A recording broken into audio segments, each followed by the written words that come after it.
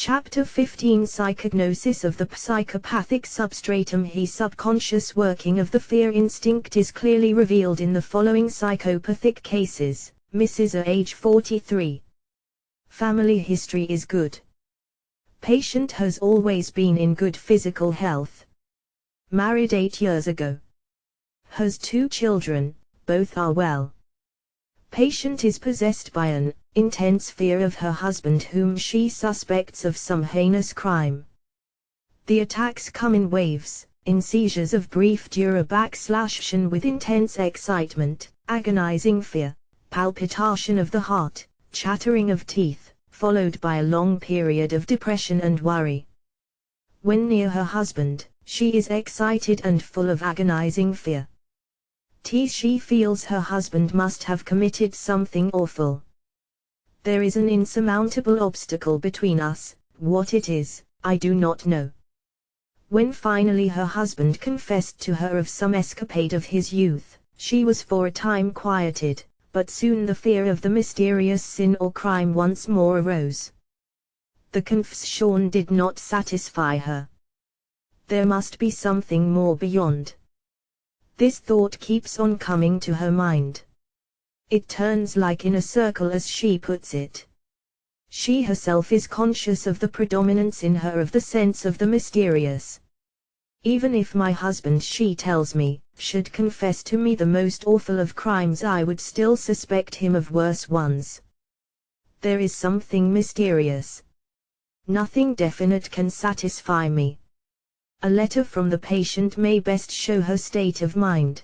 There is nothing new to tell you, it is the same old, pitiful story, only varied a little from day to day. 247–248 Causation and Treatment. Psychopathic diseases. I have no rest, not a moment's peace of mind. I lie awake for hours at night, sometimes the whole night, and my days are full of anguish and unrest. I am not able to do anything, not even to read a newspaper. I am truly a crushed and heartbroken woman, and would almost be willing to give up the struggle were it not for the dear little children who are dependent on me. I also want to do my duty toward my husband. The question often arises in my mind, what is my duty under these excruciating circumstances? Must I stay here and suffer through the long days and longer nights when there is a way of escape? Of course, it is my duty to stay, but I can assure you that my courage is taxed to the uttermost. I do not like to cut my husband adrift now that he needs me most, yet on the other hand, when I am suffering like that, I fail in all the duties of life. In another letter she writes, I suffer intensely all the time, and there are times when I become absolutely frantic. There are nights when my lids do not close for a moment and I walk the floor in a frenzy of excitement. I cannot endure the struggle. I would rather be dead than to go through the agony I have gone through the past 3 weeks. I shall undergo the most excruciating physical tortures rather than submit to this intolerable suffering. A few days later she writes, my husband went away 4 days ago, parting with me under circumstances too sad to be expressed. Since he left me I have not been nervous or excited, but I have been lonely and broken-hearted, and in a state of almost complete collapse. Truly my situation is a strange one. I cannot live with my husband, and life seems to be worth nothing without him. This is a typical psychoneurotic case. The mental symptoms stand out prominent in the patient's mind. Psychognosis of the psychopathic substratum. 249 The physical troubles are scorned, nay even welcomed as a control, as a relief from the agony of fear. The patient manifests the inner struggle, the strangeness of the situation, mental dissociation, systematization of the symptom complex round a nucleus, and periodicity or recurrence of the psychopathic states, all pathognomonic of psychoneurosis. We may turn to the subconscious dispositions which form the genesis of psychoneurotic states. The participant had a strong religious training with a profound belief in mysterious agencies. The whole family has been Christian Scientists for years. The patient was specially imbued with the belief in one of the main dogmas of Christian Science, telepathic suggestive influences.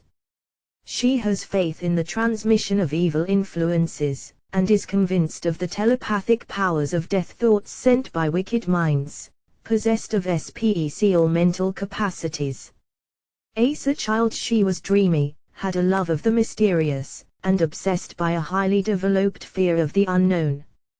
She was prone to fears of an imaginative character and always had the fear of the Lord on her. The world was, to her imagination, peopled with spiritual powers, unseen forces, and mysterious agencies with unlimited possibilities for evil. Christian Science only made those original tendencies more pronounced and more intense. This overwhelming mass of associations, dating far back to early childhood has, with all its momentum, become interrelated with her emotions in regard to her husband. This, of course, should be expected, since this relation was the most important in her life. Her subconscious experiences and emotions, by the psychological law of assimilation, became transmitted to the mental states which stood most prominently in her consciousness.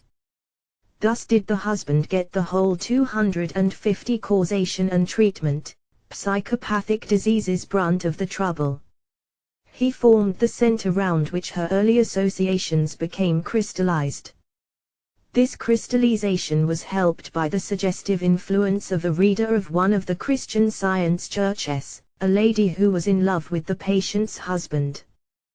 This Christian Science reader wrote letters to the patient and her father, and tried in all ways, by direct and indirect suggestion, to influence the patient and the family against the unfortunate husband. No wonder that, with all her faith in the mysterious and with all her early training in the belief of supernatural agencies, the patient fell an easy prey to the suggestions of her rival. When our patient found out that the lady reader was giving her evil influences, the feelings of the mysterious, centered around her husband, became still more emphasized by the Christian Science belief in telepathic influences and transmission of death thoughts. The suspicions in regard to her husband became still more accentuated and more developed by the confession made by the patient's husband in an hour of trial that he had had a liaison with a lady who had borne him children. This shock at first acted, by metathesis, as a modifying control, finally resulting in the fixation of the psychoneurotic fear. The following letter written by the patient best elucidates the whole matter.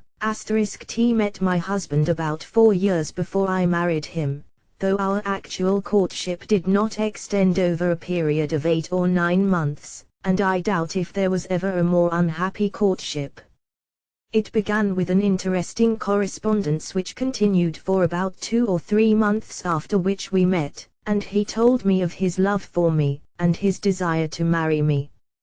I had previously grown to care for him, and the one wish of my heart was that he would ask me to psychognosis of the psychopathic substratum 251 marry him, yet, when he did disclose his affection, that very moment a strange and unaccountable thing happened to me. I experienced a sudden revulsion of feeling. I began to think there was something dark and forbidding about him, and I flew into such a nervous panic that I felt obliged to go away a few days later to recover my equilibrium. I did not promise to marry him, on the contrary, I told him that I didn't think I could, and I meant what I said. The day after I left I received a letter from him, in which he seemed to renounce all hope of winning me for his wife. It was the saddest and almost the most beautiful letter I ever read, and it seemed to me so absolutely sincere and true, that I was completely overcome and felt that I had made the greatest possible mistake in not giving him more encouragement. I sat down at once and wrote him reassuringly, but I soon found myself unhappy, and in a state of indecision again, and this was the history of our courtship from beginning to end. I could not give him up, and if I clung to him I was still unhappy. There seemed to be a mysterious, inevitable force which bound me to him in spite of everything, and almost against my own will, or so it seemed at times. I felt that I must marry him, though I could foresee, in a vague sort of way, the perilous path ahead. The conflict was terrible, and in this state of mind, I prayed with all the sincerity and deep earnestness of my being for light and guidance, and a voice within whispered, "Marry him," and I was thus irresistibly drawn into marriage.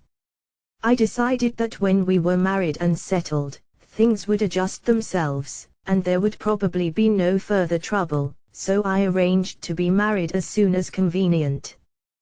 Perhaps I should say at this juncture that, as soon as our engagement became known, there was open and bitter opposition to our marriage on the part of a certain 252 causation and treatment, psychopathic diseases person, with whom we had both been friendly, my husband particularly so.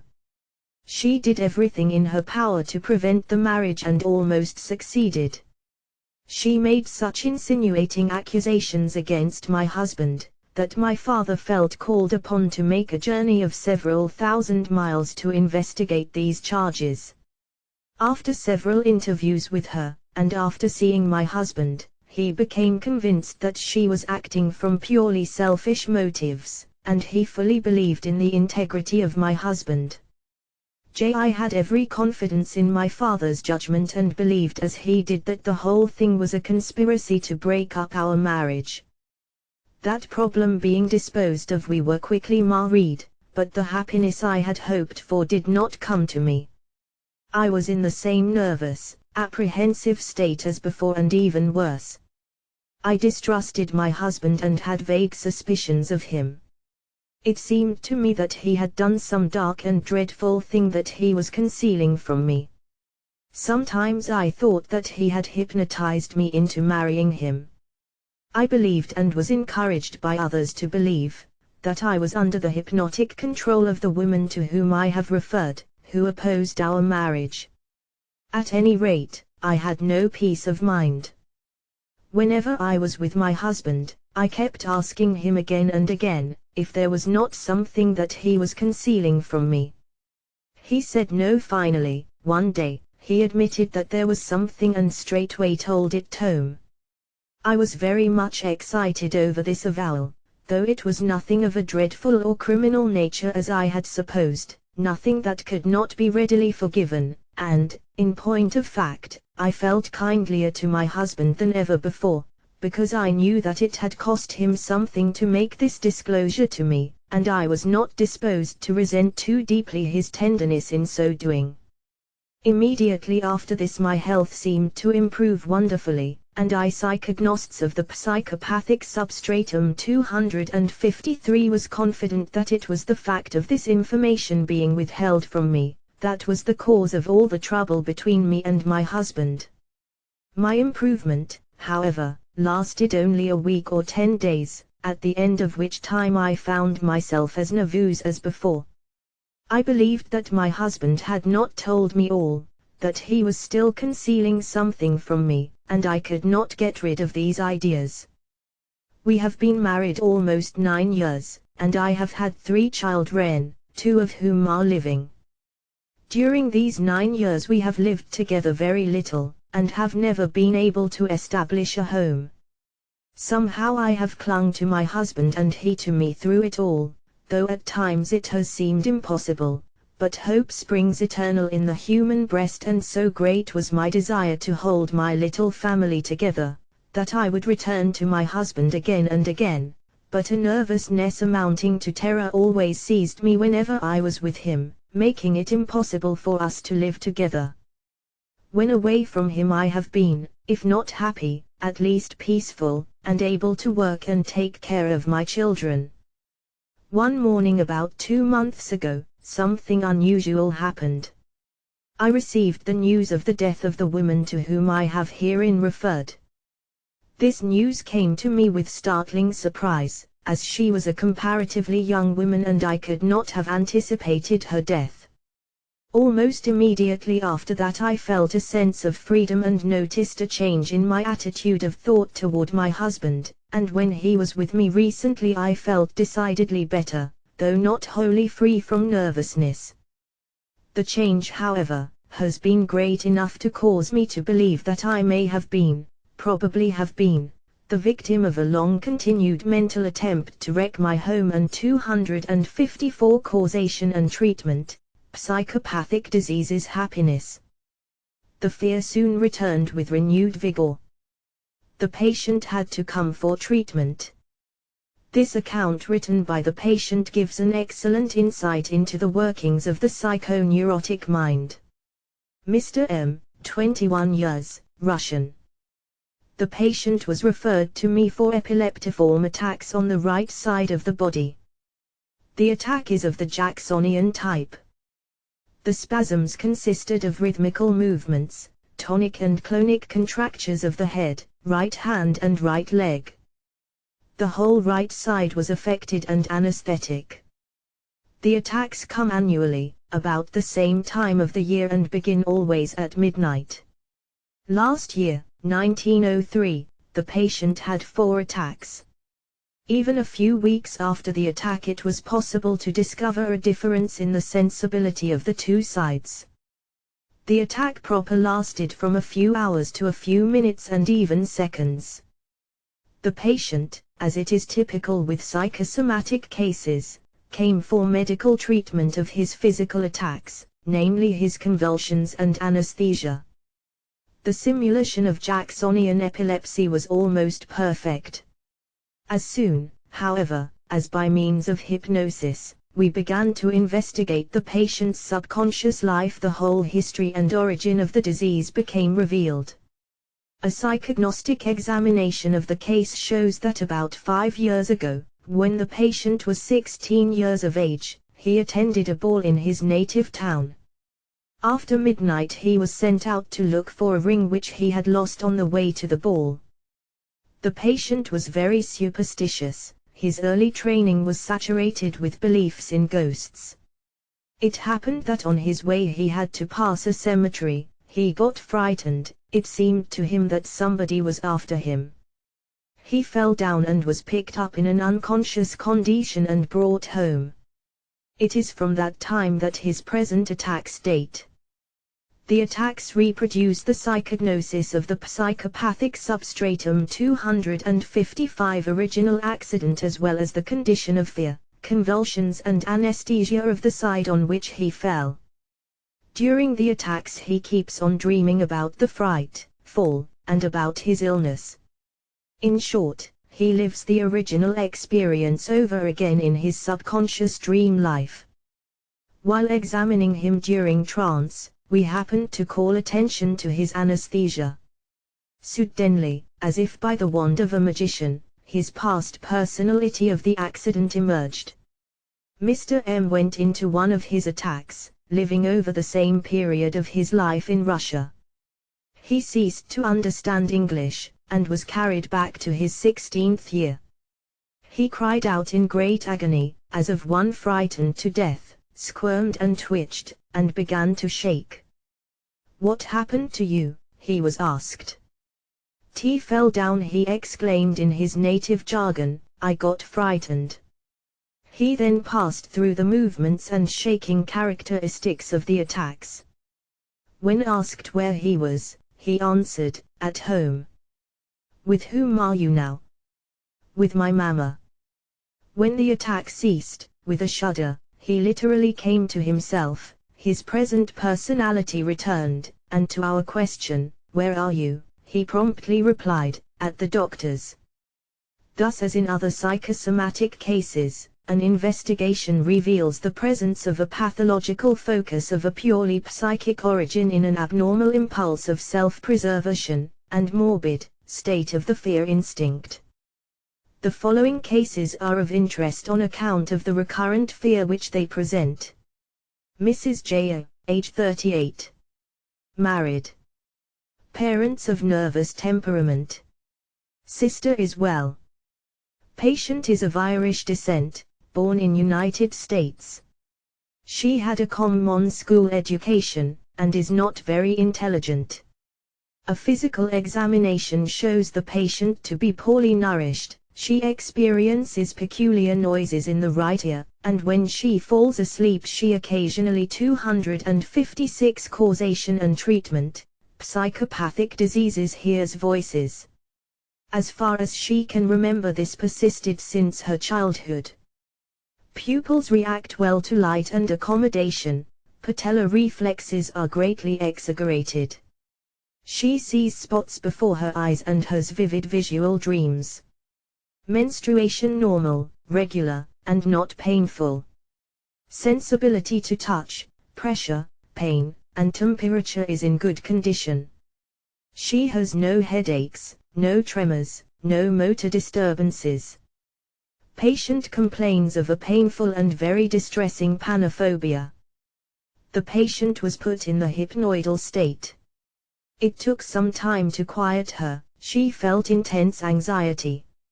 At last she became soothed, and sank into a deep hypnoidal state, but, as it is characteristic of this state, it is varying in its depth from moment to moment and is unstable. The instability was specially characteristic of this patient, on account of the nature of the case. Still, even under such unfavorable conditions, the hypnoidal state yielded some definite and interesting results, revealing subconscious systems of experiences which gave an insight into the nature of the symptoms. The patient has been a sensitive and nervous child.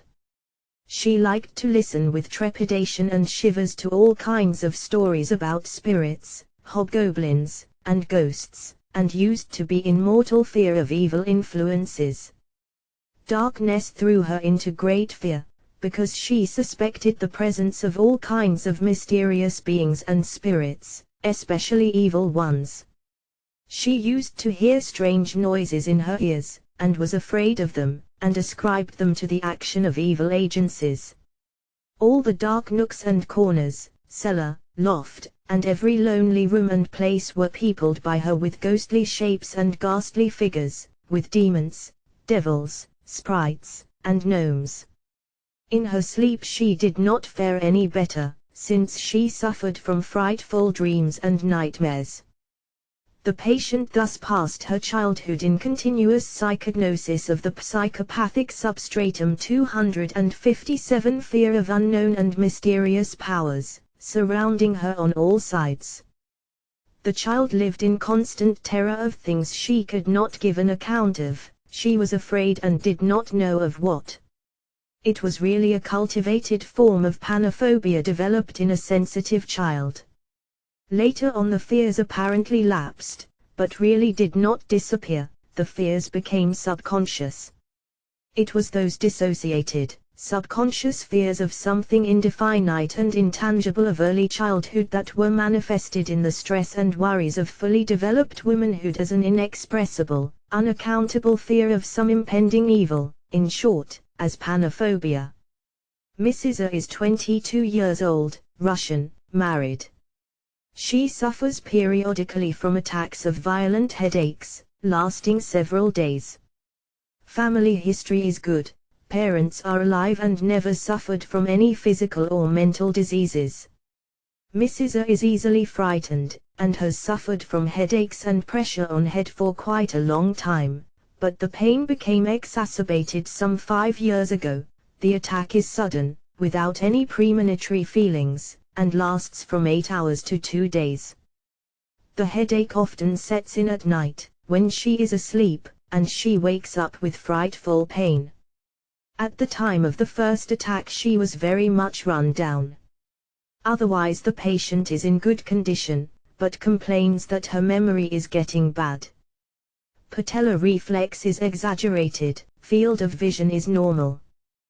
The eyes show slight strabismus and astigmatism, corrected by glasses, which did not in Thelius diminish the intensity as well as the frequency of the headaches. Mrs. A suffers from bad dreams and distressing nightmares, the content of which she cannot recall in her waking state. She also often has hallucinations, visions of 2 women wrapped in white, pointing their fingers at her and running after her. She never had any fall, nor any special worry or anxiety, never suffered 258 causation and treatment, psychopathic diseases from any infectious diseases. After a persistent inquiry, however, she gave an account of an accident she met with when a child of 8. Opposite her house there lived an insane woman of whom she was mortally afraid. Once when the parents happened to be away, the insane woman entered the house and caught the child in her arms and greatly frightened her. Another time she was sent out by her parents to buy something in a grocery store. It was night and very dark. She bought the things and on the way back she saw 2 women in white with hands stretched out running after her. She screamed from great fright and ran home. Mrs. A is very much afraid to remain alone, and especially in the dark. She is not so much afraid in the street as in the house. The 2 women appear to her now and then, and she is mortally afraid of them. The patient was put into hypnotic state. There was marked catalepsy, the eyes were firmly closed, and she could not open them when challenged. Suggestion of general well-being was given and she was awakened. On awakening, she could not remember what had taken place in the hypnotic state. Next day she was again put into hypnosis and went into a deeper state than the day before. She was asked whether she thought of the crazy woman occasionally. She replied in the negative. The patient spoke in a low, suppressed voice, the words coming out slowly, as if with effort and with fear. It was then insisted that she should tell one of her recent dreams. After some pause, she said, "Last night I had a bad dream. I dreamed that I stood near a window and a cat came up to the same window. I saw it was crazy. I ran away and the cat ran after me and bit me and scratched me. Then I knew that I was crazy. My friends said that there was no help for me.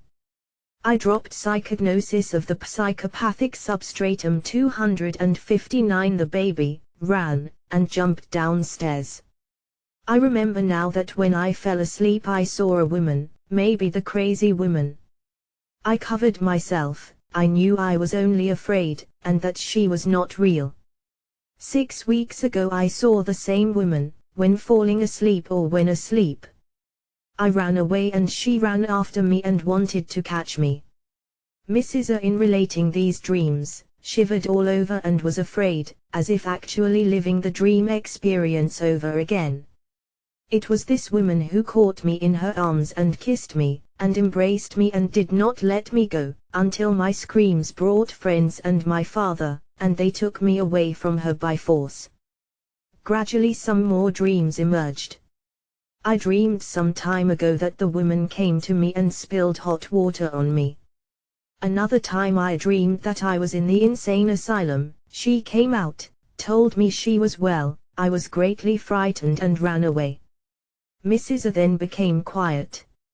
After a while she began to relate a series of dreams. Some time ago she dreamed that the woman entered the room where her father was and ran up to him, evidently with the intention of hurting him. Her father ran away, and she hid herself in a closet in the next room. T also dreamed that the woman was shadowing me in an alley. She wanted to get hold of me, while I was trying to get away from her. I turned round, and she gave me such a fierce look. It was so fierce. I ran and she could not catch me. I should die, if she catches me." Mrs. A shivered. "Are you afraid of her?" "Not now, she is not here. I did not dream of the woman much before, but some time before my marriage I began to dream of her quite often. In one of my dreams about her I saw people putting cold water on her, and I could hear her scream. It was awful. I dreamed I went upstairs, opened the door and met her face to face. I was badly frightened." 260 Causation and treatment, psychopathic diseases, but could not run away, so I jumped out of the window. If I could only not dream about her. This is an extract from a letter sent to me by the patient's husband. She had another attack, it did not last long, and it was not severe. She dreamt several times this week. I shall try to relate them as accurately as possible. She dreamt that I left the room for a while. Our baby was sleeping in the next room. All of a sudden she heard baby cry out, "Mama, I am afraid." She told the baby to come to her as she herself was afraid to leave the bed. Baby came to her. The child looked frightened, her face pale with fear, exclaiming, "Mama, a devil." As the child cried out, my wife heard a noise in the room, something moved close by. She became very much frightened. It seemed to her that something terrible and unknown was after her. She wanted to scream for help, but could not. A hand was stretched out after her to catch her. She woke up in great terror. Another time she dreamt that she was in a hallway, she saw a woman and became frightened. It was the same crazy woman. My wife is exceedingly nervous and in fear that something awful is going to happen to her or to the family. A rich, subconscious dream life of agonizing fears was thus revealed, a life of fears of which the patient was unaware in her waking state. The dreams referred to the same central nucleus, the shock and fears of her early childhood. Worries about self and family kept up and intensified the present fear states. The symptom complex, as in all other psychopathic cases, took its origin in the impulse of self-preservation with its accompanying fundamental fear instinct. Page 61. Italian. Family history is good. Has 2 children, patient's trouble dates back 40 years. It is intermittent in character, appearing every psychognosis of the psychopathic substratum 261 year or every 2 years and lasting for a period of 2 weeks. The length of the attacks has gradually increased. The attack he is suffering from at present, 1903, the 17th of July, lasted for about a year and a half, and incapacitated him from carrying on his occupation as hairdresser. When the patient came to this country, he worked in a barber shop. He strongly objected to the occupation and had an intense dislike to the place he worked in, so that even now he describes it with a shiver and speaks of it in terms of disgust as dark, gloomy, and horrid. Patient used to suffer then from attacks of depression which would last for several weeks. He conceived a hatred, a sort of terror of the razor which was constantly before his eyes. He could not assure himself that the razor was in proper condition, or that it was really well cleaned, and he would keep on wiping it incessantly. From this barber period date all sorts of insistent ideas, all kinds of forms of uncontrollable impulses gradually began to take possession of the patient's mind. The patient specially suffered from those recurrent mental states during the attacks of depression. We can give here but a few examples of them as their number and full description would require, as the patient put it, big volumes. In one of his attacks he conceived an intense dread of hands in his pocket.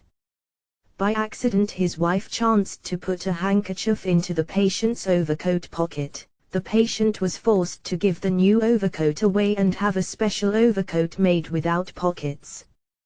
Once he took a walk with his children and a stone on the way troubled him. It was not in the right place. I cheated my children as I did not want them to suspect my trouble. I sent them ahead on some pretext and remained behind, removed the stone, and then was satisfied. On another occasion, a 262 causation and treatment, psychopath diseases carpenter fixed the steps in his shop.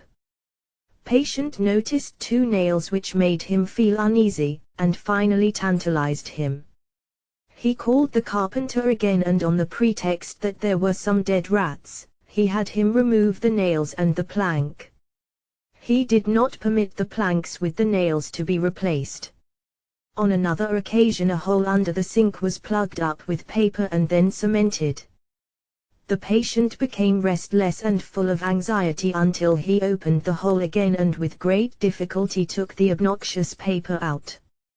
When the house was repaired, the plumber would plug up the hole in a similar fashion, and he watched him the whole day, standing close to the plumber, fearing the plumber might plug up the hole with paper. During this watch the patient was in a state of fear, and when the work was over he was exhausted from his anxious vigil. 2 years ago patient was more or less free from these insistent ideas and impulses, but the landlord took it in his head to make some alterations in the house, and since that time patient became worse. The ideas and impulses torture him constantly. Oh my God, that landlord made those changes. When the ideas and impulses are not carried out, the patient becomes restless, feeling of anxiety grows into intolerable fear. A terror of some unknown evil possesses him. There is an increased pressure on the head and he is in agony until the impulse is carried out. Then with a sigh of relief he says, "Now I am satisfied." Have you ever seen anything like it? The patient has a general unaccountable fear, panophobia, gets easily frightened, he is fear-obsessed. Nails, strings, bits of paper, pins, stones on the road and other things perturb his mind greatly, and must be removed before he can be at rest. The patient must do things over and over again before psychognosis of the psychopathic substratum 263 he can assure himself that the things are all right. Folly do doubt is quite pronounced in him. He must rise from bed some 15 times and more to assure himself that the door is locked, or that the gas is turned down.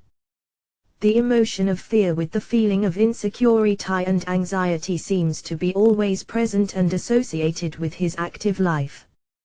He is never sure that things, however trivial, are done the right way. The patient has a special dread of giving his address or giving his name, and he is terrorized when he is asked to write his name. When he is forced to give it, on account of business, or to his friends, he suffers agony the whole day. While taking the history, the patient was asked his name. He started as one shot. Oh, my God! Do not ask me. He took out an envelope from his pocket, and told me to copy his name. He watched closely, looking the paper over and over again to assure himself that the name was correctly copied. When asked for his address he was scared, ran out into the hall. The wife had to give the address. The patient is easily thrown into a state of fear and terror, he is restless, he would every time rise from his chair and exclaim, "Oh, my God! Think what I have to suffer." He says he cannot describe all his experiences. He wishes that someone who is a good writer should have his experience for at least 30 days, and then describe it all. The patient had no cuff buttons on, he was afraid he would lose them, he did not want to go to the box in which the buttons were, and he could not let anyone else take them. The patient does not complain of any other trouble, appetite is good, though his sleep is disturbed, has lost somewhat in weight recently. He is a tall, well-developed man, he is somewhat pale and has a careworn expression on the face, his mind is clear. He 264 Causation and Treatment, Psychopathic Diseases fully realizes the absurdity of his insistent ideas and impulses and laughs at them, calls them foolish, ridiculous. Physical examination is negative. Knee-jerks exaggerated. No clonus. Pupils react to light and accommodation. Field of vision normal. While patient was being examined he happened to catch sight of a piece of string on the gas jet. He started, became agitated and exclaimed, "Oh, my God! There is a string. I won't look at it," and he turned his head away, but it was of no avail. The string seemed to have had an irresistible attraction. He looked at it and watched it from the corner of his eye. Finally, he could not stand it and began to beg for permission to cut the string. When the string was cut, he felt relieved. "It is all right now," he said, and added, "Isn't it foolish?" Patient asked me if there was any danger of his wife catching his disease. He was assured that there was no danger, and he felt satisfied. A few minutes later he wanted to be reassured that there was no danger. Patient saw me write his name. He examined the writing minutely to make sure that everything was all right. He did not feel satisfied, however. "Have you made the dot on the? Are you sure? Let me see it again, please. Make the dots over again." The dots had to be emphasized and made quite big so as to satisfy him. "Now it is good, all right." He was asked to write his name. He refused to do it, and finally, after long persuasion, he agreed to write on his own paper. He was very particular about the dots, and as soon as he finished writing, he put the paper immediately into his pocket. When asked to write his name on the paper given to him, he positively refused. Said, "I will not be able to go home and will have no rest. I may do it next time." Patient was then asked to write 24, 42, and make psychognosts of the psychopathic substratum 265 an addition. He at first hesitated, but finally wrote, though with an air of extreme unwillingness. He first took out a slip of paper from his own pocket and wanted to write on it, but it was insisted that he should write on our paper. The numbers were written down and the addition correctly performed. No sooner was the operation completed than he exclaimed, "No, let me write it over, it is not well." He tore off the paper on which it was written and put it in his pocket. He wrote the numbers again and looked at them hesitatingly. "I think those numbers ought to be a little further apart." He was assured that it was all right, and the paper was taken away from him. His attention was distracted by some electricity which was given to him. Immediately after the treatment he began to plead that the paper on which the numbers were written be returned to him. His fear was intense. "Oh, my God, I must have the paper. I will have no rest without it." He grasped my hand and began to kiss it, imploring me for the paper. As soon as the paper was given to him, he eagerly grasped it. His expression was that of intense delight. "I am very much pleased with you," he said. "Like you." Patient was questioned about his dreams. Said that about 15 years ago used to have many bad dreams, but he could not remember any of them. Was asked if he ever had any dreams about nails or strings. Patient grew restless and uneasy at this question. He said that he did, but could not remember them. While patient was talking, he saw a pin in a chink of the floor. He grew uneasy, took out a knife, and with some efforts succeeded in getting at the object, which turned out to be a piece of wood. The patient realized fully the absurdity of his action. "Is it not foolish?" he said. Call that ridiculous. Patient says that if he were rich, 266 causation and treatment, psychopathic diseases would have a house built in which no nails could be seen, or better still, without any nails. Patient was put in hypnosis. After a few minutes of fixation, his eyes closed. Condition was that of complete relaxation. Eyes were firmly closed. When challenged to open them, he could not do so. Catalepsy was readily induced. While in hypnosis, he was questioned about his dreams. The result was striking. While in his waking state, he could not recall a single dream. In the hypnotic condition, the dreams came to the surface with great ease. He related one dream after another. Dreams of 15 or 20 years ago came up apparently without any effort. The dreams were about people who wanted to kill him with revolvers or clubs. At other times again he dreamt that he was falling from high places. It was insisted that he should remind himself of any frights or accidents that he ever had. It was found that when 15 years old, while walking through the streets of his native town, he saw from a distance a large stone and thought it was a coffin. It was during the time of the cholera. This frightened him greatly. Another fright he had was 20 years ago.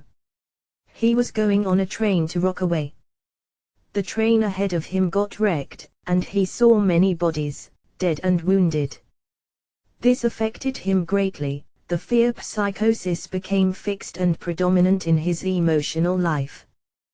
The psychopathology of the case is a diseased impulse of self-preservation and a morbid state of the fear instinct. Mrs. C.C., 35 years old, married 3 years. Father is of neurotic, passionate temperament, mother is nervous, seems to suffer from some kind of epileptiform attacks, and periodically from severe hemicrania. Brother and sister are well, though also nervous and excitable. Psychognosis of the psychopathic substratum 267 patient is quite intelligent, but very emotional, cries at the least provocation, her attention is easily distracted, mental processes are normal. Desultory memory for numbers and syllables is poor, but logical memory for events past and present is well preserved. There are no perceptual disturbances, no illusions, no hallucinations. Sleep is light, and is disturbed by dreams. Physical examination is negative, except for the fact of marked ill nutrition and flabbiness of muscles, nothing special could be observed. Patellar reflex is exaggerated. Pupillary reaction and accommodation to light and distance are normal. Field of vision is normal. No motor disturbances. She complains of creeping sensations in the extremities, in the hands and legs, also of tingling sensations and numbness in the body and of pains in the back. An examination, however, shows that the patient's sensitivity to all forms of stimulations is normal. At times she suffers much from pains in the back, from paresthesia, tingling sensations, and numbness of the extremities, and from paresis of the whole body. Motor imitation is marked. The patient frequently copies and imitates motor habits that specially impress her. During the course of her life, patient has taken up all kinds of motor habits and twitchings, although she succeeds in arresting them. The motor automatisms are not of an insistent character. What the patient, however, specially complains of is insistent ideas and feelings which torture her, and from which she is unable to free herself. Thus, she has an extreme abhorrence of women. Woman to the patient is impurity, filth. Woman to her is the very incarnation of degradation and vice. She would not pass a woman, if she could help it. Patient tells me she would not have come up to my office had a woman been standing. 268 Causation and treatment, psychopathic diseases on the steps. She cannot pass a woman without a sense of nauseating disgust. The house wash must not be given to a laundry where women work. The patient's husband corroborated the general symptoms and gave additional data. They had to break up house and remove to another one, because carriages opposite their window happened to be hitched in knots and in angles which the patient could not tolerate. Pencils, sticks, books and other objects must be put parallel to the wall and not so as to form an angle or be brought in relation with any of the angles of the room. In kissing her, the husband must be careful that the kisses should not be in a vertical position, nor form any angles, but all must be arranged in rows, parallel to the wall. When dining in a restaurant, should a gentleman and a lady happen to come near them, the table must be immediately left in the very middle of the meal. Patient has certain formulae and phrases which she seems to regard with superstitious awe, although she is conscious of their absurdity. She insists that the husband should repeat verbatim the phrases, and if he happens to substitute another word, or phrases the terms differently, she is much disturbed. He has to help himself out with a dictionary. She is not supposed to tell him the words. When she attempts to counteract her insistent ideas and impulses, she has crises of crying and of intense depression and suffers agony. Patient feels unhappy and is distressed over the misery she is in, and of the pain she causes her husband. She bewails her lot, regards herself as insane, but the ideas and impulses are irresistible and uncontrollable. Mr. C tells me that his wife experiences horror and disgust at the touch, at the all these are evil omens, tests and charms, formed by the patient on the principle of metathesis, contrast, and others. Psychognosis of the psychopathic substratum 269. Mere sight of a woman. He must be on the lookout not to be in one line with a woman, even if the woman be 2 or 3 blocks away. Nothing must be picked up on the street, not even the most valuable object. Perchance it might have been dropped by a woman. A woman once happened to visit his wife, who could not help herself and had to admit her female guest.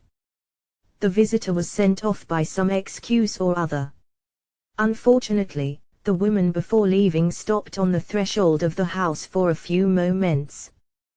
The house was at once washed, cleaned, scrubbed, and purified as after a pest.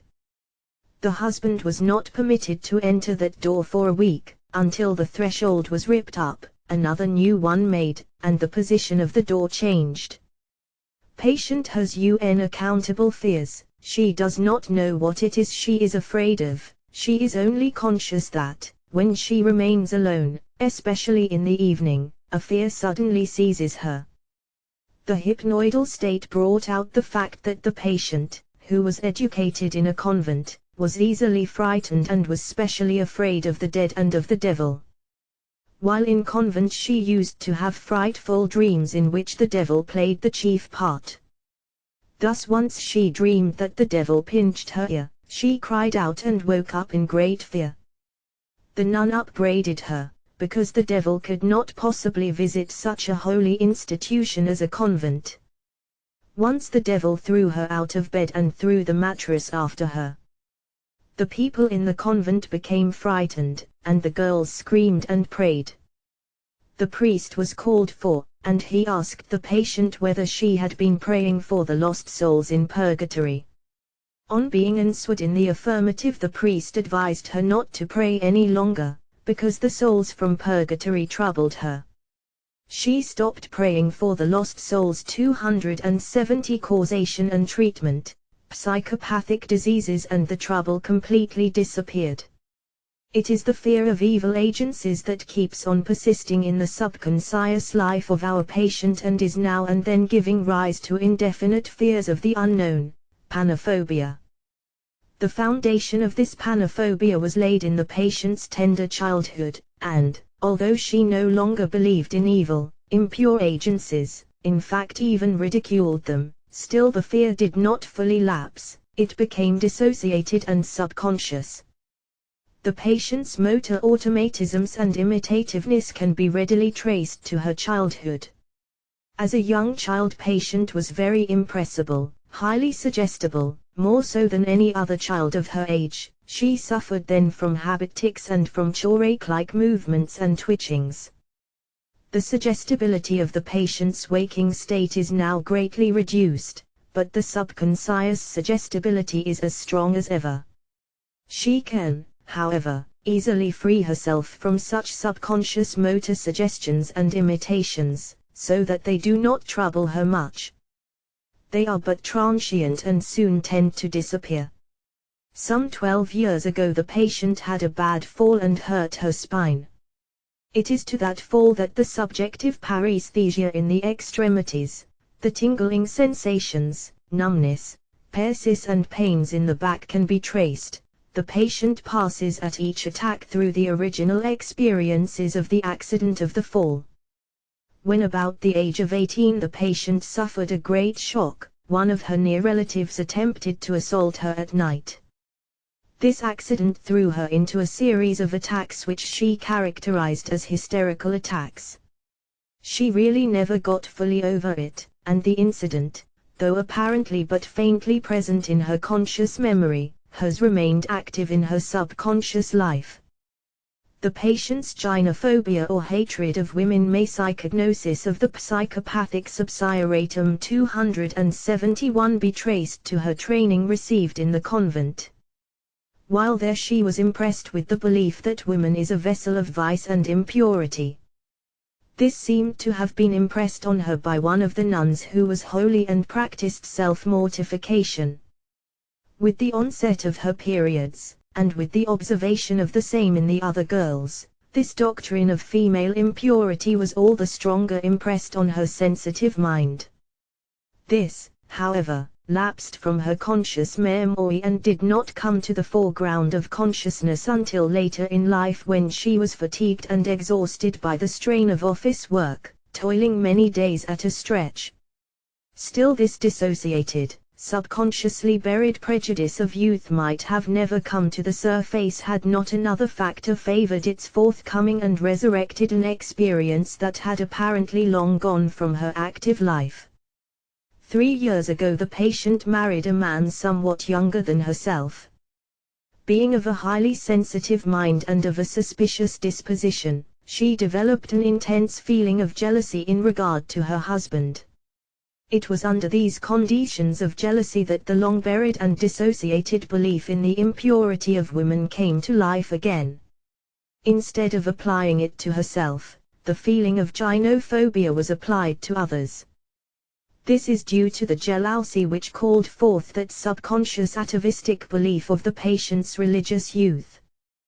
The magic formule and superstitions full of fear belong to the same subconscious stratum.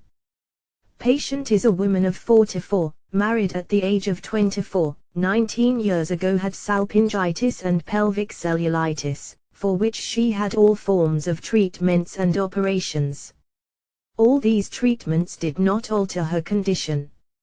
She finally fell into the hands of a gynecologist who, after treating her by all kinds of gynecological methods, became tired of her, and referred 272 causation and treatment, psychopathic diseases her to a neurologist who tried his neurological powers and gave her up in his turn.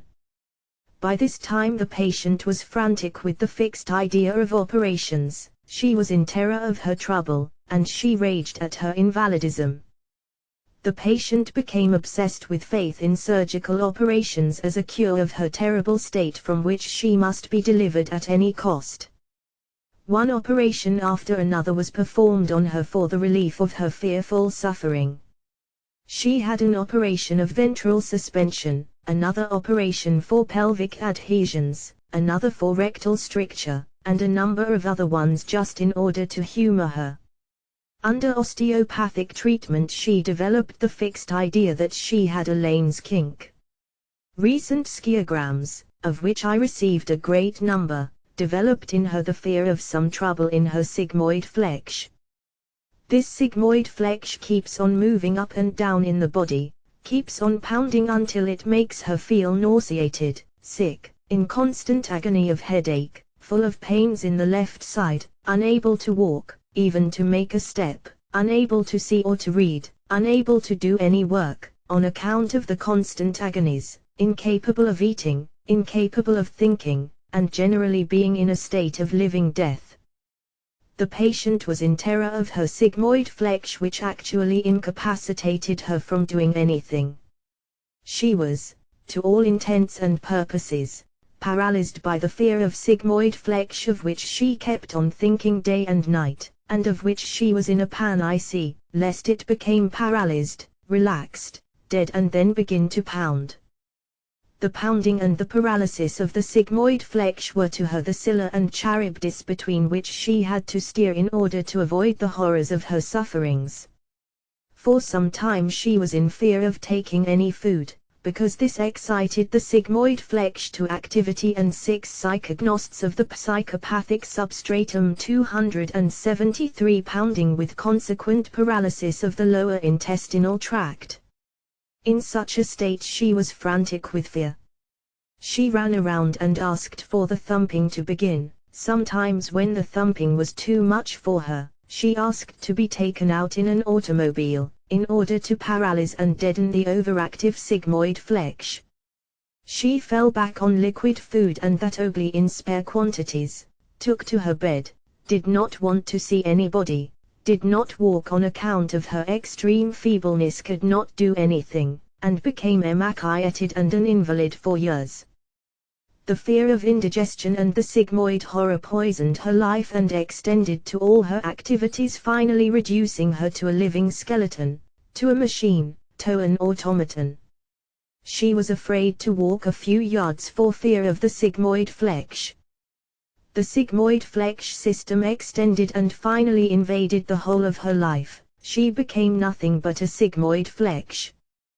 The patient had intervals when the condition somewhat improved, or rather when it was not so intense.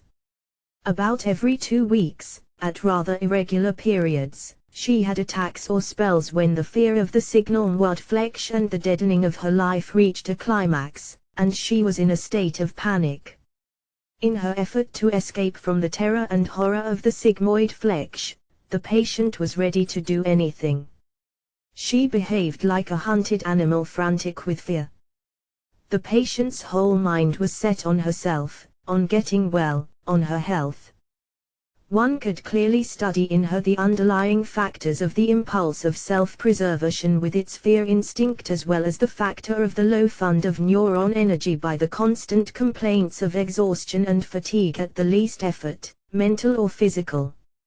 Anything that in any way disturbed her brought about all the symptoms of the disease: the headache, the nausea, the constipation, the eye ache. 274 Causation and treatment: psychopathic diseases, and above all the thumping and pounding of the sigmoid flesh with the consequent paralysis of the lower tract and the evil effect of deadness, accompanied by a state of intense terror, almost uncontrollable, wild fear. Everything was sacrificed on the altar of that merciless, psychopathic Moloch, the self-impulse and fear. The following account is given by the patient: my earliest recollection of any illness was a good deal of sore throat, not excessively severe, not enough to keep me much from school. When about 7 I had a long, severe attack of typhoid fever accompanied by erysipelas from my knees down. It was only on account of the greatest care that I survived. During my childhood I acquired most of the children's diseases: scarlet fever, measles, chicken pox, etc. I usually spent a good portion of the winter months indoors with childish trouble. There was one thing that never failed to accompany my illnesses. That was aching ankles. It exceeded any other suffering I had. I was troubled with them for 2 years, Mr. F says, even after we were married. When I was between 10 and 11 years I contracted a fever which was called malaria, only I think it must have been something more serious. It began with a severe chill, and after that I was ill in bed for a long time. When I was better my mother and I went abroad, and in 8 months I gained about 25 pounds, weighing, at the age of 12, 90 pounds. 8 after my return from Europe I steadily increased in degree weight, and would say that during my girlhood days I weighed from 115 to 125 pounds. T matured at 13 years, 6 months, and was always normal. During my periods I lived my every psychognosts of the psychopathic substratum 275-day life, going to school, dancing, and doing anything that I did at other times.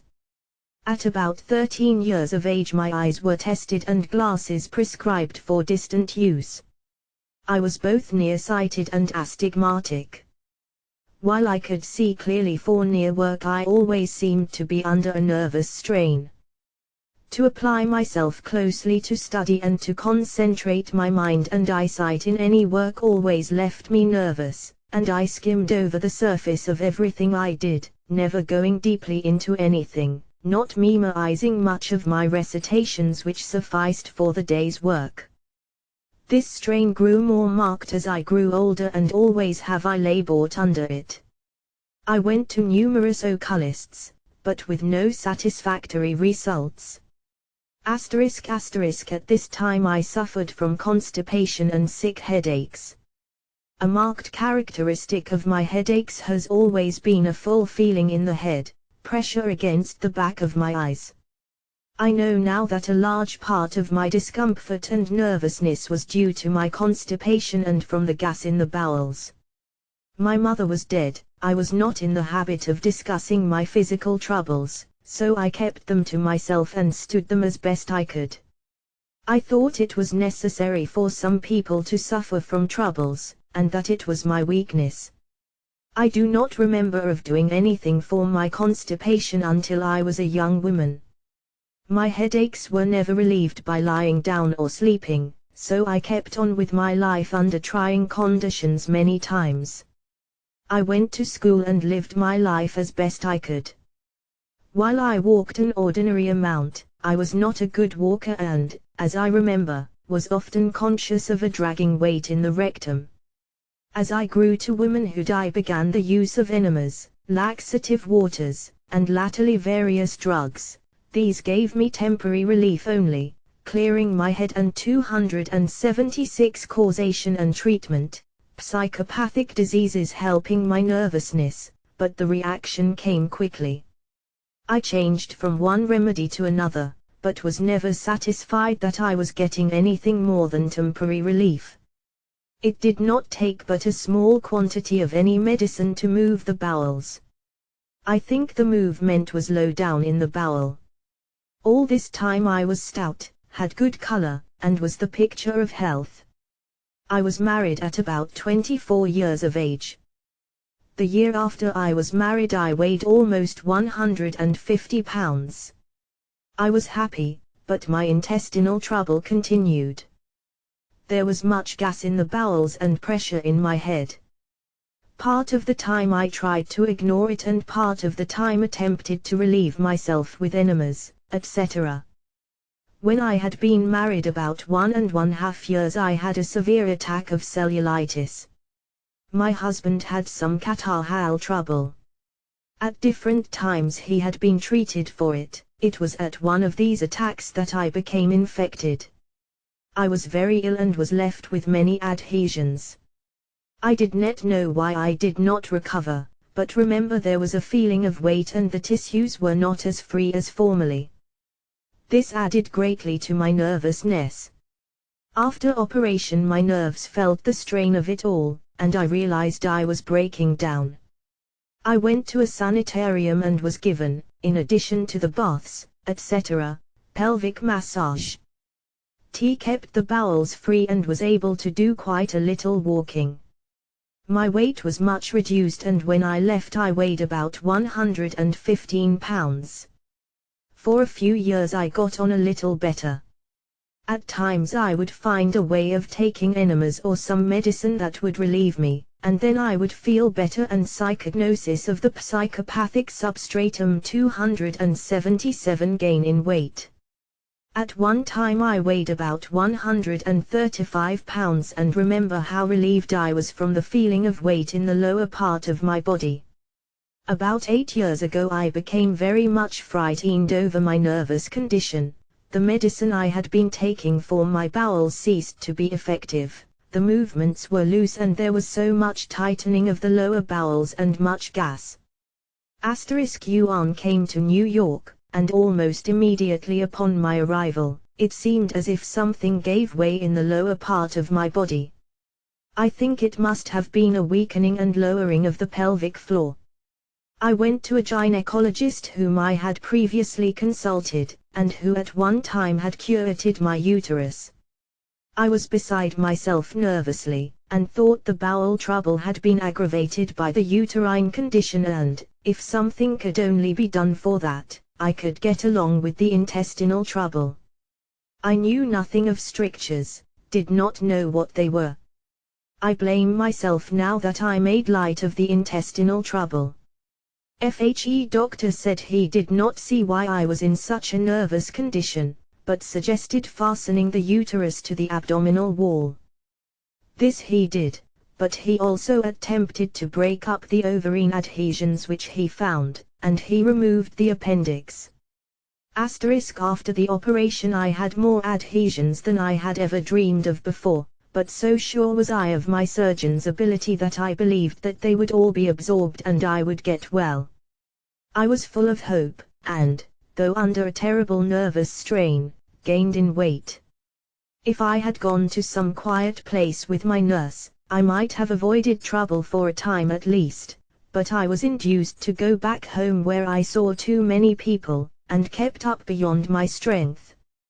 It took but a short 278 causation and treatment, psychopathic diseases time to complete my breakdown. I lost all feeling in the lower part of my body and all sensation was centered around the right side of my body. I have always had more or less of it, due, I think, to the weakness of the nerves and the pressure of the gas in the colon. JT went to a sanitarium. I did everything to keep up all the time with the pounding going on in my intestines. I was so distressed and frightened that I did not know which way to turn. The uterus finally came down and I had to get off my feet altogether. The congestion in the pelvis was so great. I was terribly distressed in the lower part of my body. My physician had discovered a great deal of eye strain and had both the horizontal and the vertical muscles cut. Finally he sent me to a gynecologist, and from him I got some relief and a little of my confidence restored. He had me take various positions 4 times a day at periods of 15 minutes each, and breathe against a shot apron placed across my abdomen. This stretched the adhesions, strengthened the abdominal wall, and raised the pelvic floor. The movements of the bowels were better formed. Since then I have been operated several times. I am convinced that the sigmoid flex is at the bottom of all my troubles. It may be of interest to learn the fact that as a child, up to the age of 5, patient lived with her parents who settled as pioneers in a woodland country, infested with poisonous serpents or snakes. One day, about the age of 3, she entered the house with a dead, poisonous snake in her hands. The child was covered with blood. The parents were greatly scared. The child herself was not afraid, but the intense fear of the parents was communicated to the child, and this fear was strongly impressed on her. Since then the child was in terror of poisonous serpents, in fact, of all kinds of snakes. Psychognosis of the psychopathic substratum 279. Even now she is in terror of anything that in the least resembles a serpent, a snake, such as worms, or caterpillars. Soon after, the patient began to have nightmares of serpents attacking her. She kills them, like the infant Hercules. She wakes in a horrible state of panic. These dreams have survived into her adult life and manifest themselves from time to time, though not with such severity of terror. It is quite probable that the fear of the sigmoid flex is a survival of this fear of her early childhood, manifested under different conditions. In other words, the fear of disease has gradually extended by the principle of metathesis, proliferation, irradiation, and fusion, involving the ancient fear of childhood on which the patient finally settled unconsciously or rather subconsciously, as the fons itergo of her malady. Chapter 16 Psychopathic Fears. Give here a series of quotations from my patient's accounts.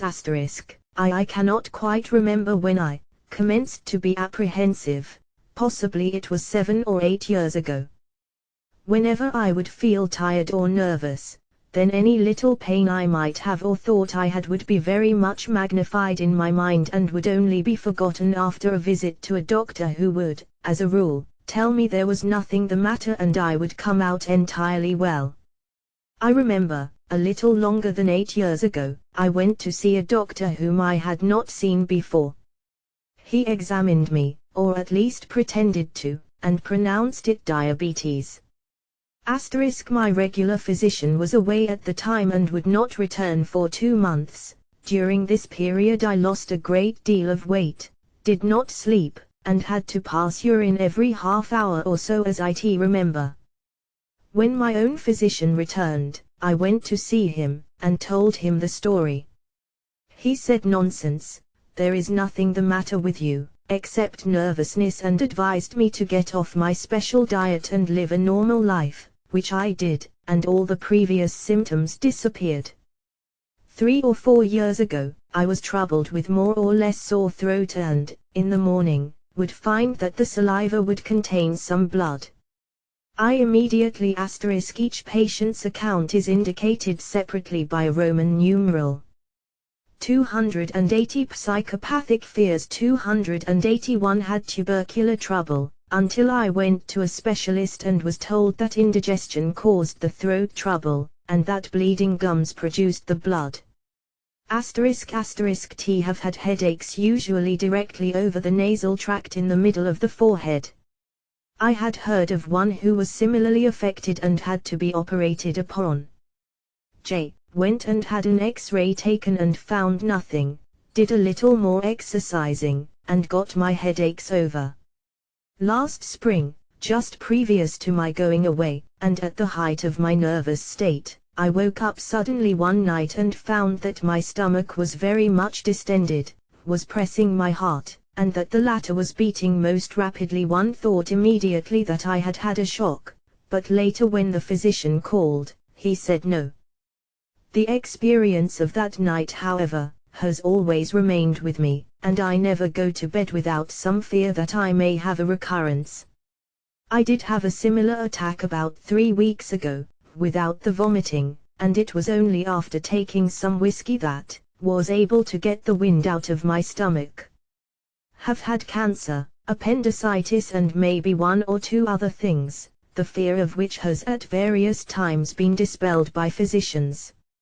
I thought once, some years ago, that a burglar was in the house at a time when I was alone. I went and investigated at the time and found none, but for the rest of the summer, during which I lived alone at the house obtaining my meals elsewhere, one always made an effort to arrive home before dark, to get the lights kt, and never went to bed during that period without more or less of a creepy feeling. This last summer in July I started to play tennis one day and found that my heart immediately commenced to palpitate, but saved myself as well as I could. 282 Causation and treatment. Psychopathic diseases. After the match, I laid down, and my heart did not return to normal for a couple of hours. As I had always played much tennis in the previous summers, this worried me a great deal. Later in the summer I found that in playing golf, my heart action would increase a great deal in the course of the game. I had never given particular attention to the heart before. This worried me. I tried dancing one night, and I thought my heart never would get down, and had to go out on the piazza to calm it and myself. The result was that when I returned to the office in September, I felt tired, nervous, and discouraged. When a child I always had an intense fear of burglars. I used to dream about them night after night, for several years. I also had a fear that my life was in danger all the time. I was always suspicious of persons, because I believed that at any moment they might kill me. In fact, I am always suspicious of people today, although I have no fear about being killed. I am always afraid that I am being imposed upon and that people take advantage of me. I was always bashful from a mere child. However, when I got into high school I began to lose that characteristic. I always was unusually afraid of girls until I began to go to dances and parties, and then my bashfulness wore off somewhat. I had appeared before rather large audiences on the stage and that didn't seem to trouble me much. It was always when I came in close contact with people that I felt uneasy. I always felt at a loss as to what to say to strangers. Whenever I was with a crowd of boys, I was rather backward.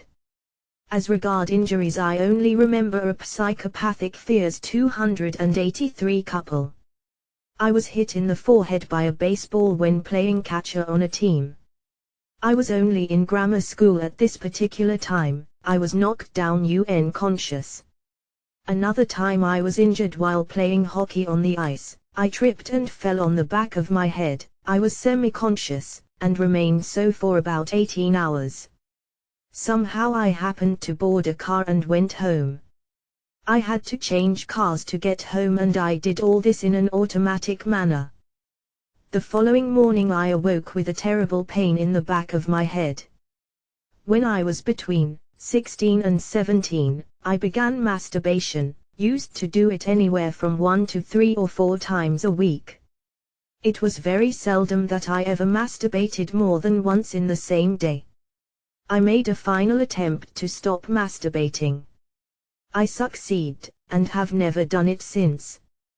T was always more or less sensitive about my looks, because I knew I was unusually homely.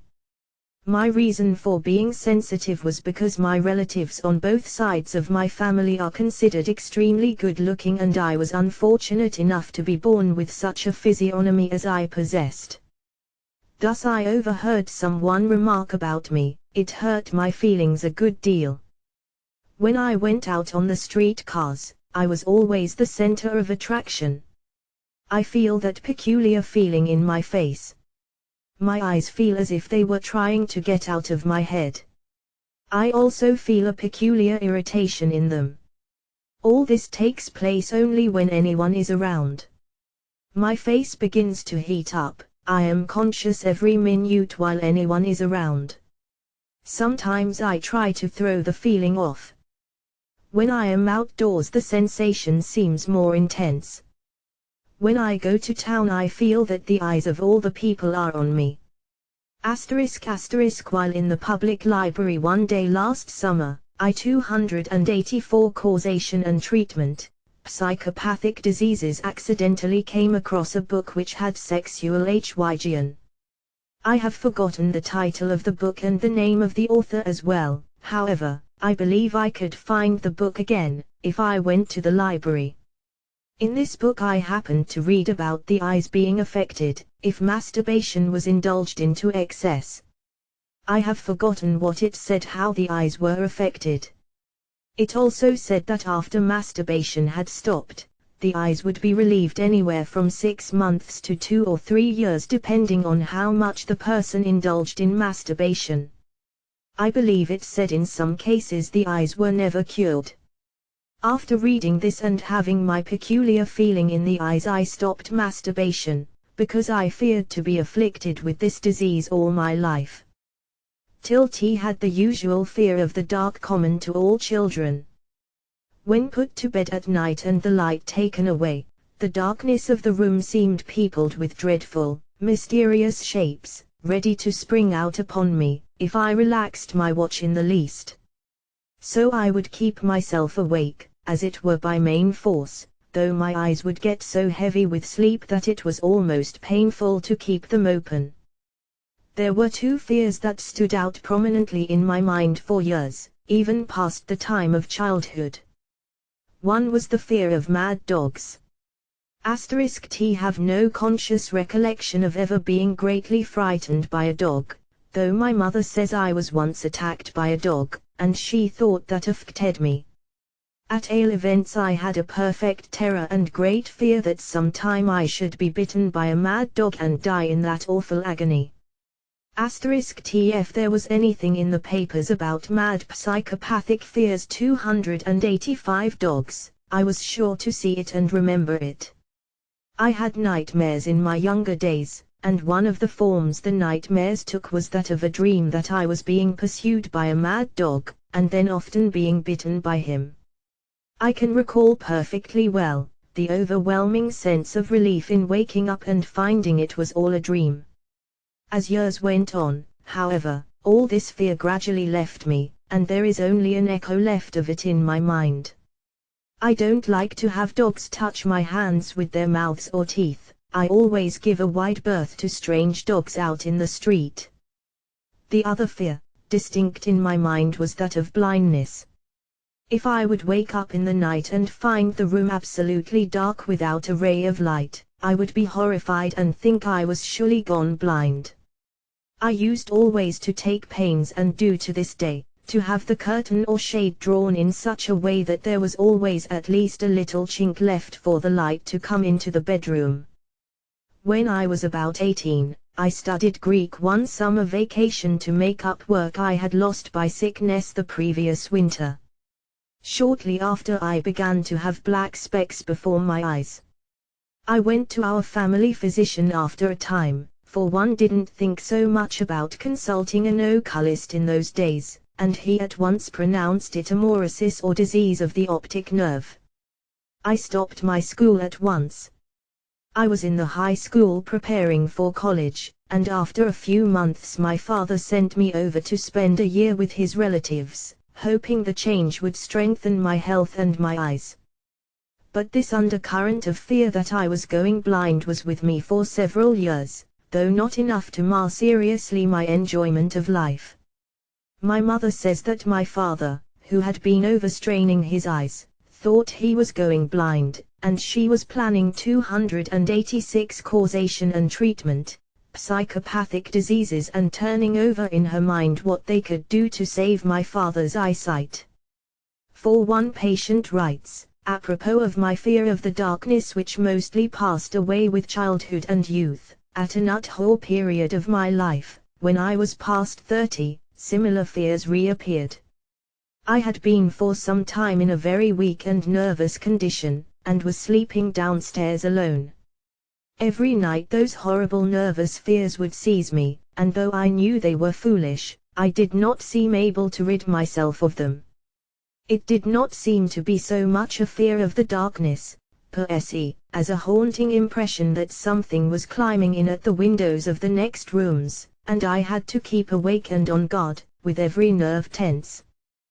To quiet myself, I used to repeat over and over the Gist Psalm, which I knew by heart, dwelling especially on that verse, "Thou shalt not be afraid for the terror by night." Suddenly and unexpectedly one night, though the condition remained just the same, the burden of fear was entirely lifted, and has never returned. I had a great shrinking from death, a fear of it, not because I did not believe in God and a future life, and knew that I was quite safe in my Father's hands, but more because I shrank from going out into something unknown and untried, and especially a sort of feeling that should lose my personal identity. I was apt to be quite apprehensive when I had little attacks of illness, and fear I was going to die, or ponder over certain symptoms, which I had read were indications of this or that disease, and fear I had it. Psychopathic fears 287 VV. One of my patients gives the following account: the nervous trouble, feeling of lassitude, fear of vague evil, fear of shadows fading into darkness, intense depression, loss of appetite and flesh, insomnia, headaches, and visceral disturbances, began in a rudimentary way about a year and a half ago, although I had already been nervous, and was gradually getting more so. At first it would be just what I call a painful thought, that is, if I read something that was a story of misfortune or suffering of any kind, or heard of a real case of similar nature, I could feel how the person must have suffered, felt it as if it were myself. What if that had been me? I shuddered and was afraid. I would go through the most painful of all the sorrowful things I had ever read or known of. It would seem that I was going through the whole experience myself, and then I would hear myself tell the story of suffering, and it was I who had suffered all these experiences. I would begin to believe the story. When the end would come, I would go off into a shivering horror that would end in a chill, which would sometimes last for 3 hours. When the horror would come on, I would go out and walk until I was tired and come home and go to bed without any dinner and sleep, the sleep of reaction and complete exhaustion. I slept apparently a dreamless sleep, which sometimes lasted about 9 hours. Then I seemed to get better in the daytime, but would begin to dream the whole thing at night, and wake up in a blind, shivering terror. The dreams terrorized the patient, who, finally, sank into a deep physical and mental depression. As in many other cases, the patient presents a sensitive organization, subject to a series of shocks dating back to early 288 causation and treatment, psychopathic diseases childhood. The terrorizing dreams are hallucinations formed by the play of associations out of fragments of actual experiences gone through during the periods of trauma. 6. During the year 1907 a patient writes, I took up the study of astronomy and was much engrossed in same, when suddenly an obsession of the mind occurred and which for the time being, and in fact ever since, put a stop to my study of this science. As near as I can recollect I was not in bad health at the time, but was nervous and somewhat worried over business conditions. I had been reading a chapter in Flammarion's Popular Astronomy about the Earth's motion and its fall through space. Instantly the thought came into my mind that the world was falling. The thought of the fall was so impressed on my mind that try as I could, I failed to throw off the thought. My fear was in the falling. I conceived the idea that the world would bring up somewhere. I could about imagine that I was falling with the world and, when this fear was particularly bad, I worked myself into such a nervous condition that a couple of nights I thought my chance of continued life was most slim. I shook off this condition, and it left me about as quickly as it came. I lost a few pounds in weight during the illness. During the summer of 1911 I had a run of headaches that lasted about 6 weeks, and which were of almost daily occurrence. At this time the thought of self-destruction was concaved in my mind, making me somewhat nervous, yet was not strong enough to make any great impression. I threw that thought off quickly when the headache subsided. This thought was not in any way active, but merely the thought that I might commit such an act. Psychopathic fears 289 **** M. The first 2 weeks I was much depressed but gained confidence the third and fourth weeks. In the 5 weeks there, all the time I spent in my room was in sleeping and the few minutes once or twice a day to make a change of clothing. A fear which I could not appear to control kept me out of the room. I awoke late each morning with a most depressed view of things, and I must admit that the vigorous exercise in the gymnasium served to reduce the blue feeling. The sharp knife at my plate at every meal had many terrors for me, but in a few weeks I rather gained confidence, and for a few days the knife had almost lost its horrors to me. One day, becoming very tired after a very long walk, the fear of the knife returned and remained with me. After about 2 weeks' stay at this place, I was sent to walk with a man, this being the first time that but 2 of us walked together.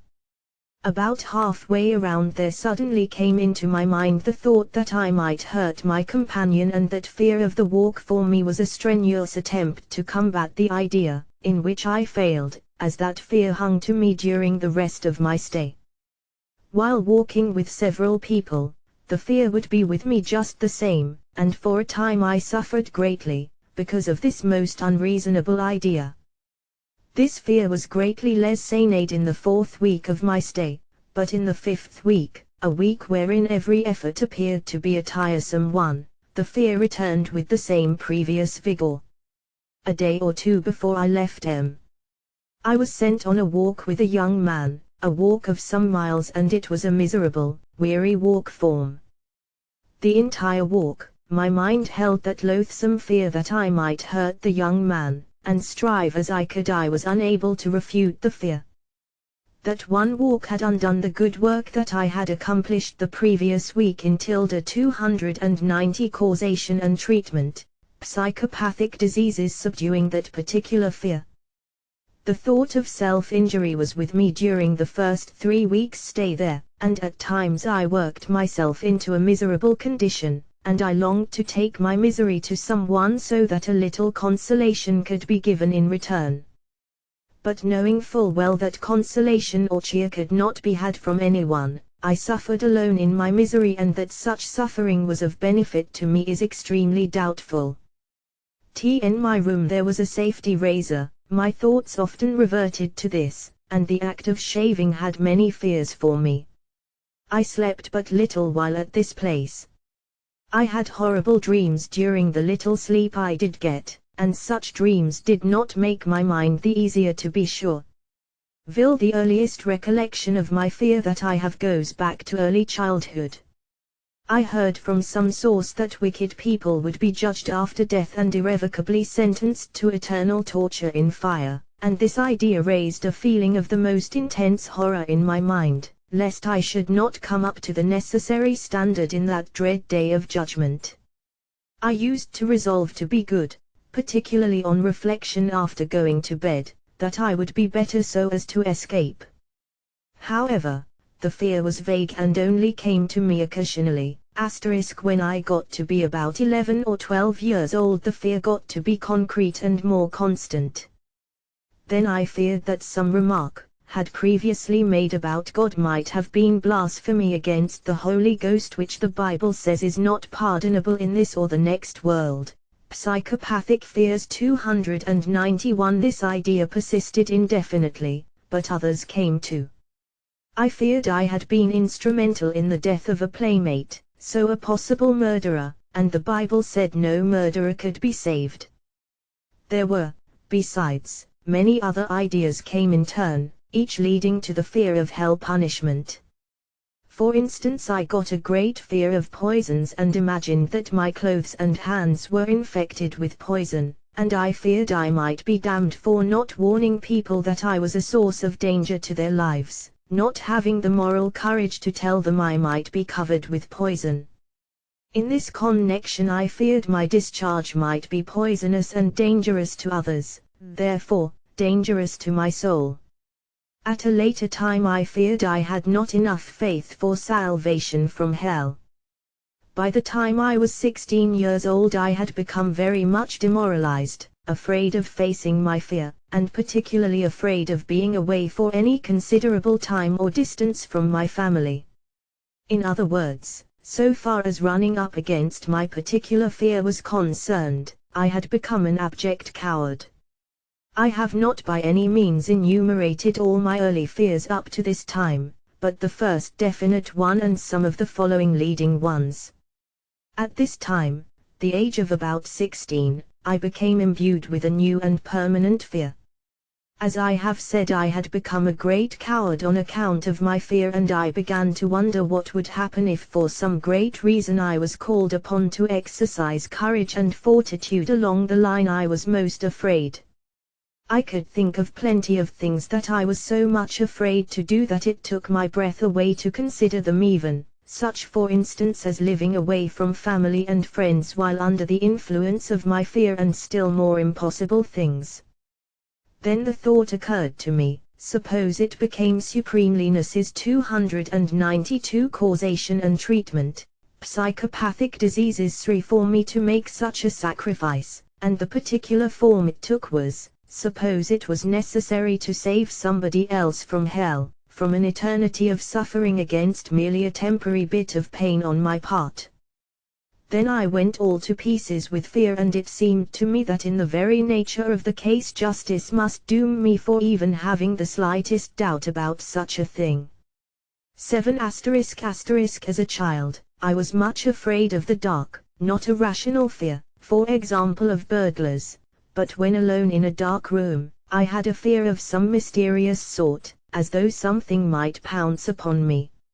Even now, if I am all alone in a house after nightfall, I feel it to some extent. I remember in my early days waking up at night when I was in bed alone, the terror growing steadily upon me. During all my later life, the fears that trouble me most, aside from the fears of blushing already spoken of to you, are fears of inefficiency, of not coming up to the necessary standard, painful self-disparagement. While I was first in rank in my class in my seminary course and received marked recognition at Harvard, where I studied also in graduate work, yet the unsocial self-absorption of my life left me so out of touch with the world and society that each point of contact impressed me anew with a fear of maladjustment and unfitness. While during the present years I have become much more familiar with people and life, and especially the last year and a half have gained new courage in meeting life, yet the fear of falling below the established standard of efficiency is a thing I have constantly to fight against. Again and again psychopathic fears 293 have dreamed of forgetting to come to school in time or forgetting about a whole series of classes I was to meet. In waking life there is a fear that I will not meet people socially in an acceptable way, fear of blushing, fear I will fail to recognize people I ought to know. I am distinctly deficient in this matter. If I read a school or college catalogue, it seems as though the standard of the courses set condemned me. If I read a book on pedagogy, I feel myself condemned as a poor teacher, etc.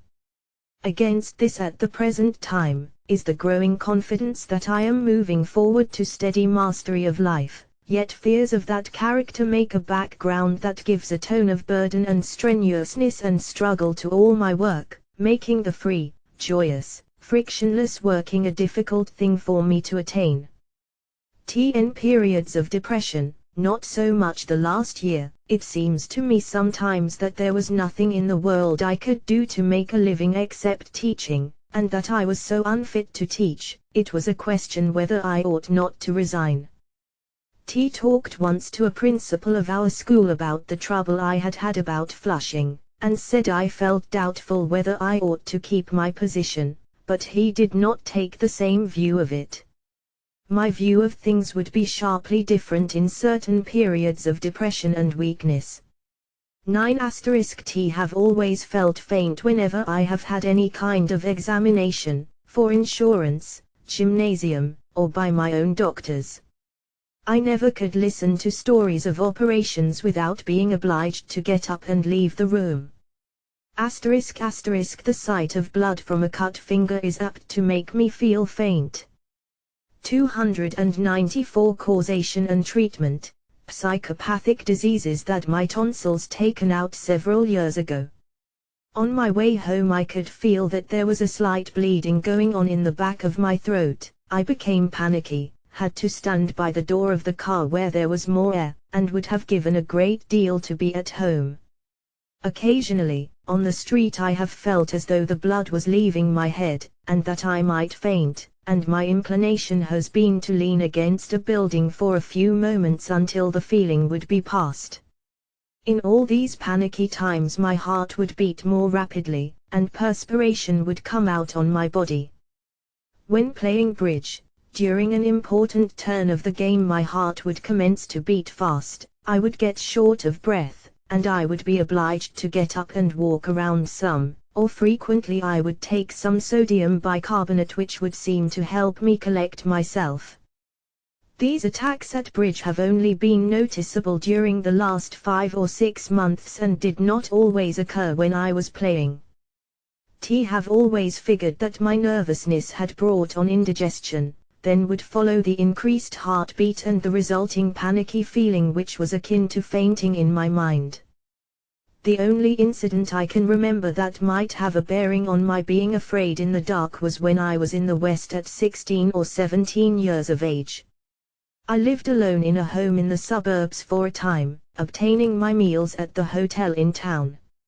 I used to dread going to that home every night, but I had to, and did. It was during this time that a burglary occurred. I really do not remember being afraid of the dark before this period. There is another weakness which has troubled me, and that is that I am very apt to exaggerate, and not tell the exact truth even when no consequence could. Psychopathic fears 295 possibly follow the telling of the exact facts. This has troubled me very much. Then there are some words that I cannot pronounce distinctly except with extreme care, and I have felt for some time that it indicated a gradual breaking up of my mental powers. About a year ago, an associate of mine in business had a complete nervous and physical breakdown. I had considerable to do for him at the time, and finally took him with his nurse out to a sanitarium in Framingham. His condition, action, and appearance during that ride are always recurring, and the fear that someday Jay may be in similar shape occasionally comes to me. He has since recovered as far as his mentality is concerned, although his physical condition is not good. T frequently think out possible accidents to the children. If my boys ride to school on their bicycles in the morning, I worry, thinking that an automobile may run over them. If a child slides down a balustrade, I worry for fear he may do it someday and fall off and hurt himself. When my children have been sick, I have worried and have always wanted to send for the physician on the slightest pretense. When our last child was born, my wife toward the end showed evidence of kidney trouble. The doctor would not let her know, but told me. I did not feel that he was giving the case proper attention and insisted on a specialist being called in. The latter arrived as my wife was going into a first convulsion. The baby was of course taken right away, but my wife had a very narrow escape. This experience was almost a nightmare for months after. T could not seem to take a logical point of view. Instead of being thankful that my wife and baby had been saved, the predominating thought was 296 causation and treatment, psychopathic diseases rather. What if the specialist had not come? What if anything had happened to my wife? What would or could I have done for the other children in case the worst had happened? **** Even now when I think of my wife and children, instead of the thought of them making me brace up and determine to get strong for their sake, my inclination is to weaken, get blue and down in the dumps. *T had a considerable shock about 9 months ago. Lightning struck a house where my wife and I were staying, and from the shingles and plaster which I saw coming down I felt that the room we occupied was most struck. T commenced to have palpitation, felt weak as a rag, and only with difficulty could I get upstairs. I found my wife had stopped on the way in the corridor to speak to someone and was not near her room, which we found was the one struck. The memory of that incident constantly came back to me.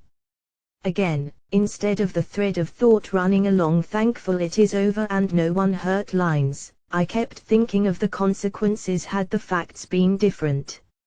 The first fright I remember was at the age of 3, when one of my brothers accidentally discharged a gun wounding a woman in the room where I was, since which time I have always experienced a great terror at the sight of a gun or pistol, even in a moving picture show. Also until recently the sight of blood has greatly terrified me, always causing a feeling of faintness. Not long after, lightning entered the room where I was, breaking a window and giving us a shock. At the age of 4.5 my mother's sister, psychopathic fears 297 who lived near us, died after a short, severe illness. I overheard the news of it, and, as I recall the full significance of it, it seemed to impress me and I cried for several hours until my parents returned with the little girl cousin who always afterward lived with us. A little before I was 9 we moved to the village of Adrian. I had begun to stutter at this time and for the first time was teased about it by 2 or 3 of my playmates. This distressed me very much, though I never spoke of it to teacher or the family. It was rather a trying ordeal, to have names shouted after me even on the street, by children 3 or 4 years older than myself. About the age of 12, while out with a picnic party, we attempted to cross a long railroad bridge, and the train surprised us while crossing. Fortunately no one was injured, though several of us had to jump a considerable distance. I did not jump until the train almost reached me, when I fell, left my basket on the track, and barely escaped injury. I remember being too unnerved to walk for some time, and that a couple of hours later someone remarked that I was still trembling. Perhaps a year or two later, or possible the winter following, while we were playing with our sleds at school, one of the big boys seized mine and ran with it across a deep narrow ditch, throwing me off so violently that for some little time, perhaps 10 minutes, I was unable to move and they carried me into the school room. From this time on for several years I had considerable trouble with my back. It grew tired easily and would pain. 11. As you are desirous of knowing more about my life and environment, I will state concerning them, as follows. 298 Causation and Treatment, Psychopathic Diseases. Copyright symbol. You will remember that I told you that my stepfather was a liquor dealer. Throughout all the time that he was in business we either lived over the barroom or else lived right in the place where the liquor was sold. My stepfather was a heavy drinker, a man of violent nature, and decidedly pugnacious. As a child I have been scared to death by drunken brawls, and many nights have I been dragged out of bed by my mother who would flee with me to the house of a neighbor for safety. Jay might say that until I was 17 years old, one lived in continual terror of something going to happen. If he was arrested by the police, as often happened, our home would be the scene of turmoil until the case was settled. T. Remember one incident very plainly, when he came home one night completely covered with blood as the result of being held up by thugs, and another time when he left the house to subdue some quarreling drunks with a pistol and returned after an exchange of shots with his hand shot through. As a child, I was inclined to study, and associated very little with other children. My mother tells me that I talked early, but when about 3 years old I began to stammer. This trouble bothered me a great deal and I used to worry about it all the time, especially in school when I would try to recite. I might add that even now, when excited, I am troubled in the same way. My stepfather has been subject to nightmares nearly all his life. When asleep he would cry and moan and would be unable to move until someone would shake him out of it. He was terribly afraid of them, and I remember he used to say that he expected to die in one of them. I used to be left alone with him quite frequently, and I stood in constant fear of his dying. Psychopathic fears 299. And if he fell asleep, as he frequently did in the daytime, I would either wake him or watch his respiration to see if he was alive. At other times, I have been awakened in the night by his cries and would assist my mother in bringing him to consciousness. It was during one of these times that I became aware of my heart palpitating, and whenever he had such a spell, he would be in a state of fear and excitement for some time after. He would have these nightmares nearly every night and sometimes 4 or 5 times in one night, and I might add that he has them even now. Jay began to have attacks of dizziness in the streets, and finally one day, I had one, and all symptoms and fears of the attack in school came on, and from that time on I have watched my respiration and suffered from dizziness, and mental depression and sadness. You have asked me to tell you more in detail about the attacks or nightmares to which my stepfather was subject and which always frightened me greatly, especially when a child. My stepfather had the habit of falling asleep quite often, even in the daytime, and I have never known him to go to sleep without having an attack in some form. If one watched him asleep, as I often did, one could tell by his respiration when an attack was coming. His breathing would become slower and hardly perceptible, and finally he would begin to moan, and cry out. Then, when shaken vigorously and spoken to, he would awaken in great fear and apparent suffering. If he had an attack, and we did not respond soon enough, he would be very angry and say that we cared not if he should die. We were so afraid of these attacks that we had trained ourselves to be ever on the lookout for his cries, even at night. It really seemed as if his life rested in our hands. I might say that sometimes these attacks lasted several 300 causation and treatment, psychopathic diseases minutes before he could be awakened. He used to say that at such times he always dreamed someone was choking, beating, or otherwise torturing him. He had been told by some physician that he would ultimately die in such an attack. These attacks were sufficient to precipitate a small panic in the house. I know not a single hour of day or night, but that I have either been called or awakened by my mother in her efforts to awaken him. With the attack over, Jay would be trembling all over and my heart would be beating madly. Jay can remember these attacks from my earliest childhood, and it seems to me that on one occasion, at your office, I was startled just as these attacks used to make me. While in the hypnoidal state, patient exclaimed, "I'm afraid. All my life I lived under terrible fear. This is just my disease, fear.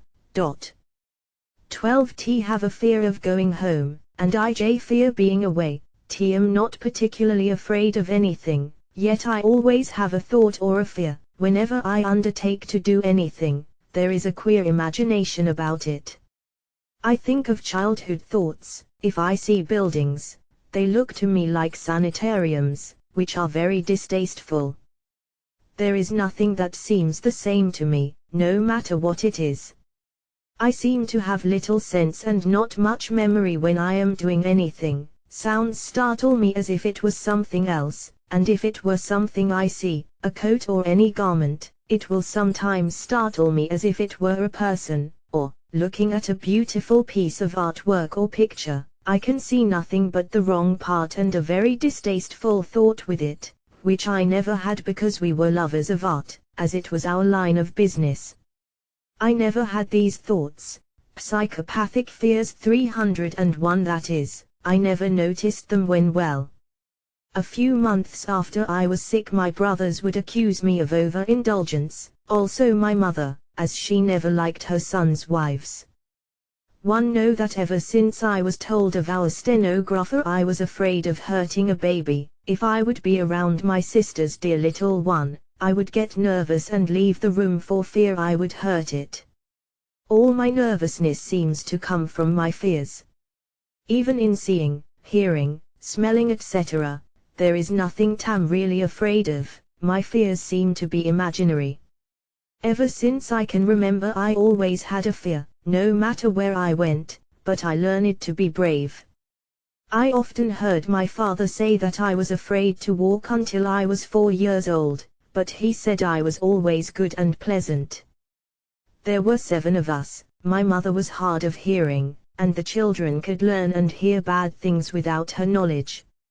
In school I was very bright, especially in arithmetic and history. I always had the first seat in school. After getting through the intermediate school, Jay learned the granite trade, which was very hard work, also tool dressing for stone cutters, which I learned rapidly, but always feared I could not do enough, or it was not well enough. The men I served my apprenticeship to were vulgar and drinkers, as such men are as a rule. I was never very stout, rather small, but quick. The reason for starting to work so early in life was, because we were poor and my father was dead and I was allowed to do as I pleased on account of mother's condition, being deaf. All the brothers learned the same trade, after which 4 of us started a little shop, and it grew with our hard work. We aimed to do a high class of work, being practical. We soon established 302 causation and treatment, psychopathic diseases, lished a nice respectable business, and then it was necessary for one of us to travel as salesman on the road, so the burden fell to me, which I stuck to for several years, and was thrown in with lots of good and bad company, and got to drinking, as I think now, too much. There being 4 of us, when we did things, we were afraid to tell, for we were afraid of being scolded. I, being of tender heart and easily affected, would never tell anything, and it was nothing, as men do every day, drink and have a little fun, but I never did anything wrong. If I went with a girl, my mother would always scold about it and also my brothers. This opposition always broke me down, but I still went with the girl for several years, and finally I married her 5 years ago, under great protest and fear. I loved her as she was noble and good, but mother could never forgive her sons for marrying and continually fussed about it, which I think kept me unhappy, and I would drink. Whenever I took the grip, I always thought I was going to die. In a few days I would be all right and would go and hustle, either doing hard work or selling goods. Last January, we noticed someone had been using our autos and my brother let the police know, so one night at 12 o'clock, they caught them, 4 men, and took them to the jail. One of them was a young fellow, a driver of ours, and I felt very sorry for him, lying in jail, and feared he would be sent to the penitentiary, which I could not bear.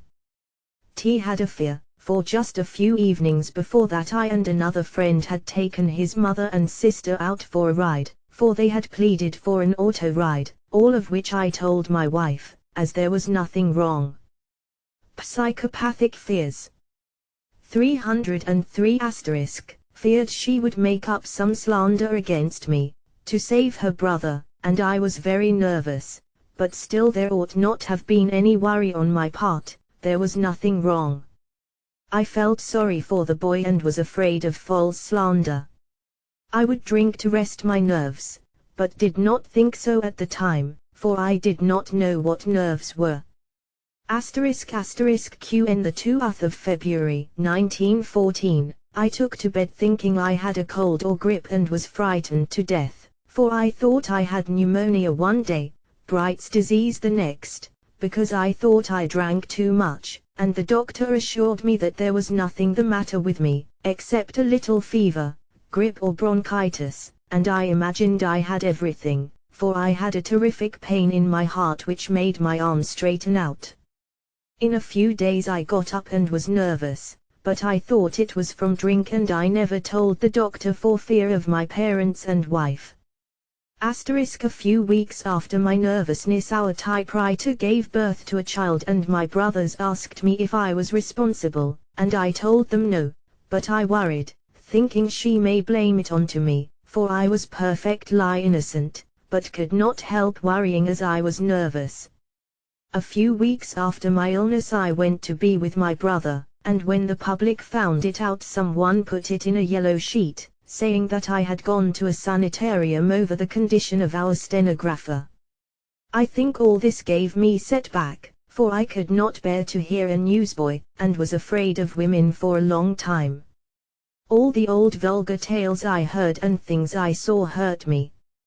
Can't sleep nights unless take medicine, and when I wake I have so many uncontrollable thoughts. My mind never stops, and now I begin to imagine things are alive and all sorts of illusions trouble me. I always thought I never would get well after fighting so hard. 304 Causation and treatment, psychopathic diseases for 10 months, with all the best doctors to help me. Even when I work I fear I am doing something else. At times I want to get well and be happy again. I went to a doctor and I overheard him tell my mother that my sensory nerves were functionally affected. I always thought I drank too much. I had a bad sickness 15 years ago of a sexual nature, but was never bothered with it since. I weighed 200 pounds before I broke down. The doctor says that it was bloat a good deal. I may have been nervous a long time before I knew it. I would drink and probably that brought me to this fearful state. XHIT was bred in fear from my childhood. My training and education were essentially religious, of an authoritative and terrorizing character. I was told all sorts of ghost stories, stories of murders, highway robberies, and other horrible tales by the ignorant and superstitious servants and people with whom I came in contact when a child. Many times when in the dark I fancied spirit folk haunting the place. I sometimes felt like screaming with terror. I often used to hear mysterious voices and sounds which I ascribed to spirits. At night, I would often in my fear cover my head with my blanket, bury my head in the pillow and shiver with fear. I was afraid of darkness, of secluded places, of the cellar, of the loft, of the lonely barn, of the church, of the churchyard, and more especially of the cemetery. Had I been left alone in such places I would have fainted from terror. My mind was filled with superstitions of all the horrible accidents that may happen to one under such conditions. There was a strong feeling of self in the fear, Ina's psychopathic fears 305 much as I was in terror of death, and of illness that may bring about death. I have witnessed in my childhood a great many deaths in the family. The agonies of the dying left a deep impression on me. I was afraid of death, and more still of the mystery of death. This fear is now as strong in me as ever. It is a morbid fear, giving rise to intense agony and anxiety. The very mention of illness and death is enough to arouse the fear, and if the fear is left uncontrolled, the most excruciating anxiety and agony may be awakened, rising to a veritable frenzy of terror. This fear of threatening illness and death, whether in myself or in my family, may rise to such an acute stage as to drive me to drink, so as to counteract the emotion by some form of reaction. Drink, however, does not agree with me. A few teaspoonfuls of brandy or of whiskey are enough to upset my stomach or my intestinal tract, and I may vomit, or I may just feel nauseated for a long time, and vomit, if I take a couple more teaspoonfuls. Sometimes the very smell of brandy is enough to make me feel nauseated. I have formed a fear of alcoholic drinks, even wine is apt to upset me. There is no way of overcoming my agonizing fears. Everything with me turns into fear. Even the sexual side of my life is associated with fear. I was afraid to come near women for fear of infection.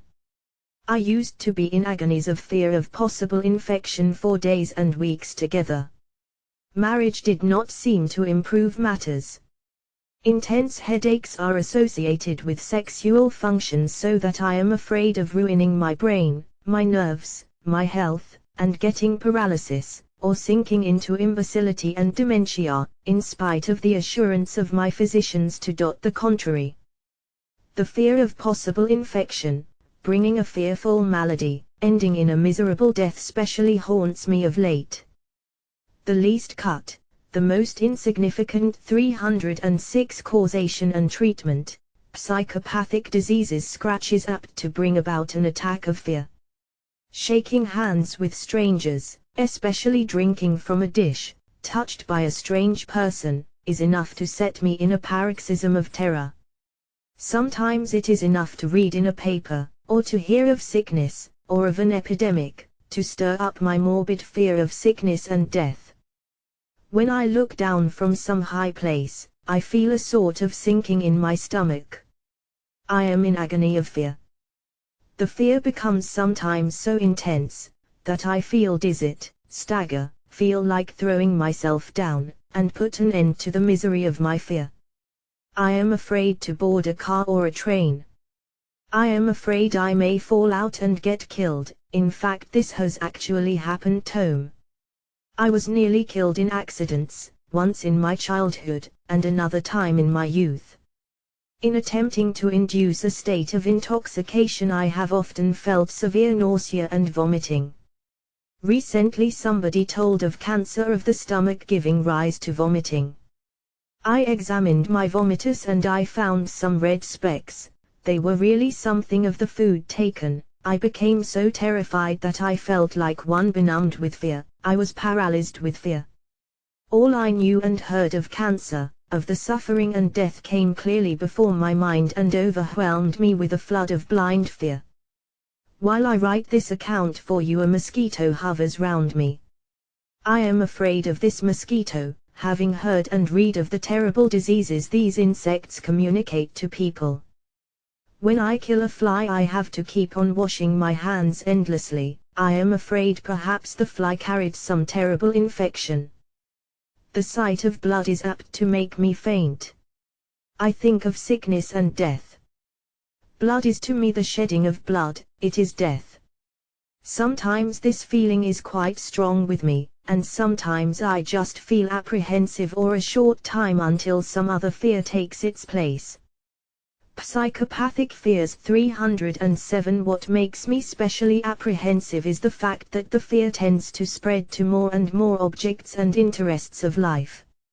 My fears grow and become more extensive, involving more parts of my being. I am afraid that the fears will finally end by paralyzing all my vital activities. What then? To escape my obsessions, one employ all kinds of subterfuges. Get nowhere. I avoid one fear only to get into another.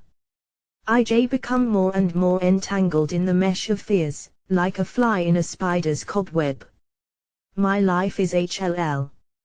14T had a fear of a peculiar steamboat whistle. I had fears, during a certain period, of the end of the world, and I was afraid of harshness or unkindness. I have been more fearful than other people. I have been anxious about many things. I may say that I think my fears have always been along the line of my ideals, as soon as I began to have any.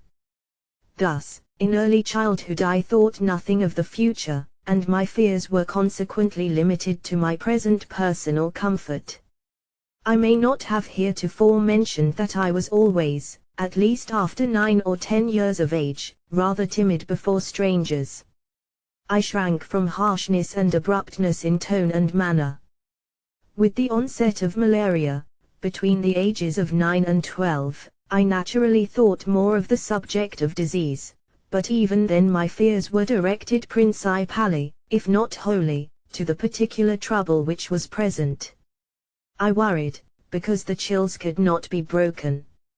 I also had fear of kidney trouble about that time, and a little later, I had a fear of seminal emissions. A general sense of self-distrust began to show itself when I first realized that I was being raised differently. 308 Causation and treatment, psychopathic diseases from other boys, and was being criticized in consequence, and, furthermore, that I could not feel at home in their company, due to my ignorance of their life and their ignorance of mine. Since then, many causes have conspired to make me timid, among which had been my sexual life. All through my later life, whenever the importance of health has been emphasized in my thinking, my anxieties have run in that direction, and I have feared that I would not be physically strong enough for the battles of life. Whenever, as between the ages of 14 and 20 especially, I have dwelt much in thought upon the importance of living in accord with religious precepts, I have feared that I should deviate therefrom, especially as there appeared to be looming up in my life a very powerful temptation. When, later on, I lost faith in the supernatural element in religion, there still remained the intense fear. 15 During my boyhood I was more or less persecuted by a conviction that if I did not go downstairs in a certain way I should be hung, or that if I did not touch every post in a certain fence I was passing, something alarming would happen to me, and I have been interested to learn since that others have had similar delusions, notably Samuel Johnson, the English writer. Copyright symbol. After graduating from the medical school, I talked with men who were going to various parts of the country to practice, and it was a matter of astonishment to me that these men could contemplate going far away from home and friends, especially to engage in such a profession which I personally felt about as competent to engage in as a 10-year-old boy. I could not even induce myself to take a position in the Psychopathic Fears 309 hospital in Boston, although I felt that it would be an excellent thing for me. I was afraid of the unclean, ugly diseases, the maimed bodies, the contact with the patients and the interns and physicians who understood and enjoyed those things which simply terrified me, so I went home. Had much time on my hands and had periods of great despondency and fear, when I would take long walks in the country where I learned much about bird life, which has been a great comfort and help to me, though in later years, as I have had more to do, I have lost much of my knowledge, my interest in it. I felt that I should employ my leisure or a portion of it, in the study of my profession, but the thought of it was so repugnant that I actually accomplished very little. On the several occasions when my father went away and left his practice on my hands, I suffered horribly, but I accepted the situation, because it seemed to be unavoidable. It was my fate. The thought of revolt never seemed to have occurred to me. When I was a student in the medical school, I woke one night with some abdominal pain, not particularly severe, but soon I began to shake violently so that the whole bed moved. I have been subject to such nervous chills ever since. Sometimes they come at rather frequent intervals, and then I may go perhaps a year without one. Of late years, I am often ill for a day or two after them, with loss of appetite, general malaise, etc. After the death of my wife and after I had resumed work, I had a most striking psychological experience. I was in a state of spiritual exaltation. T had the kindest feeling for everyone, and everyone seemed to feel the same way toward me, but here is the remarkable thing about it, I seemed to be living two distinct lives at the same time. One was the 310 causation and treatment, psychopathic diseases, ordinary everyday life of walking, working, eating, and drinking, and the other a higher, serene spiritual life which the small occurrences of the other life did not affect in the least. In the higher spiritual life I seemed to be very near my dead wife. I wrote a letter to friends at the time describing this experience and afterwards tried to recover the letter, but it had unfortunately been destroyed. I am not in the least in doubt about the two states in which I lived, for the experience was as vivid as any I ever had in the material world, but the thing seemed to me rather unusual, and I thought the letter might throw some further light upon it. How long this state of exaltation lasted I do not know. T gradually built up a little practice, confined to the eye and ear. I belonged to numberless local organizations which occupied my evenings. **** All this time I was much depressed and worried. In 1908 I felt that everything that I did in a business way was wrong, that I never was able to satisfy a patient, and that I was losing what little practice I had. I remember sitting alone in my office one afternoon, putting my head down in my arms and saying aloud, "I don't deserve it, I don't deserve it." About this time I was haunted by the suicide idea. In my terrible mental distress, this one idea seemed to give me relief, to offer a solution. When I went to bed at night at this time I would hear a persistent, rhythmical squeak in my chest which kept me awake. On examination by a specialist this proved to be a functional sound. I was advised to stop smoking, which I did, and the squeak disappeared. The mental condition also improved. T took up my work, although feeling that it was impossible for me to do it. Each morning, with the exception of one, I woke psychopathic fears 311 very early and suffered mental tortures. Sometimes when I first became conscious after waking, I would be comfortable, but sooner or later the distress would come. It seemed to me that I had a terrible problem to solve, but I could not reach a satisfactory conclusion. The problem concerned my success in life and earning a livelihood, and failure to solve it meant insanity. I felt that I must do something radical, start out in some new line of work, like public welfare work or possibly some form of agriculture, but always in these early morning agonies I was forced back upon my own special work as the only practical thing, and a horrible fear seized me. I realized that there was no escape from it. At these times I would shake violently with fear, and once I seemed to have descended into the very abyss of despair where it would be impossible to live for many moments. I am sure that I should have rushed from my room screaming, if the fear had lasted. Once, years before, after great emotional excitement, I had had a similar sensation, but not as pronounced. I rose each morning with paralyzing fear gripping me, and mechanically performed my duties as school PSYCHOPATHIC. After a time I told my father of my condition, but I felt that I could not make him understand the situation in which I found myself. One morning I found relief in assuring myself that I would keep on with my work, but would not take any of the cases which I dreaded. The relief was only temporary. At another time, after a talk with my father in which he talked encouragingly about going into apple raising, T had a more comfortable night. T took a course of treatment, dieting, drinking Vichy and taking exercise without any appreciable effect.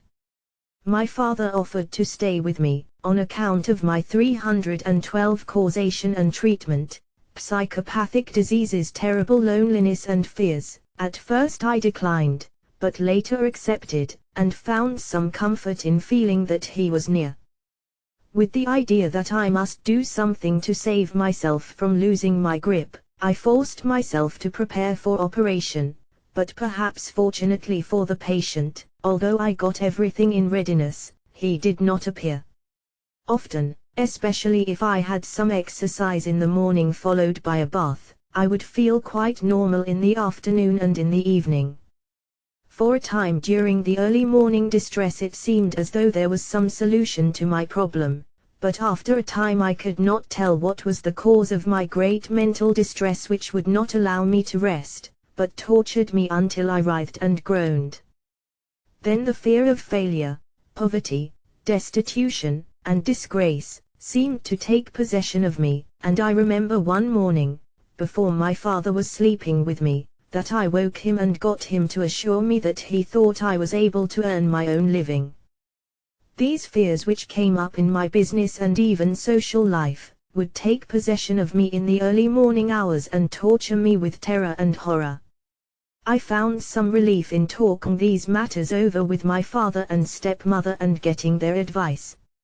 Invariably, when I felt normal, it seemed to me that I ought to get away from everything and get some kind of work that would give me plenty of exercise out of doors and freedom from mental effort.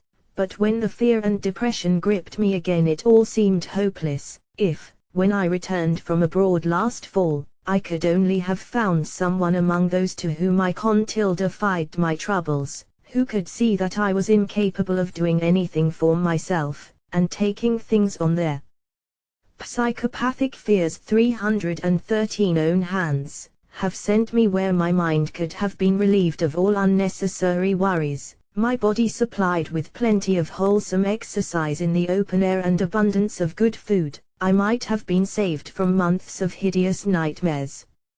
16. In plain English, I am self-conscious. I have this self-consciousness in a most acute form. I would be classed as a monomaniac on the subject, and, silly as it may seem, it is ruining my whole life. T. Don't think that as a boy I was diffident or bashful to a marked degree. This self-consciousness was acquired and grew on me. Up to the age of 14 I could speak at school and do the other things that boys of that age do without embarrassment, but one day at about that age, I arose to recite.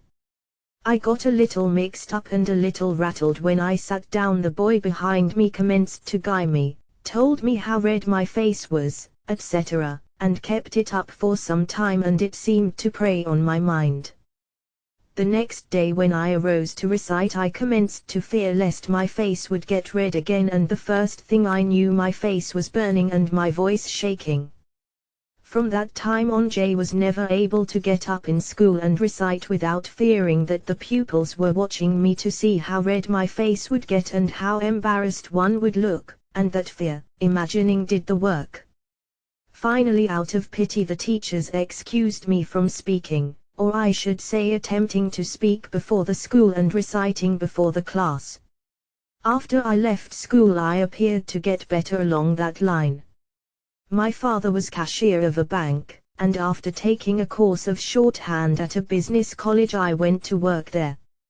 All this time I was always self-314 causation and treatment, psychopathic diseases conscious and prone to blush, but the newer surroundings made it easier for me than with all of the scholars who knew my weakness. During the last few years the fear has been growing on me again, and in some respects I am worse than I ever was before in my life. If I pass a friend on the street who knows my weakness, I at once proceed to get much embarrassed and red. I fear that he is watching me to see me do that very thing, and so do not disappoint him. The horror, and it is a horror, with me, of getting red in the face is with me every minute that I am awake.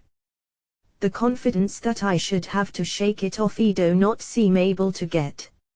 If there is something that I am obliged to do that will bring me into a little prominence, such as attending a dinner, that I cannot get out of, I will worry for days for fear that I will make a fool of myself, and of course, this previous worrying does not help to put me in good shape when the time comes. T could go along writing several pages, but I think that I have said enough to enable you to see how this fear hallucination has a hold of me. I am sure that I am not of a retiring disposition naturally. I enjoy the society of both sexes. I can go, say, on a moonlight automobile trip and be just as natural and as much at ease as anyone, but to sit down to dinner, commence to imagine that the people are glancing at me to see whether I am getting red in the face, and then, as the boy says, the stuff is off. There was one thing I could do. I always took an intense interest in baseball and played it for years. On the ball field I had absolute confidence in myself, and could get up before any number of people without the least bit of embarrassment or nervousness in the tightest places. In fact, once when our team was playing in another town, in writing up the game the next day, the Psychopathic Fears 315 editor of the paper stated that young G has the nerve of a von Moltke, he never gets excited or rattled. Now if I can get some of the confidence that I had on the ball field in my business and social relations, it would mean a whole lot to me, otherwise I am more or less of a failure. Lately, I have been having periods of depression, and at times I feel that I would almost welcome anything to end this foolish fear. You probably think that I am jacking in willpower, and I surely am in this one respect at least, but I have been successful in a business way. My father is state accountant and has been for the past 5 years. During this time I have been cashier in reality, although I wouldn't accept the office and name. The directors have voluntarily raised my salary at different times, and I know that my business judgment is respected, but this other matter, silly as it may seem, keeps gnawing at my nerves, and I feel that some of these days, unless I am able to shake it off, that I will be a nervous wreck or go insane. It is a fear hallucination, pure and simple, but I must get rid of it soon. 17 ***. From my earliest recollections I was an unusually brave child and proud of my bravery. Older brothers, on account of this, tried to frighten me in every manner possible.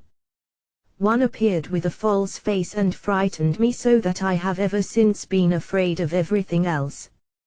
Throwing chickens at me also resulted in my being afraid of all feathered animals since. Even a bunch of feathers gives me an unhappy, frightened feeling. Being bitten several times by dogs has made me fearful of dogs, and contributed to my general nervousness. 316. Causation and treatment, psychopathic diseases. When about 5 years old, the year I received my first serious fright, I snapped a rubber in my left eye, turning the pupil in. Children teased and made fun of my eye, calling me cross-eye, and thus made me nervous, sensitive, and uncomfortable in company.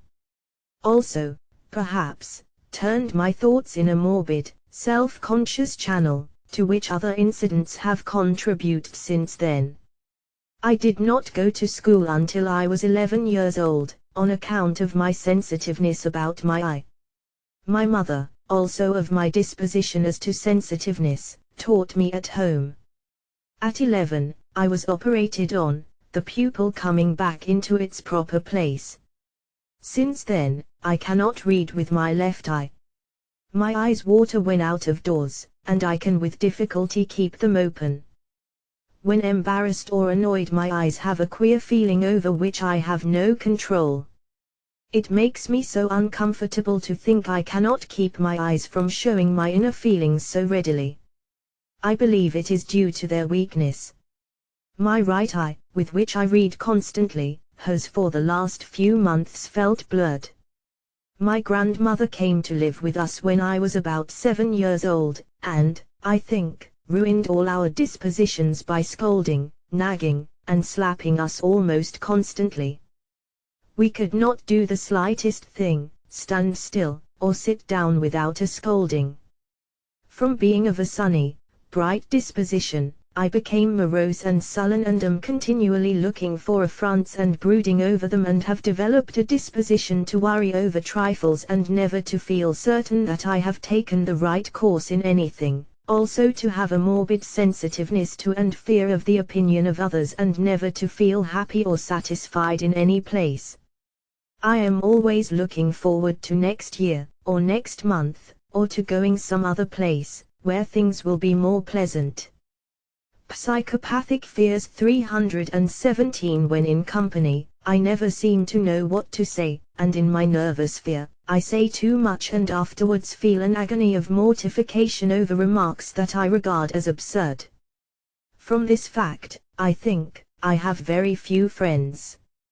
My peculiarities, due to my nervousness, all of which I am acutely conscious and worry on, cause me to be alone wherever I go. I try to please people and go out of my way to do favors for friends, but I am unpopular, because of the mannerisms and self-consciousness I possess. Taught school 6 years, and worked faithfully early and late. Being accounted a good disciplinarian, I was given some hard rooms to teach and was kept in nervous tension all the time. My last year teaching was begun in my hometown, and I was given a room of the worst children in town, and, being sensitive to the opinions of my home people, I felt hampered to carry out as strict measures of discipline as were necessary, but for the same reason I hated to give it up. My mother's health gave out, and, my father's work being in F that year, I asked for leave of absence and we went to F. in January. While there I was continually worried over the thought of my return to school, and in April I heard a friend remark that I was growing hard of hearing, and when I reached home in May, angitis in my ears started and has never ceased. Dr. Mayo of Rochester treated my ears and cut out my tonsils and cauterized my nose to help my hearing, but I have grown steadily worse. This was in 1906. The noise in my ears aggravates my nervousness. My voice seems affected so that people have difficulty hearing me. In company I sometimes dread to speak at all. I took up shorthand and typewriting, but lost 2 positions on account of my deafness. I nearly always feel tired and lacking in energy, due to my nervous fear and apprehensive thought. I have read so much that I seem to 318. Causation and treatment. Psychopathic diseases exist in a world of books quite apart from this world of reality, and am only contented when poring over a book. As a child, I was timid, apprehensive, full of fears. As I grew older, I could be easily made angry and seemed to lose all control of myself when angry. I cannot answer anyone who affronts me, because I lose all control of my nerves, eyes, and voice. I feel paralyzed with fear and anger. From childhood I have always been extremely timid. The illness and death of my youngest and favorite brother 7 years ago was a particularly distressing one, which rendered him completely helpless for a year and a half, during which time I dreamed of his death or some scene connected with his illness would occur. For a year after his death I scarcely passed a night without dreaming of him, nor a day without feeling the loss, so constantly had we been together and so deep were my love and admiration for this witty, clever brother who had always been so kind and considerate. During the past 4 years I have experienced several peculiar dreams. The last of them was last August in M when, for the first time since her death in January, I dreamed of my mother. She looked at me pityingly and embraced me, holding me for a long time as though to give comfort. The dream was very real. The following day a letter reached me from a friend at home, a real estate dealer, saying that he thought he should probably be able to make a sale of our old house to the man he had had up to look at it the preceding day. Having the house pass into other hands and the prospect of my having to leave it all had been much psychopathic fears 319 on her mind during her last illness, of which my brother's family next door had knowledge. The fall preceding mother's death I had been away from home several weeks in taking treatment for my stammering. Mother became aware that her condition was growing serious, and though she did not write me at all differently from usual, and although she concealed her condition from my brothers who were near her, I seemed to know it and reluctantly went to spend a short time with my foster sister, as my mother wrote to urge me to do, during the whole of which time I felt apprehensive about my mother, and I began to stammer severely. My father's illness was longer, and during it, upon our physician's advice on the return of my foster sister from school in the spring, the family persuaded me to go away for a while. For a couple of weeks I enjoyed my visit, when all at once, with so far as I could judge nothing in the letter to indicate much of a change in his condition, I became apprehensive and felt that I must return at once. But because my little nephew was to return with me and the journey was a long one and each day his pass was expected, I unwillingly waited and was not surprised when we received a telegram saying that my father was dead. Last June, at the time of my operation at M, I had decided hastily and did not think it wise or necessary to inform any of the members of the family. I was ill with the shock afterward and wished very much for my foster sister, but she was too far away to be sent for, and I improved so rapidly, so I wrote her at the usual time in the usual way without mentioning the operation. Before even this could have reached her, T received a letter from her, saying, "What is the matter? T know you are ill. Why does it prove a strain to meet strangers?" and 320 causation and treatment, psychopathic diseases to be with people for long at a time. I believe one of the causes to be the great amount of criticism to which I was subjected in childhood, both before guests and after their departure, and to be with people, which made a very deep and painful impression on my mind. My little girl cousin who lived with us was extremely exacting, and, while there was really a warm affection between us, there were constant differences and constant irritation, and unless my brothers interfered, if there was harmony it was only secured by my giving way to her. Of course, I was not blameless in the matter, being unduly sensitive, often teasing and disliking a fuss above all things, and never being strong. Until the last years of his life my father used to, at long intervals, indulge in fits of drinking in which he became violent, and I have often seen him take a knife and threaten to kill my brothers when they kept him from going out for more liquor, and they would have to hold him and soothe him. The fear of disgrace, the horror of it, and my mother's grief, made a deep impression. We never spoke of it, of course, to outsiders, and seldom in the family except when we would become apprehensive that he was starting to drink. 19 JT am a married woman of 52. All my life I have been imprisoned in the dungeon keep of fear. Fear paralyzes me in every effort. If I could once overcome my enemy, I would rejoice forevermore. In childhood everything cowed me. I was bred in fear. At 5 or 6 my mother died, and I feared and distrusted a God who would so intimidate me and bereave me. I heard tales of burglars, being discovered in hiding under beds, and a terrified child retired nightly for years. I was in agony of fear. My fears I never psychopathic fears 321 told. Later I heard of the doctrine of God's foreknowledge, and, as a little rebel, I would place dishes on the pantry shelves, changing from place to place, and then giving up in despair, knowing that if foreknowledge were true, God knew that I would go through with all that performance. Through childhood I feared suicide. It was a world of escape that appealed to me and yet appalled me. I also heard of somnambulism, and I never saw a keen blade knife, but I dreaded that in my sleep I might do damage to myself or to my friends in a state of unconsciousness. In my 20s I did attempt suicide a number of times, but somehow they proved unsuccessful. I always aimed to have it appear an accident. I dreaded to have my death appear as a stain and disgrace to my family which I loved. I always feared to walk at any height, on a trestle over running walls, or even to walk on a bridge without side railings. As a child I was afraid of the dark. I was afraid of going out on the street in a dark night.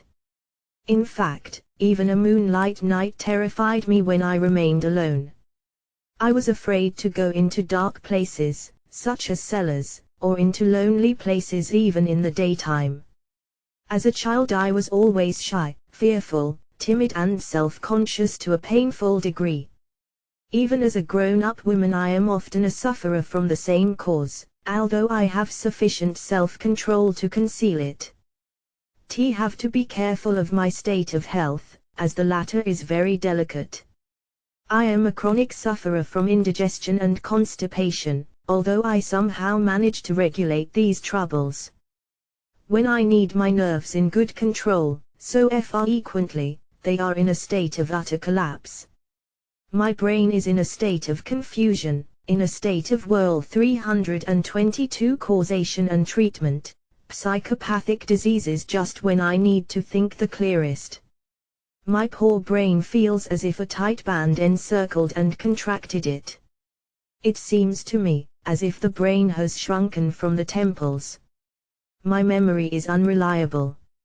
Often I read quite carefully, but I am unable to recall what I have read. Especially is this so, if called upon without previous warning. My brain goes into a panic of an extremely alarming kind. Was told that I was a woman of a good brain and of great talent, that all I needed was to exercise my will and determination, and that I would succeed. I lack concentration and lack confidence. **** In my childhood hellfire was preached. Fire, ordination and an arbitrary God were held up to my childish comprehension. I was bred in fear, and self-destruction resulted. The following valuable account given me by an eminent physician brings out well the main factors, laws, and principles of psychopathology expounded in this volume. You asked me to write about my fears. I give you a brief account.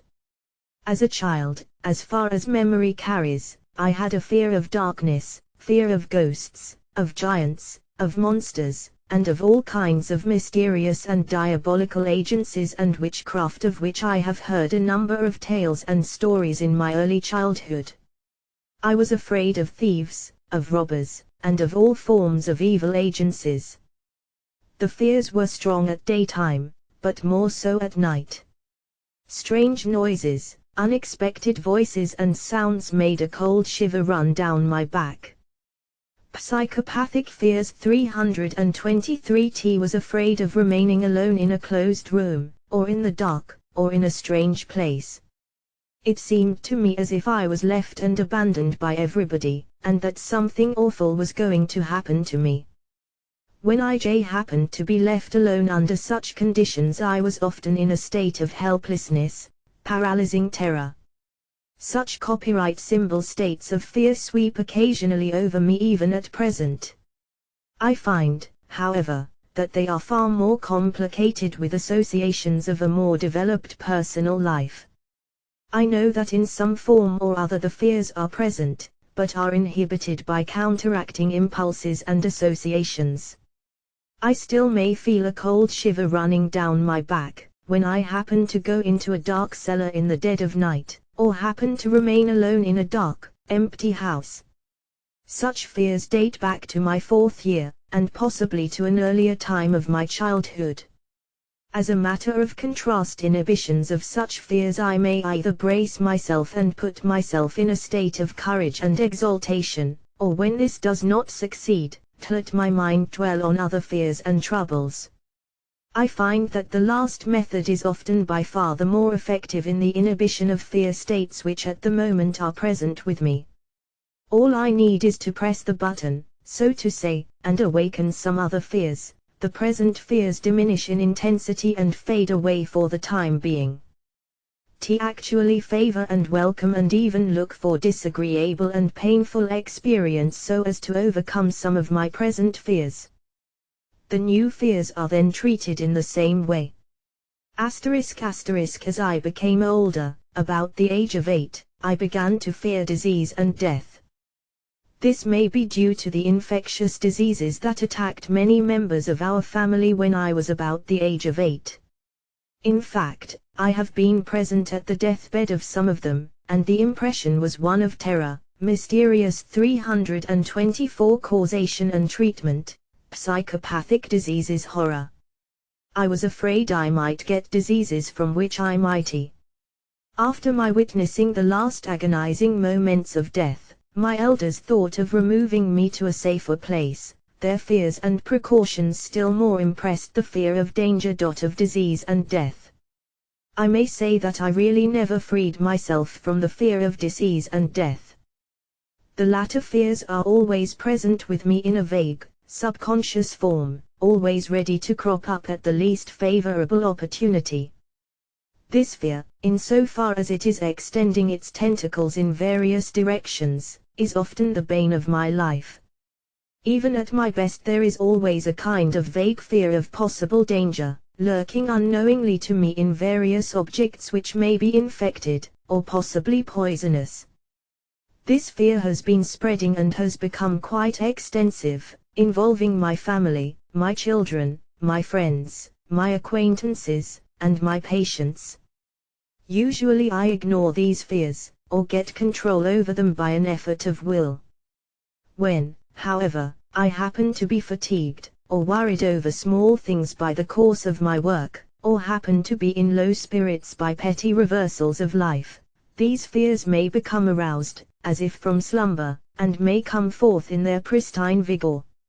Under such conditions I may become afraid, for instance, of drinking milk, because it may be tuberculous. This fear may spread and involve fear for my children and my patients, or again I may be afraid of eating oysters and other shellfish, because they may be infected with typhoid fever germs. I may refuse to eat mushrooms, because of the possibility that they are poisonous. The other day I was actually taken sick with nausea and with disposition to vomiting after eating of otherwise good mushrooms. The fear seized on me that they all might be poisonous toadstools. Such fears may extend to ever new objects and persons. The spreading of the fears to ever new relations and to psychopathic fears 328 ever new associations is possibly the worst feature of the trouble. T have a fear of coming in contact with strangers, lest I get infected by them, giving me tuberculosis, influenza, scarlet fever, and soon. This misophobia involves my children and my friends, inasmuch that I am afraid that strangers may communicate some contagious diseases. A similar fear I have in regard to animals. They may possibly be infected with rabies, or with glanders, or with some other deadly, pathogenic microorganism. I am afraid of mosquito bites, lest they give malaria, or yellow fever. The fears, in the course of their extension, may become even more intense and more insidious than the original states. About the age of 14 I began to be obsessed with sexual fears. Advice was given me again and again that all sexual acts and sexual errors make boys sick and finally result in a lingering, terrible death. Such advices often threw me into a panic, on account of the fears I already had. The fears grew in strength and complexity. I was often seized with terror over the least imaginable sexual trouble, thinking that I was to become a wreck, and that I was surely going to die a miserable death. Occasionally I was seized with the fear that my brain might give way, and that I would die in agonies, a miserable torment. I have also a fear of dogs. As a child I had some bad experiences with dogs. I was attacked by dogs and was badly bitten. Although this fear is no longer so intense as it was in my childhood, still I know it is present. My heart sometimes comes to a sudden standstill when I happen to come on a strange dog. When the strange dog growls and barks, all my courage is lost, and I beaten in glorious retreat. It is only in the presence of other people that I can rise to the effort to walk along and apparently pay no attention to the 326 causation and treatment, psychopathic diseases dog. This is because I fear the opinion of others more even than I fear growls of dogs. My social and moral fears are far greater than my purely physical fears. Fear has invaded my mental and physical organization. When I became older, about the age of 18 to 20, a new form of fear appeared, like a new sprout added to the main trunk or possibly growing out of the main fear of disease and death, that is the fear of some vague, impending evil. The fear of some terrible accident to myself and more so to my family or to any of the people of whom I happen to take care is constantly present in the margin of my consciousness, or as you would put it, in my subconsciousness. Sometimes the fears leave me for a while, sometimes they are very mild, and sometimes again they flare up with an intensity that is truly alarming and uncontrollable. The energy with which those fears become insistent in consciousness and the motor excitement to which they give rise is really extraordinary. The fears come like sudden floods. The energy with which those fears rise to consciousness is often overwhelming. Fears get possession of me under circumstances in which my suspicions are, for some reason or other, aroused to activity, all the more so if the suspicions of possible impending evil are awakened suddenly. In other words, the fears arise with the stimulations of associations of threatening danger to myself and to my family. I am afraid that something may happen to my children, I fear that they may fall sick suddenly, I fear that some terrible accident may happen to them, I fear they may fall down from some high place and be maimed or be killed.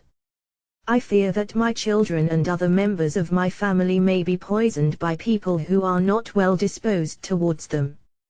I am afraid that they may pick up food that was infected, or that they may be infected in school by children who happen to psychopathic fears 327 suffer from some infectious maladies. I am afraid that my children may be overrun by some vehicles, by automobiles, or that they may be killed in an accident, that they may be killed by the streetcar, or even that the house may collapse. This latter event has actually taken place when I was a child. In fact, many, if not all of those fears have actually their origin in my experience. As I write to you these lines, many a memory of such events come crowding upon my mind. Are they the noxious seeds that have been planted on the soil of fear? I am afraid sometimes that even the food I and my children as well as other people eat may give rise to toxic products and thus produce disease. Often in the dead of night I may come to my child in order to convince myself that he has no fever and that he is not threatened by any terrible disease. The very words sickness, disease, not feeling well, death arouse my fears and sometimes throw me into a panic. I am afraid to use such words in connection with any of my children. I am afraid the evil mentioned may actually happen. As a child I learned about testing and omens. If such and such a test will come through in a certain way, it is an omen of good luck, otherwise it means bad luck. This superstitious testing and omens have remained with me, and that in spite of my liberal training and knowledge of such absurd superstitions. I may test by opening the Bible at any page, or I may test by anything that might occur according to my guesses. All of those fears I know have no meaning for me, they are senseless and absurd, but they are so rooted in my early childhood, they have been so often repeated, they have accumulated round them so much emotion of fear that they come to my mind with a force which is truly irresistible. Many of the fears have multiplied 328 causation and treatment, psychopathic diseases to such an extent that I cannot touch anything without arousing some slumbering fear. On the other hand, I am enabled to play one fear against another and sometimes obtain counteracting contrast effects. To continue with my fears. I am often afraid that the doors are not well locked, and I must try them over and over again. I go away and come again, and try again, and once more. It is tiresome, but as the fear is constantly with me and is born again and again, I cannot be satisfied, and must repeat the whole process over and over until I get tired, and give up the whole affair in sheer despair. In such cases a contrary and different fear comes in handy. One devil banishes another. I am afraid that the gas jet is left open, and I must try it over and over, and test the jets with matches. This process of testing may go on endlessly without assurance. The fear remains and the process must begin again until it is stopped by sheer effort of will as something meaningless, automatic, and absurd. The performance must be stopped and substituted by something else.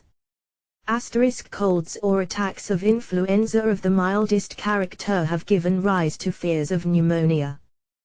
Pains in the abdomen or a little intestinal distress have awakened fears of possible appendicitis, or of tumor, or of intestinal obstruction.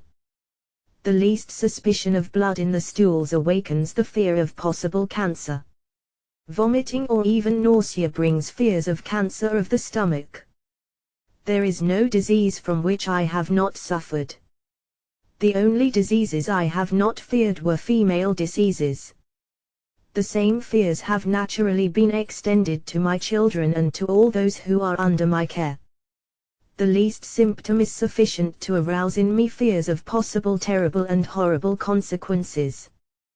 Psychopathic fears 329. I am afraid that suits may be brought against me, or that some of my own people, patients and even employees whom I discharge may bring legal action against me in court, or blackmail me.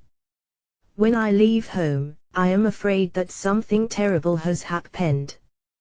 The fear of impending evil is always with me. The fears have invaded every part of my being. It seems as if there is no resistance in my mind to those terrible fear states. Perhaps it may interest you to know that, although I am quite liberal and am even regarded as irreligious, still I am afraid to express any bad word against God, Christ, saints, martyrs of any church and denomination, be they Christian, Mohammedan, Buddhist and even pagan such as Apollo or Zeus or Jupiter or Ahriman and Ormuzd. I am afraid lest they may hear me and do me harm. I fear to say a bad word even about the devil and Satan. Jam obsessed by fears. Fears pursue me as long as I am awake, and they do not leave me alone in my sleep and dreams. Fears are the curse of my life. And yet I have control of them, none but you has any suspicion of them. I go about my work in a seemingly cheerful and happy way. The fears, however, are the bane of my life, and torture me by their continued presence. Tried to find whether or no those fears had any relations to my wishes or to my sexual experiences. I must say that I find that they bear no relation whatever to wish or sex. My mental states grow on fear, take their origin in fear, and feed on fear. Fear is the seed and the soil of all those infinite individual phobias that keep on torturing me without mercy, phobias which I must control by a supreme effort of will. Truly the biblical curse well applies to my life. Copyright symbol: the Lord will make thy plagues wonderful, and the plagues of thy seed, even great plagues, and of long 330 causation and treatment, psychopathic diseases continuance, and sore sickness, and of long continuance. Moreover, he will bring upon thee all the diseases of Egypt, which thou wast afraid of, and they shall cleave unto thee. And every sickness, and every plague, which is not written in the book of this law, them will the Lord bring upon thee, until thou be destroyed. Thou shalt find no ease, neither shall the sole of thy foot have rest, but the Lord shall give thee a trembling heart, and failing of eyes, and sorrow of mind.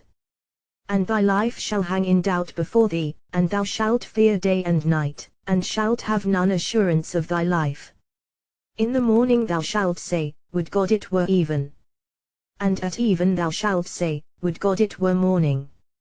For the fear of thine heart wherewith thou shalt fear laid bare my soul before you.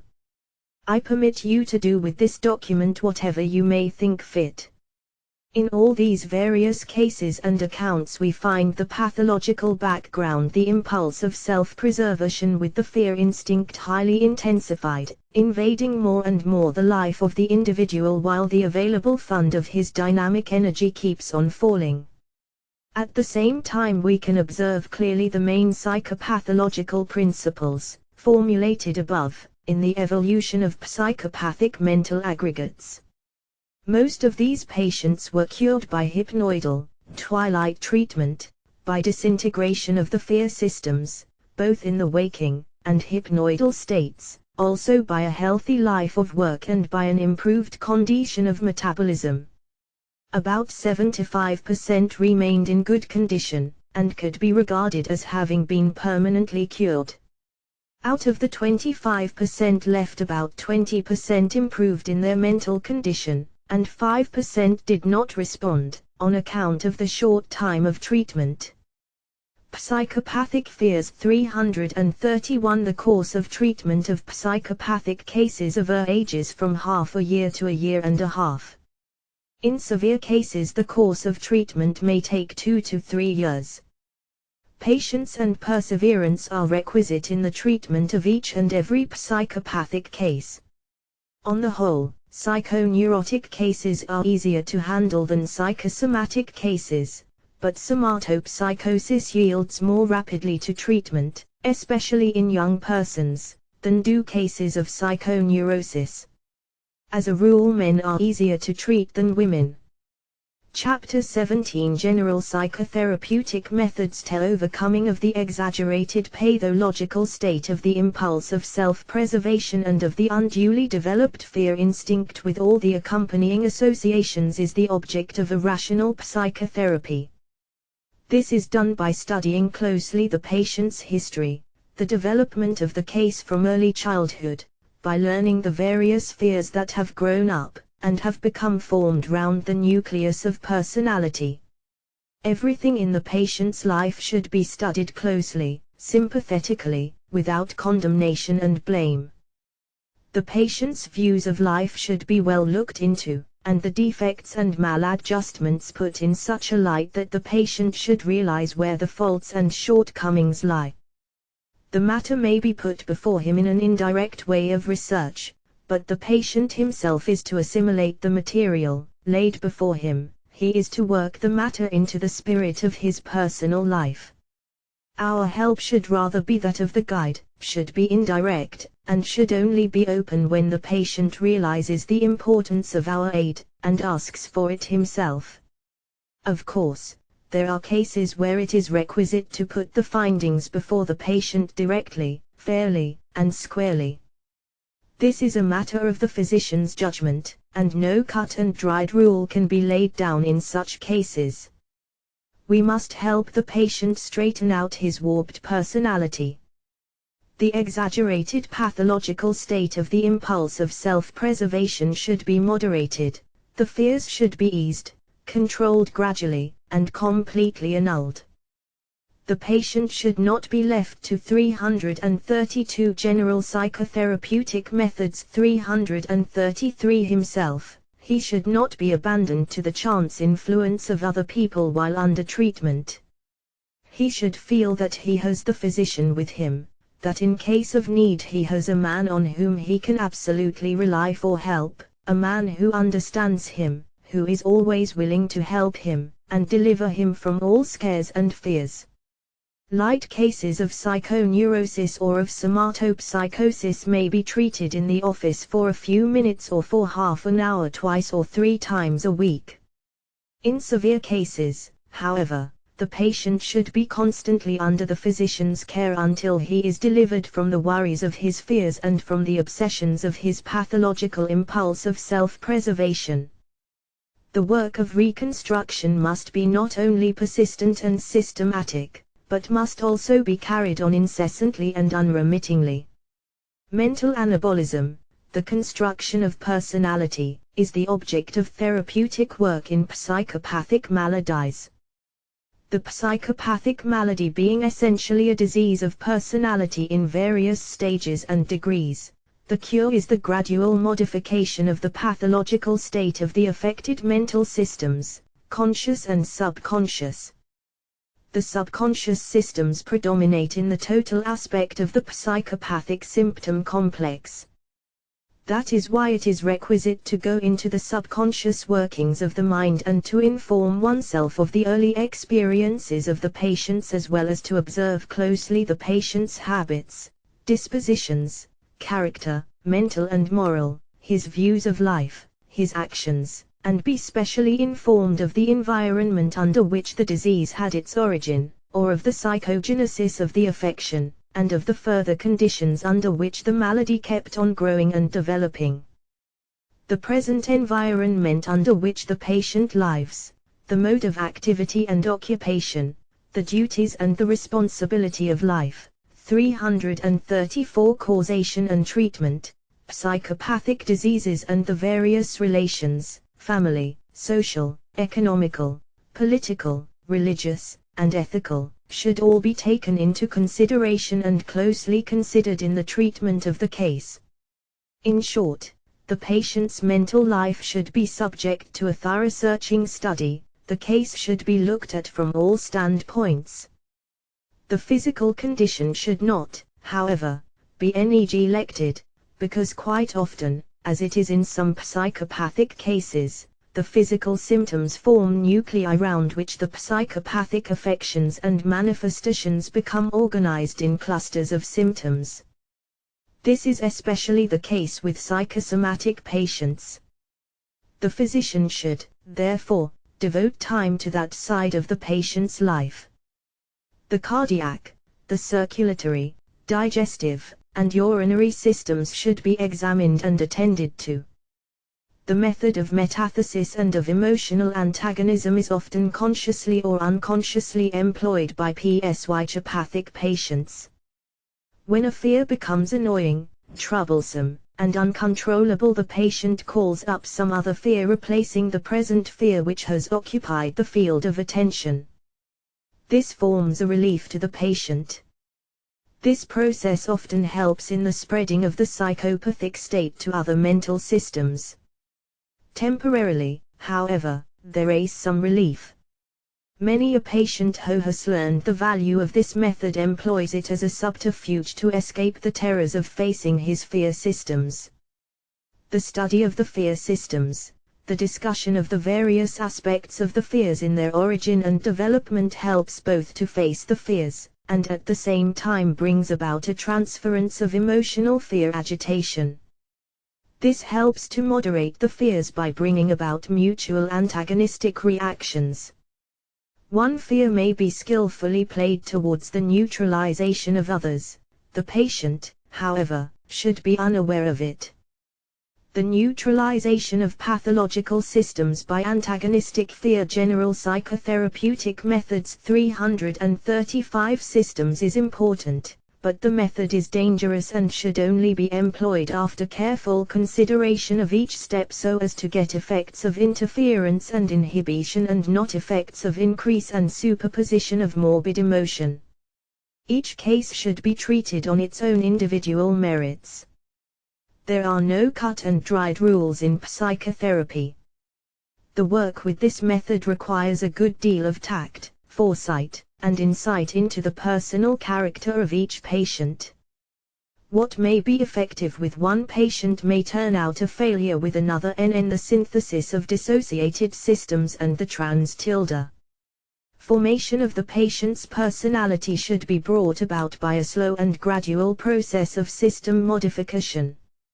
New experience, new knowledge and activity, mental and moral, should be cultivated. The new material acquired and assimilated into the patient's personal life, as well as the new ways of thinking and acting help in the modification of the various systems which form the nucleus of the psychopathic state. The modification, although performed gradually, may in the long run amount to a complete metamorphosis of the patient's states, and thus bring about a complete synthesis and transformation of the morbid mental and emotional systems, both conscious and subconscious. The enlargement of the patient's mental horizon and activity is indispensable to a permanent cure. This, however, from the very nature of the work, must be effected slowly and gradually. The method of disintegration is of import in psychotherapy.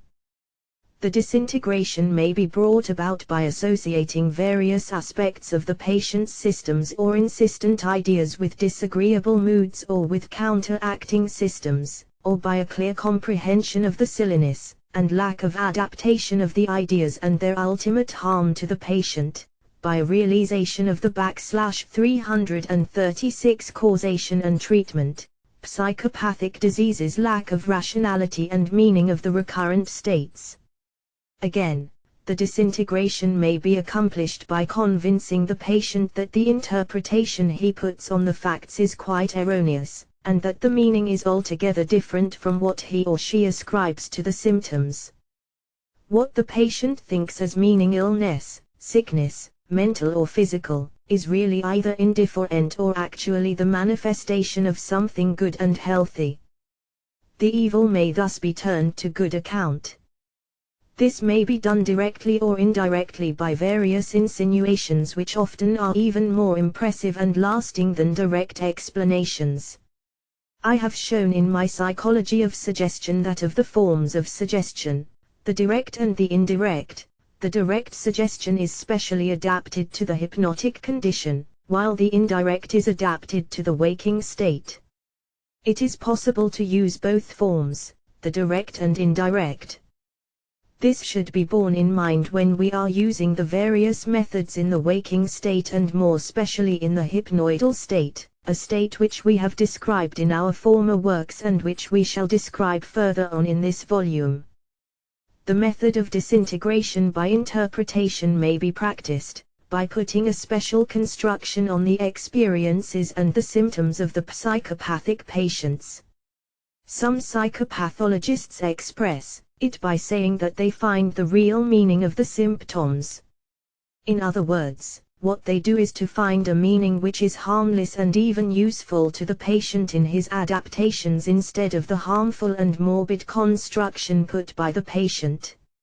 In most cases, as we have pointed out, the psychopathic symptom complex lacks meaning. It is simply a morbid series of manifestations due to some harmful events associated with baneful experiences of early child life. This psychopathic symptom complex keeps on recurring, reproducing its general psychotherapeutic methods 337 self after the biological type of the recurrent moment consciousness, with no meaning except the ones that from time to time become accidentally associated with it. The patient may at one time give one construction and at another time may give a totally different meaning to the symptom complex. The meaning depends entirely on the patient's mood and on the subsequent experiences that help to keep up the fundamental symptom complex. The patient does no more understand the condition than the savage can explain the meaning of many of his bizarre and absurd rites. The only reason, or meaning, is the very fact that the ancestors of the savage have practiced the same customs from time immemorial. If the physician learns to know the patient well and is able to give the morbid symptom complex a determination in a definite direction by supplying a good, healthy meaning, and is able to work it into the tissue of the patient's personal life, a good deal of the battle is won. On the one hand, it is requisite to associate the morbid manifestations with systems which are of little moment to the patient, so that he should underestimate the significance of the morbid manifestations. On the other hand, the good manifestations should be associated with systems charged with emotion of vital import in the patient's personal life. In this way, the active pathological systems become dissociated and disintegrated into their component parts, and finally disappear from consciousness and subconsciousness. This method of disintegration is by no means new. I have employed it for many years under various conditions and circumstances. The physician has to be careful in the use of this method not to associate the disintegrated portions of the mental systems with emotions or instincts, which may indeed for some time give a different meaning to the morbid symptom. Com 1338 Causation and Treatment. Psychopathic diseases plex and thus deflect the discharge of energy in different directions, or even completely inhibit all morbid manifestations of energy, but may work incalculable mischief in other directions. Such, for instance, is the case of the physician who plays with the sex instinct, keeps on arousing the intensity of the sex instinct and thus deflecting the morbid activity of the psychopathic systems in other directions, sexual in character. In this case, the remedy is worse than the disease. Such patients run the risk of being morbidly introspective in the direction of the sex instinct into which the physician deflected the activity of the psychopathic groups. I have seen many patients who have become wrecks under the treatment carried out by that harmful, sexual, introspective analysis. Treatment: intelligent and conscientious physician. Nothing can be more harmful to the sensitive and already damaged personality of the psychopathic patient. Many a patient came to me ruined in mind and debauched in soul by the supposedly well-meaning, but extremely harmful sexual analysis. I, therefore, warn the physician who wishes to devote his time to the practice in psychotherapy to avoid sexual analysis, to avoid the formation of artificial sexual associations which in the end become the bane of the patient's life. The patient may as well be habituated to narcotics to still his troubles. Every conscientious and intelligent physician should be warned against the use of such detrimental and damaging treatment. We have pointed out in our works that a dissociated system present in the subconscious when coming to the surface of the upper strata of consciousness becomes manifested with intense sensory-motor energy. Dissociation gives rise to greater dynamogenesis. This principle of dynamogenesis is important, and cases along such lines should be discouraged by every sincere. _1 General Psychotherapeutic Methods 339 of so-called impulsive insanities and psychic epilepsy are really due to this cause, and are studied and treated on this principle with great success. A system entering into the association with other systems is set into activity not only directly by its own appropriate stimuli, but also indirectly through the activities of the various systems associated with it. These associative interrelations bring about an equable and normal functioning activity, controlled and regulated by the whole mass of associated systems. The mass of associated systems forms the reductives of each individual system. In dissociated systems, the controlling influence of the reductive mass is lost and the result is an overactivity, unchecked by any counteracting tendencies. This relation of dissociation and dynamogenesis is closely related to periodicity of function with its concomitant manifestation of psychomotor activity characteristic of all passions and of periodically appearing instincts. Dissociated systems present impulsiveness, because of the lack of associated counteracting systems. The only way to diminish the overpowering impulsiveness with which the dissociated subconscious systems make an onset in their rush into the region of personal consciousness is to bring about an association, to work the dissociated systems into the tissue of the patient's consciousness. Physiologically, it may be said that a neuron ag_gate, entering into association with other aggregates, and being called into activity from as many different directions as there are neuron aggregates in the associated cluster, has its neuron energy kept within the limits of the physiological level of the total energy of the neuron. A dissociated neuron aggregate, on the contrary, is not affected by the activity of the aggregates. It is 340 causation and treatment. Psychopathic diseases rarely called upon to function, and hence stores up a great amount of neuron energy. When now an appropriate stimulus liberates the accumulated energy, the activity is overwhelming and is very much like the eruption of an underground volcano, giving rise to temporary attacks, to seizures by subconscious states of the whole field of the upper consciousness. Seizures which, being really of the nature of post-hypnotic automatisms, are generally mistaken for epilepsy, the attacks being regarded as epileptic manifestations, as larval epilepsy as epileptic equivalents, as psychic epilepsy.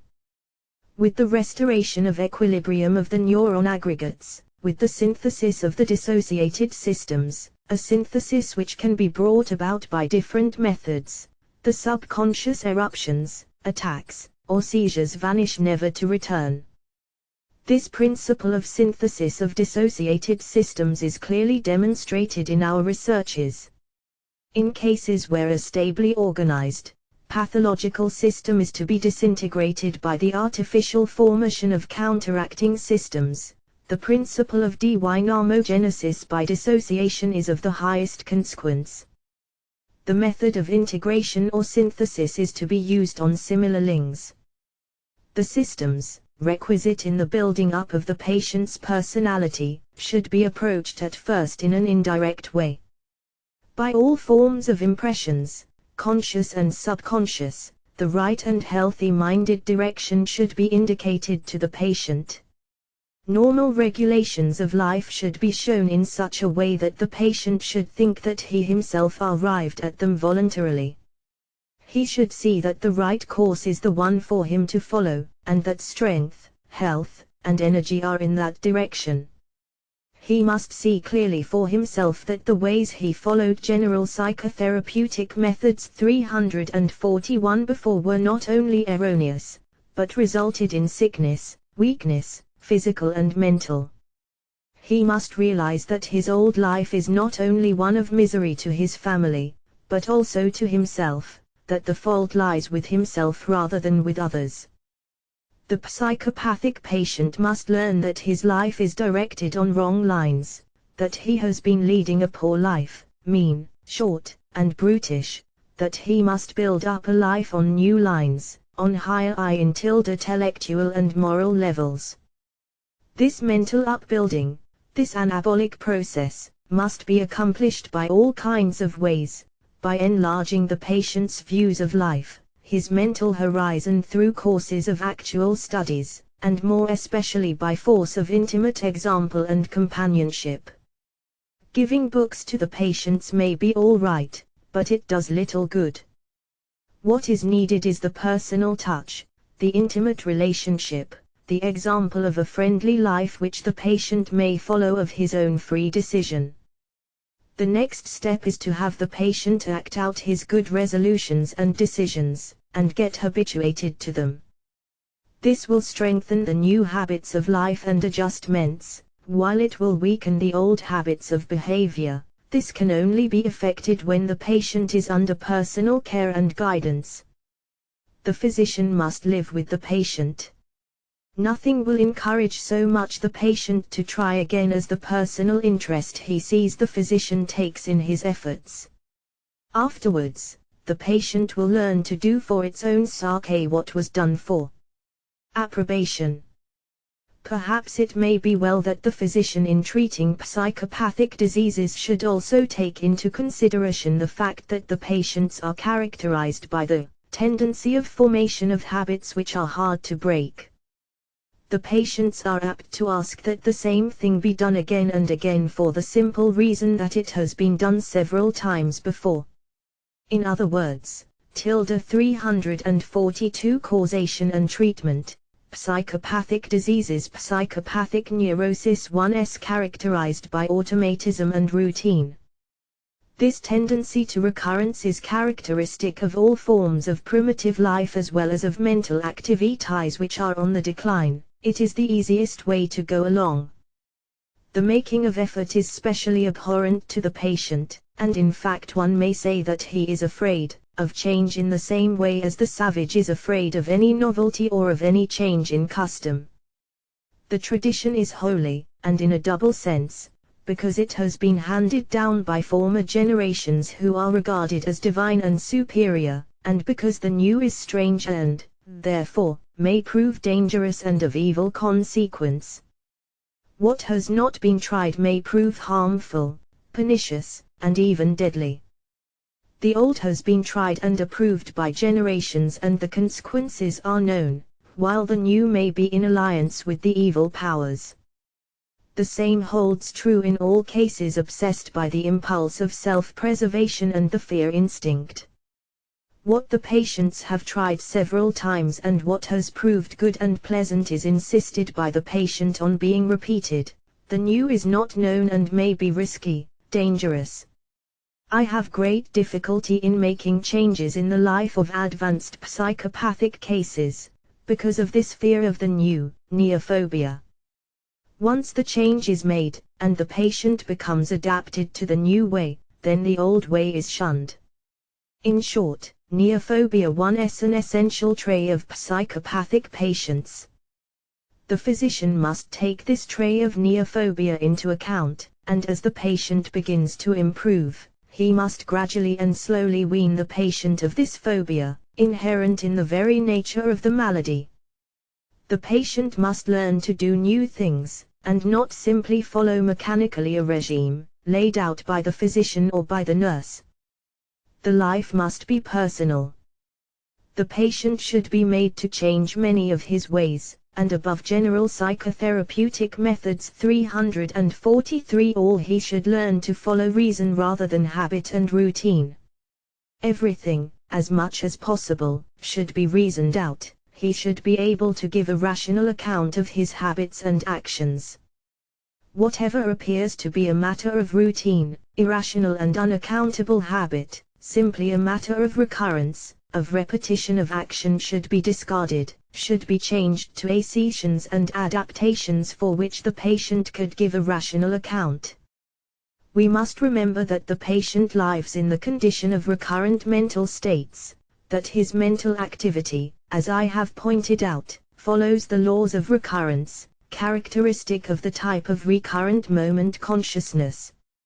It is, therefore, the physician's object to lift the patient out of this low form of mental activity to the higher types of rational, personal life in which the patient can rise above the perturbations of life, above the pettiness of existence with its worries and fears.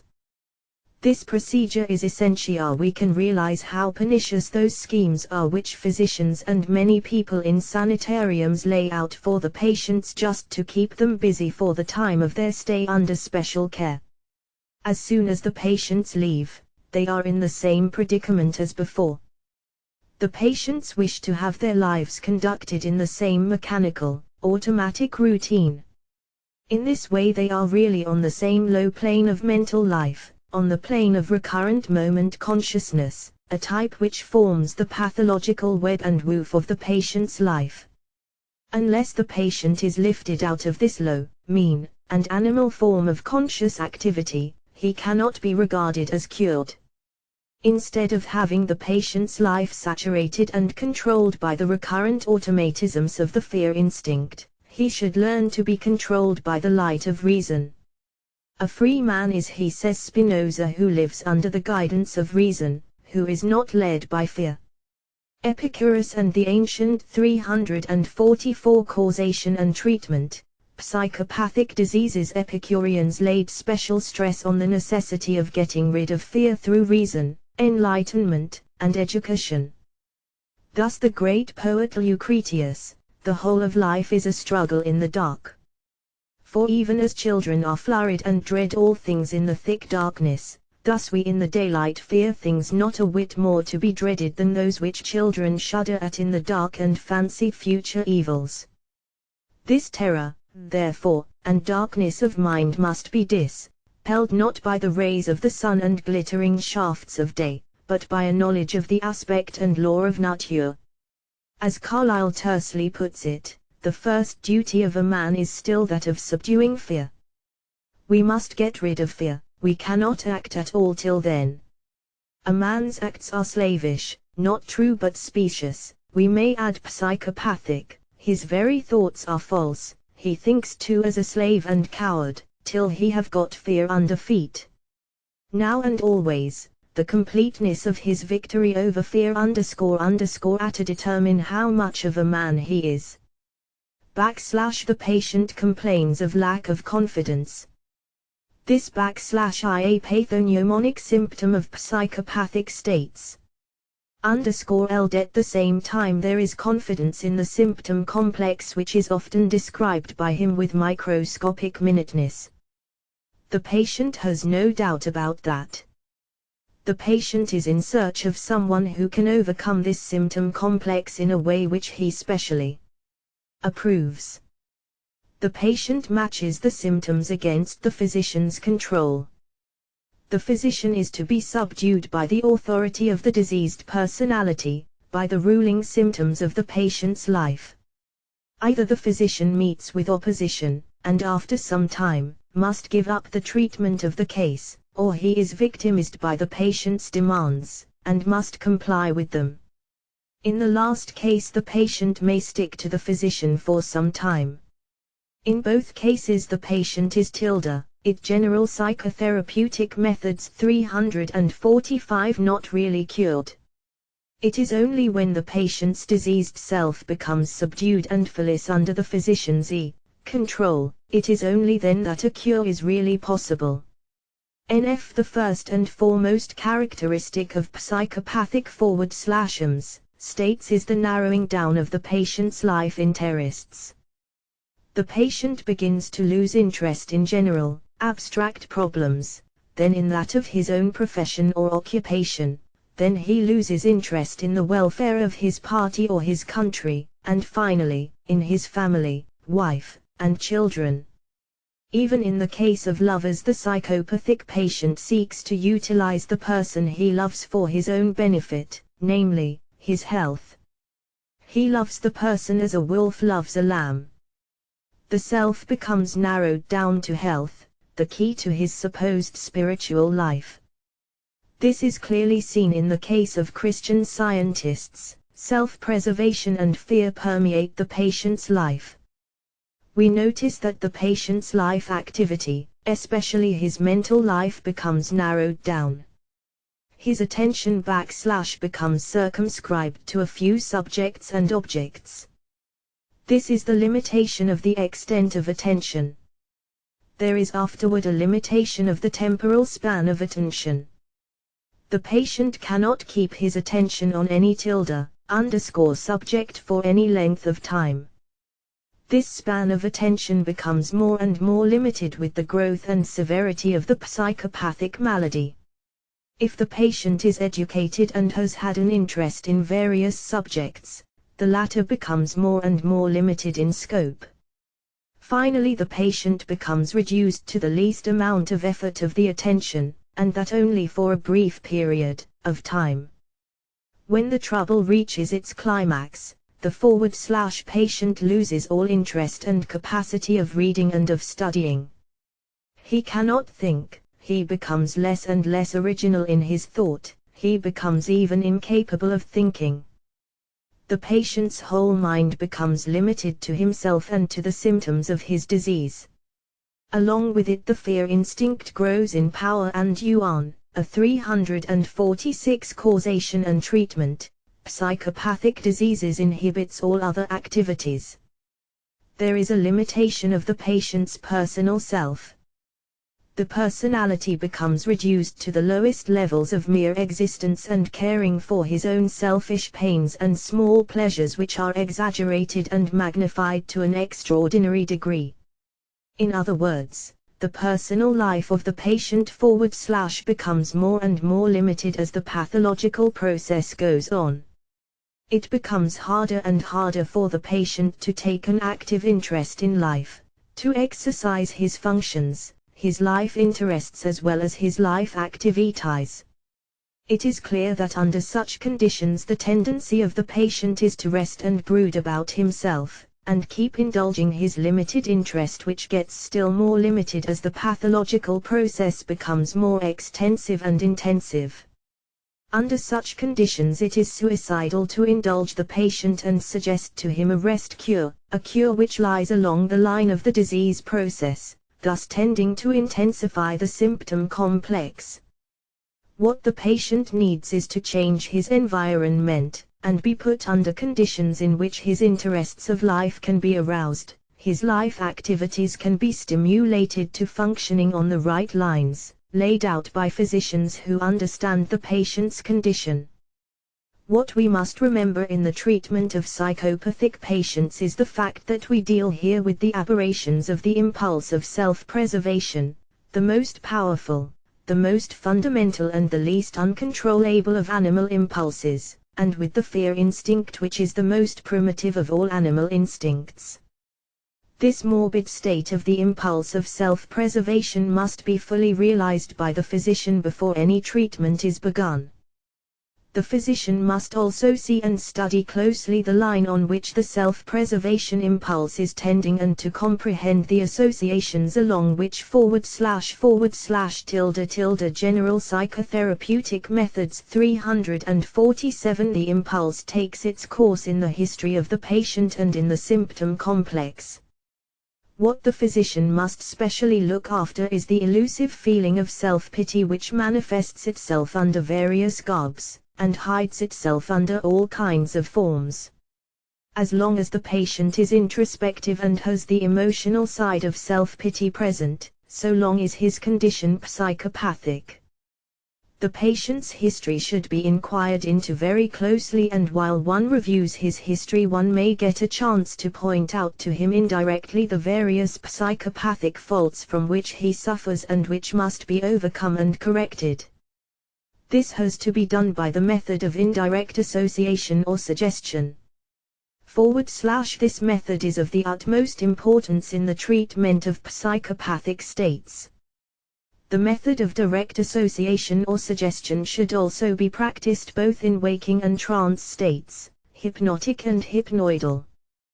The physician, however, will find that the method of indirect association or suggestion will have to be employed all through the course of the treatment. All the surroundings of the patient must be of such a character as to continually arouse indirectly thoughts, feelings, and emotions which should neutralize the patient's feelings and emotions, and should control his fears and his abnormally developed impulse of self-preservation. He must learn self-control in the presence of other people, and finally, even when other people are away, he must give up self-pity as ludicrous and degrading. The extreme selfishness and the uniqueness with which the psychopathic patients regard their own condition should be eradicated from their mind.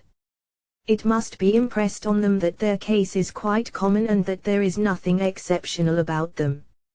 It must be made clear to them that the whole trouble is a 348 causation and treatment, psychopathic diseases matter of maladjustment, that they have developed inordinately the impulse of self-preservation and the fear in *stinct until their mental life has become morbid and twisted.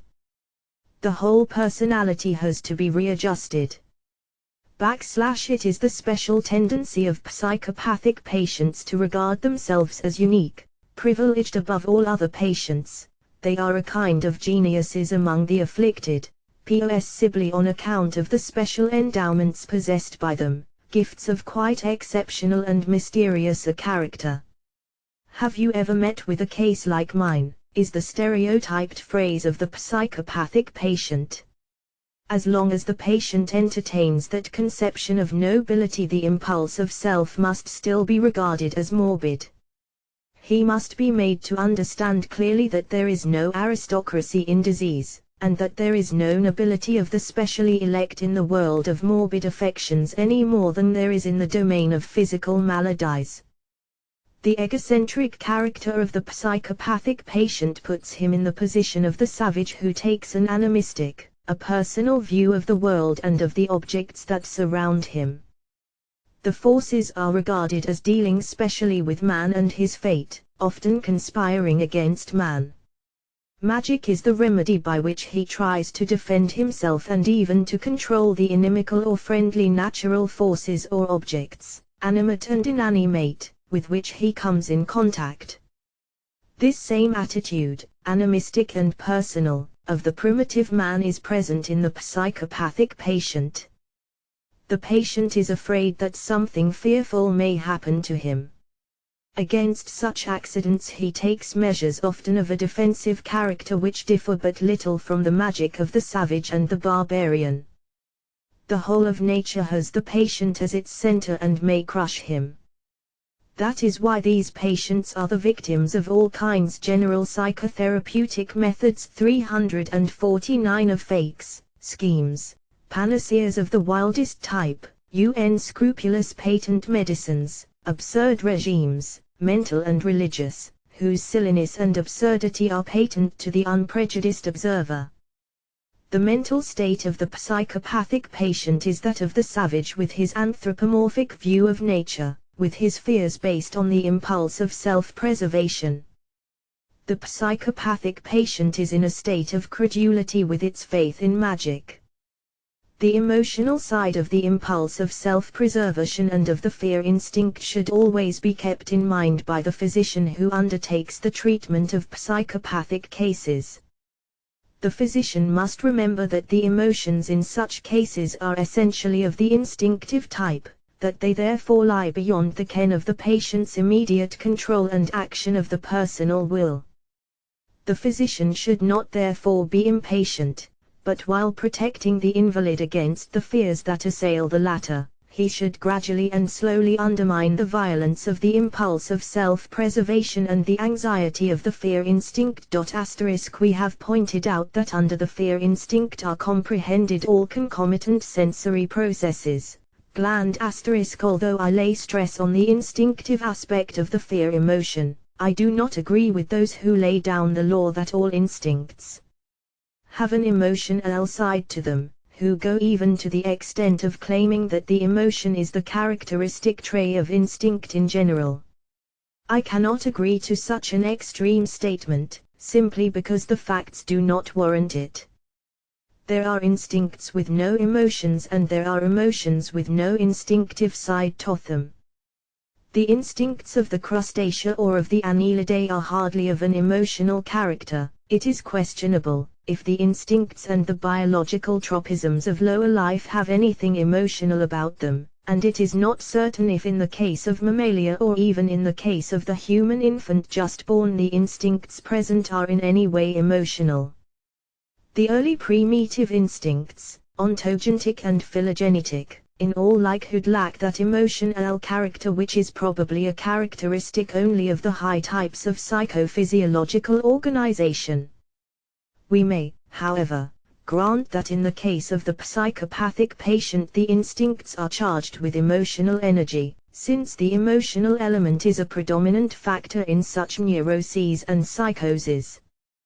We have shown in our works that the manifestation of such instinctive energy, as subconscious and inhibited, is eruptive in character, giving rise to attacks often of a violent nature.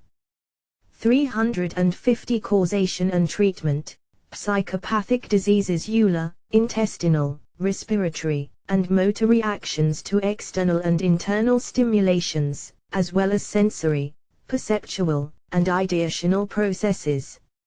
All these processes enter as elements into the emotions, and especially lie into that psychobiological reaction known as the fear instinct.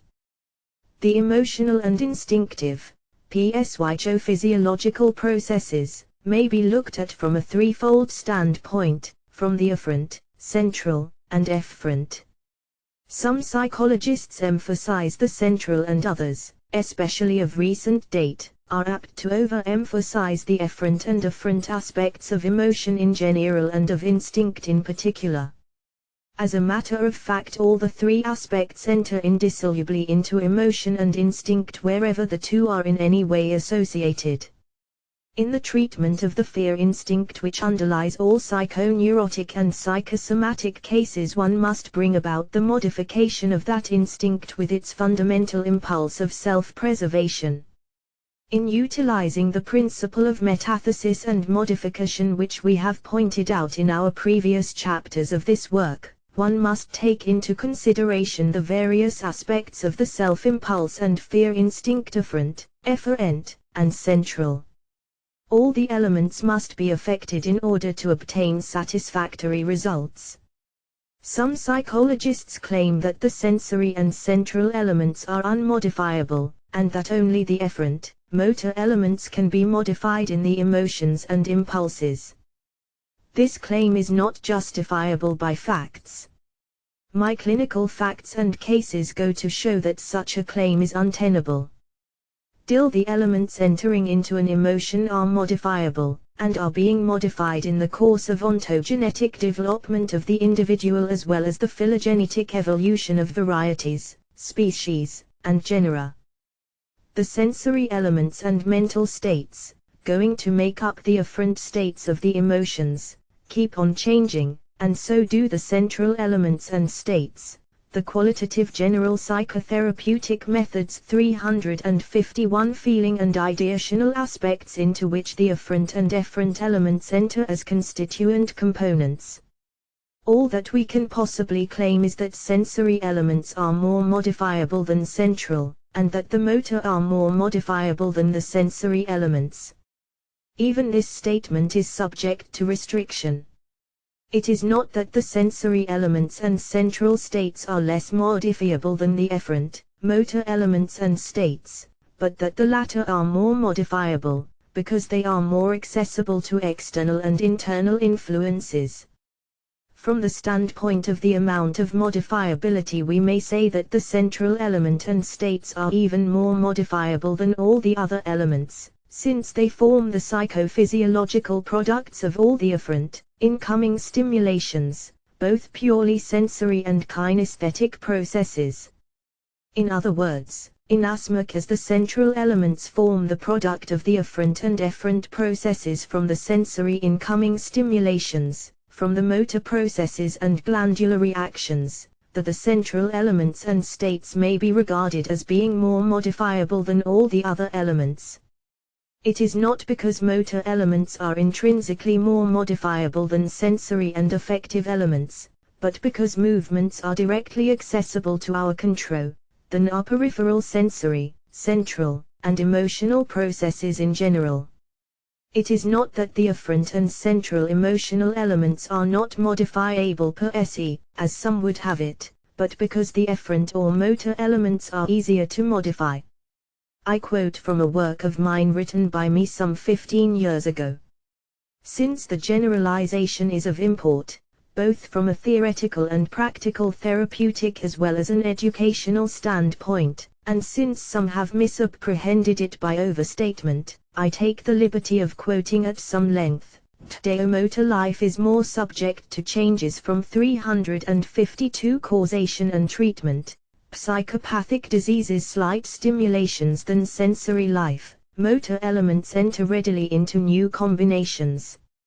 From a biological standpoint, one can see the importance of the greater ease of modifiability displayed by sensory motor elements, since in the adaptation of the organism to its environment it is these elements that are mainly employed in reaction to stimuli of the external world.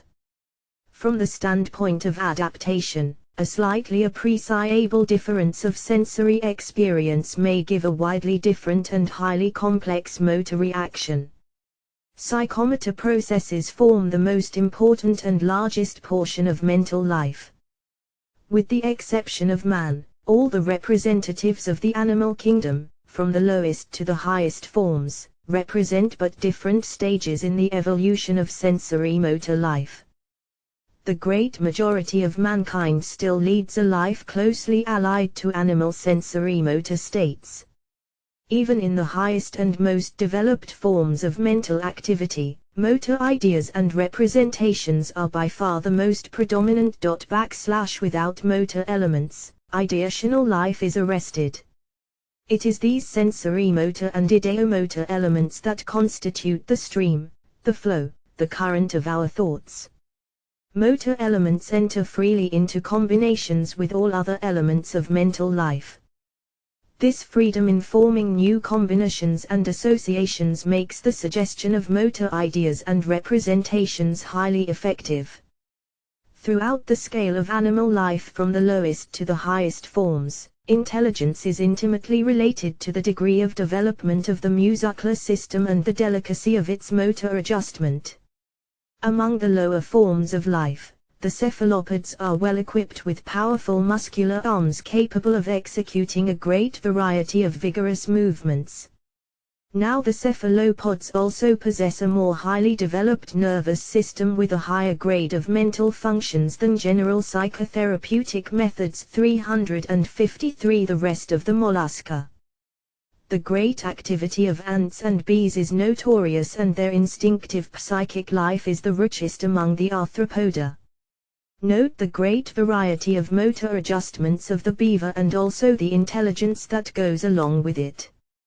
Birds possessed of a high degree of activity and motor adaptability are also the most intelligent of their kind, such for instance as the crow and the different species of talking birds. Notice the activity and great agility of the fox and also the unusual cunning for which he is so celebrated. The suppleness of the dog, his quick reactions to stimulations, the resources of his motor adjustments, and the great extent of his modifiability under changing conditions, are all well known, and along with them goes a high degree of psychosis. Of all the mammals, the quadrumana are the most active, the most imitative and full of mimicry, and with the exception of man they are also the most intelligent.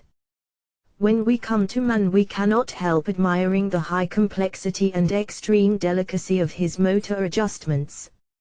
Most marvelous, however, is the human hand, that divine organ which gives shape and form to works of art, to all the outward, visible manifestations of civilization.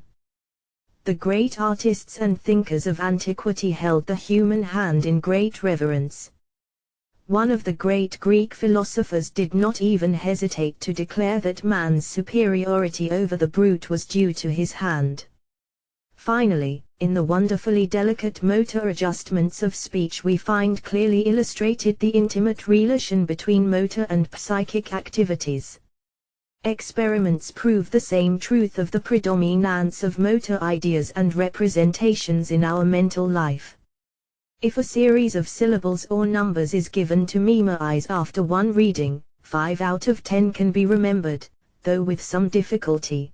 But if the syllables or numbers are written down at the same 354 causation and treatment, psychopathic diseases time, though not looked at during the writing, a far greater percentage, such as 6 or 7 syllables, can be remembered.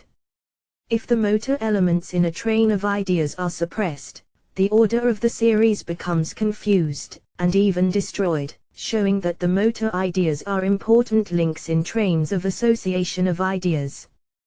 Biologically regarded, voluntary activity, will is the organism's power of adjustment to the conditions of the external environment. In its last psychological analysis, voluntary activity, or will, consists of representations of various modes of adaptations, that is, of motor memories, of highly complex systems of kinesthetic representations, constituting the active subject of the highly developed personality. If this be realized, then the vital importance of motor memories cannot be too highly overrated. Motor memories are at the very heart of personality. We are what we can accomplish.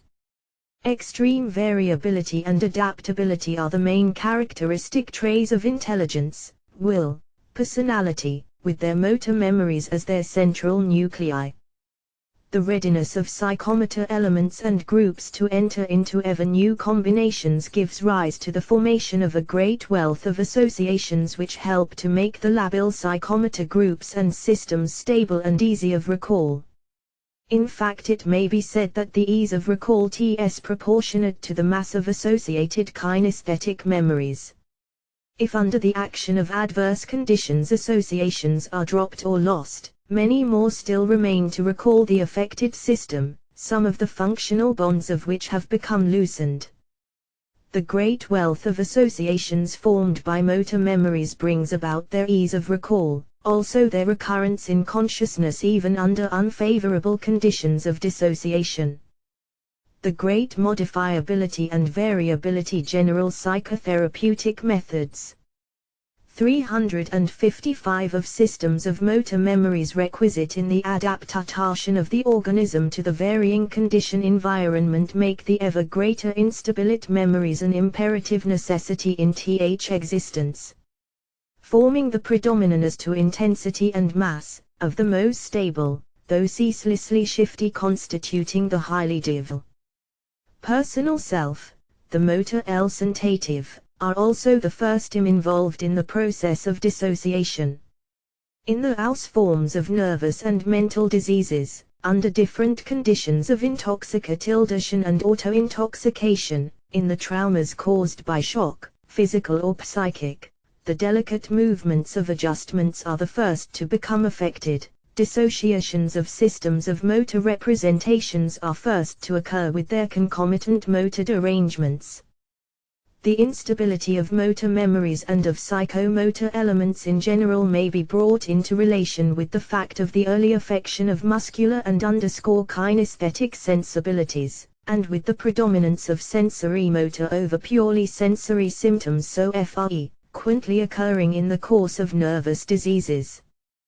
With this may be correlated the significant fact referred to by Mosso, that all substances which slowly destroy the organism must produce phenomena analogous to those of curie, since the motor nerves, according to our researches, have less vitality than the sensory.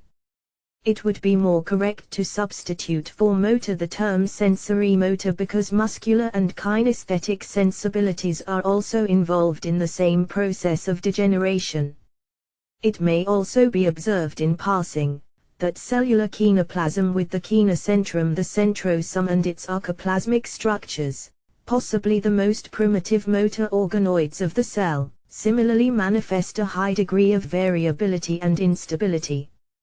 Hence, both plex, relatively ups and systems organization of the presentative and RIPR 356 causation and treatment. Psychopathic diseases motor memories may be regarded as the labil elements of consciousness. They become easily and frequently dissociated and dropped into the subconscious, but for that very reason they are also very easily reproduced or regenerated. In this respect motor memories follow the general biological law of organic regeneration. Organs that are easily and frequently lost in the struggle for existence are also easily regenerated, as for instance, the legs and claws of crustacea or the tentacles of the starfish and octopus. Dissociated systems of motor memories often become regenerated and under pathological conditions when synthesis is impossible. They may even recur with great insistence, giving rise to the most uncontrollable types of insistent ideas and impulses and to various forms of so-called psychic epilepsy, especially of the motor type, closely mimicking typical, organic epilepsy. Dissociated, subconscious systems, like rudimentary aborted organs, are very persistent and often very injurious to the organism. The recurrence of the subconsciously submerged dissociated systems has its parallel in the biological phenomena of reversion, or atavism.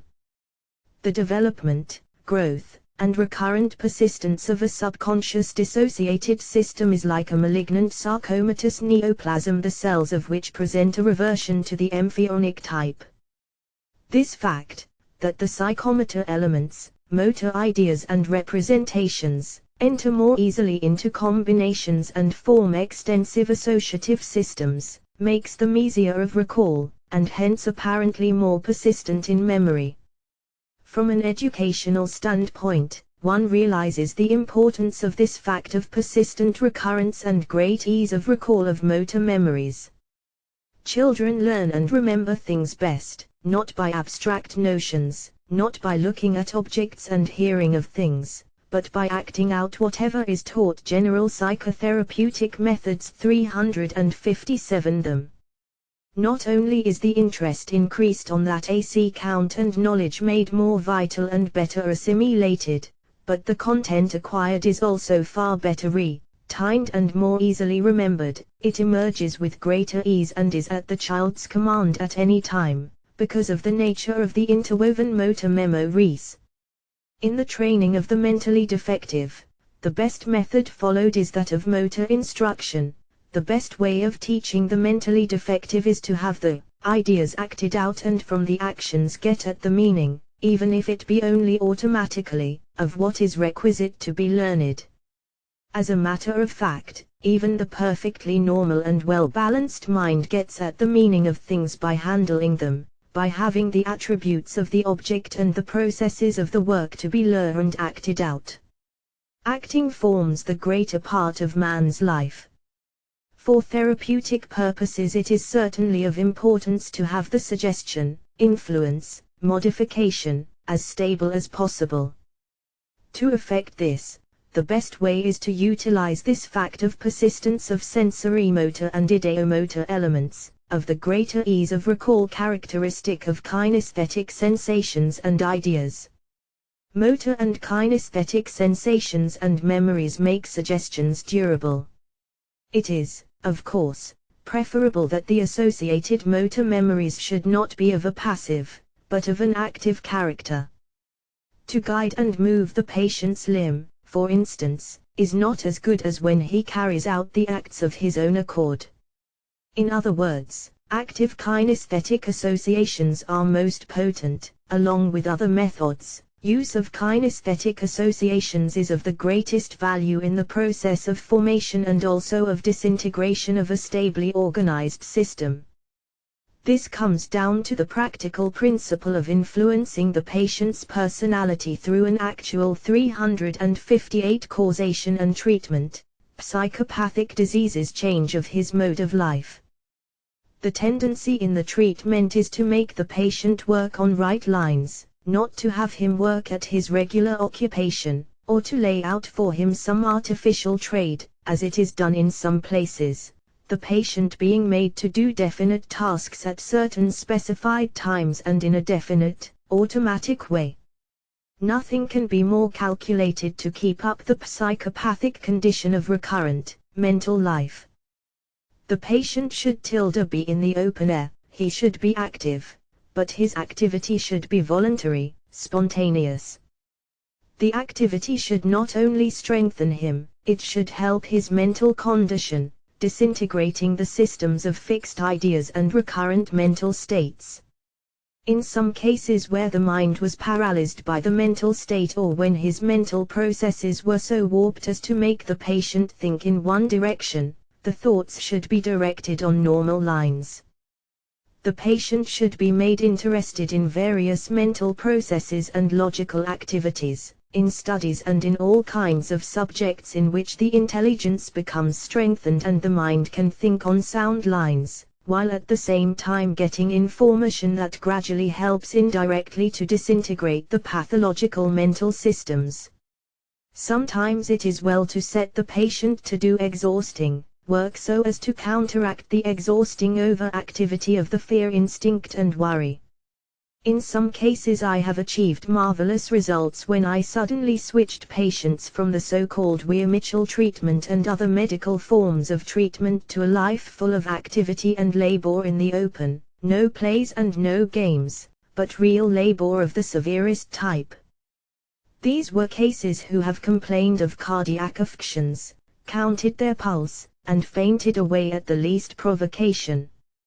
I was with them all the time, took an active interest in their labors and their progress, general psychotherapeutic methods 359, and utilized every opportunity to overcome their fear and psychopathic worries.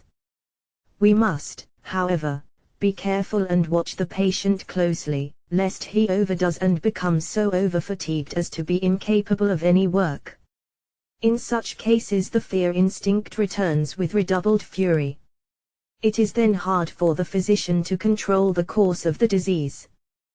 The patient loses courage, may lose trust in the physician and all confidence in himself. The physician should have a personal, close watch over the patient's work and not let it to the mercies of a nurse or an attendant. The patient should be in touch with the physician most of the time.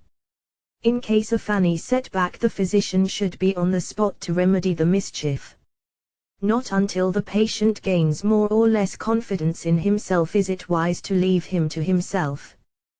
This is one of the reasons why it is so hard, if not hopeless, to treat psychopathic patients in the office.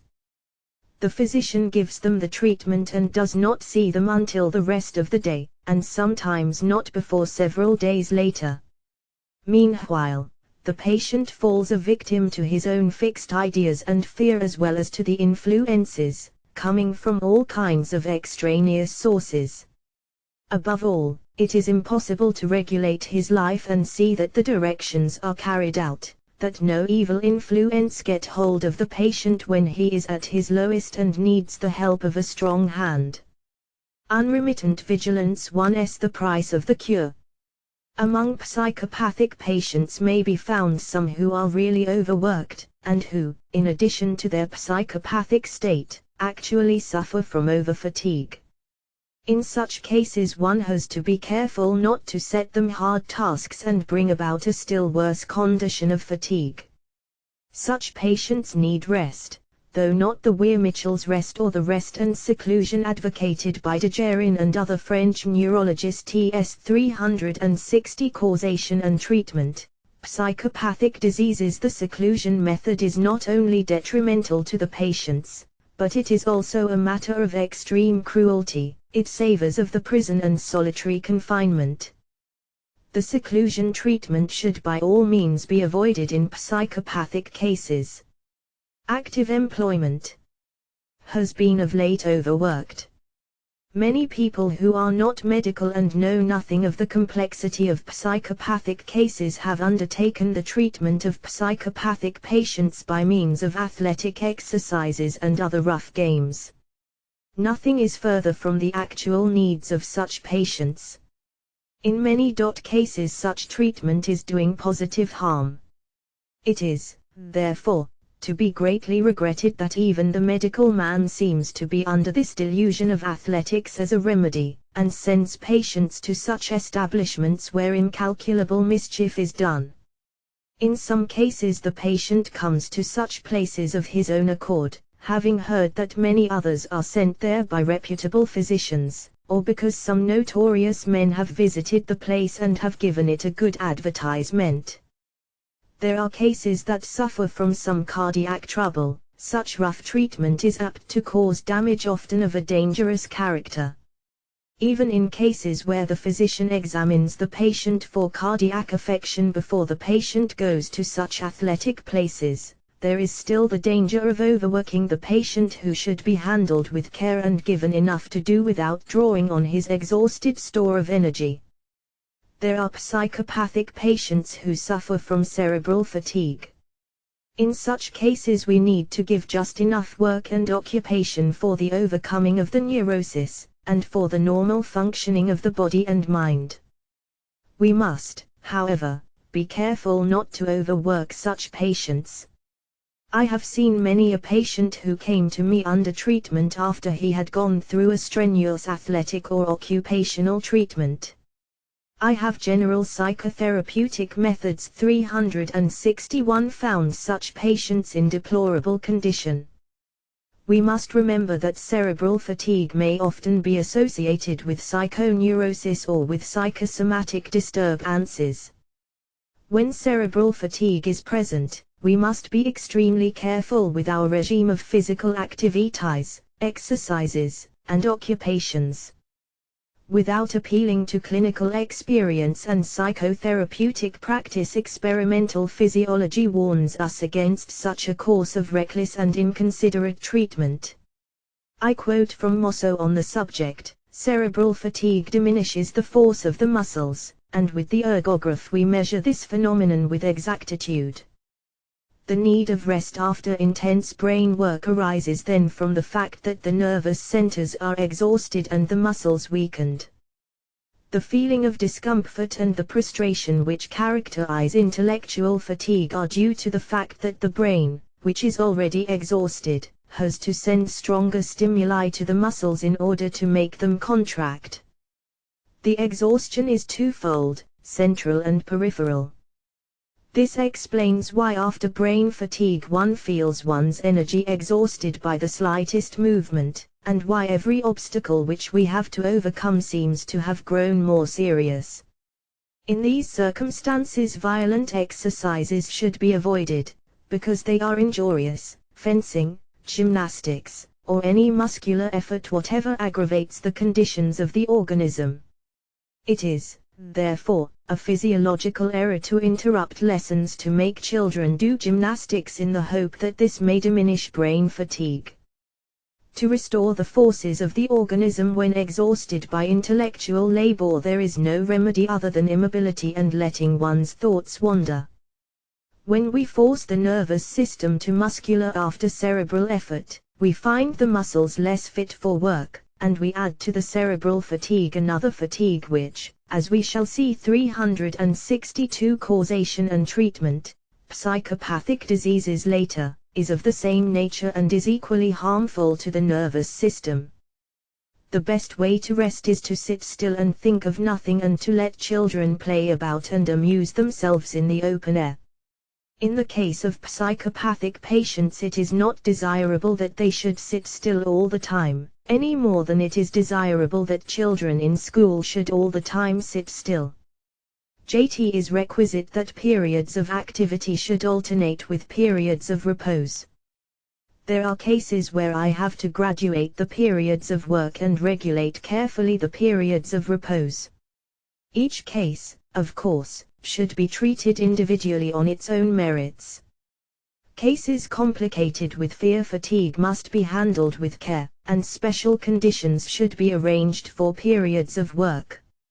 For this purpose of inducing repose, hypnoidization, or the induction of the hypnoidal state, is specially calculated to help in the treatment of psychopathic maladies. From a psychognostic standpoint, the hypnoidal state is of great value, and it is of no less value from a psychotherapeutic standpoint. Chapter 18: The Method of Hypnoidization. Any years ago I discovered a special normal, mental state, widely different from the hypnotic state.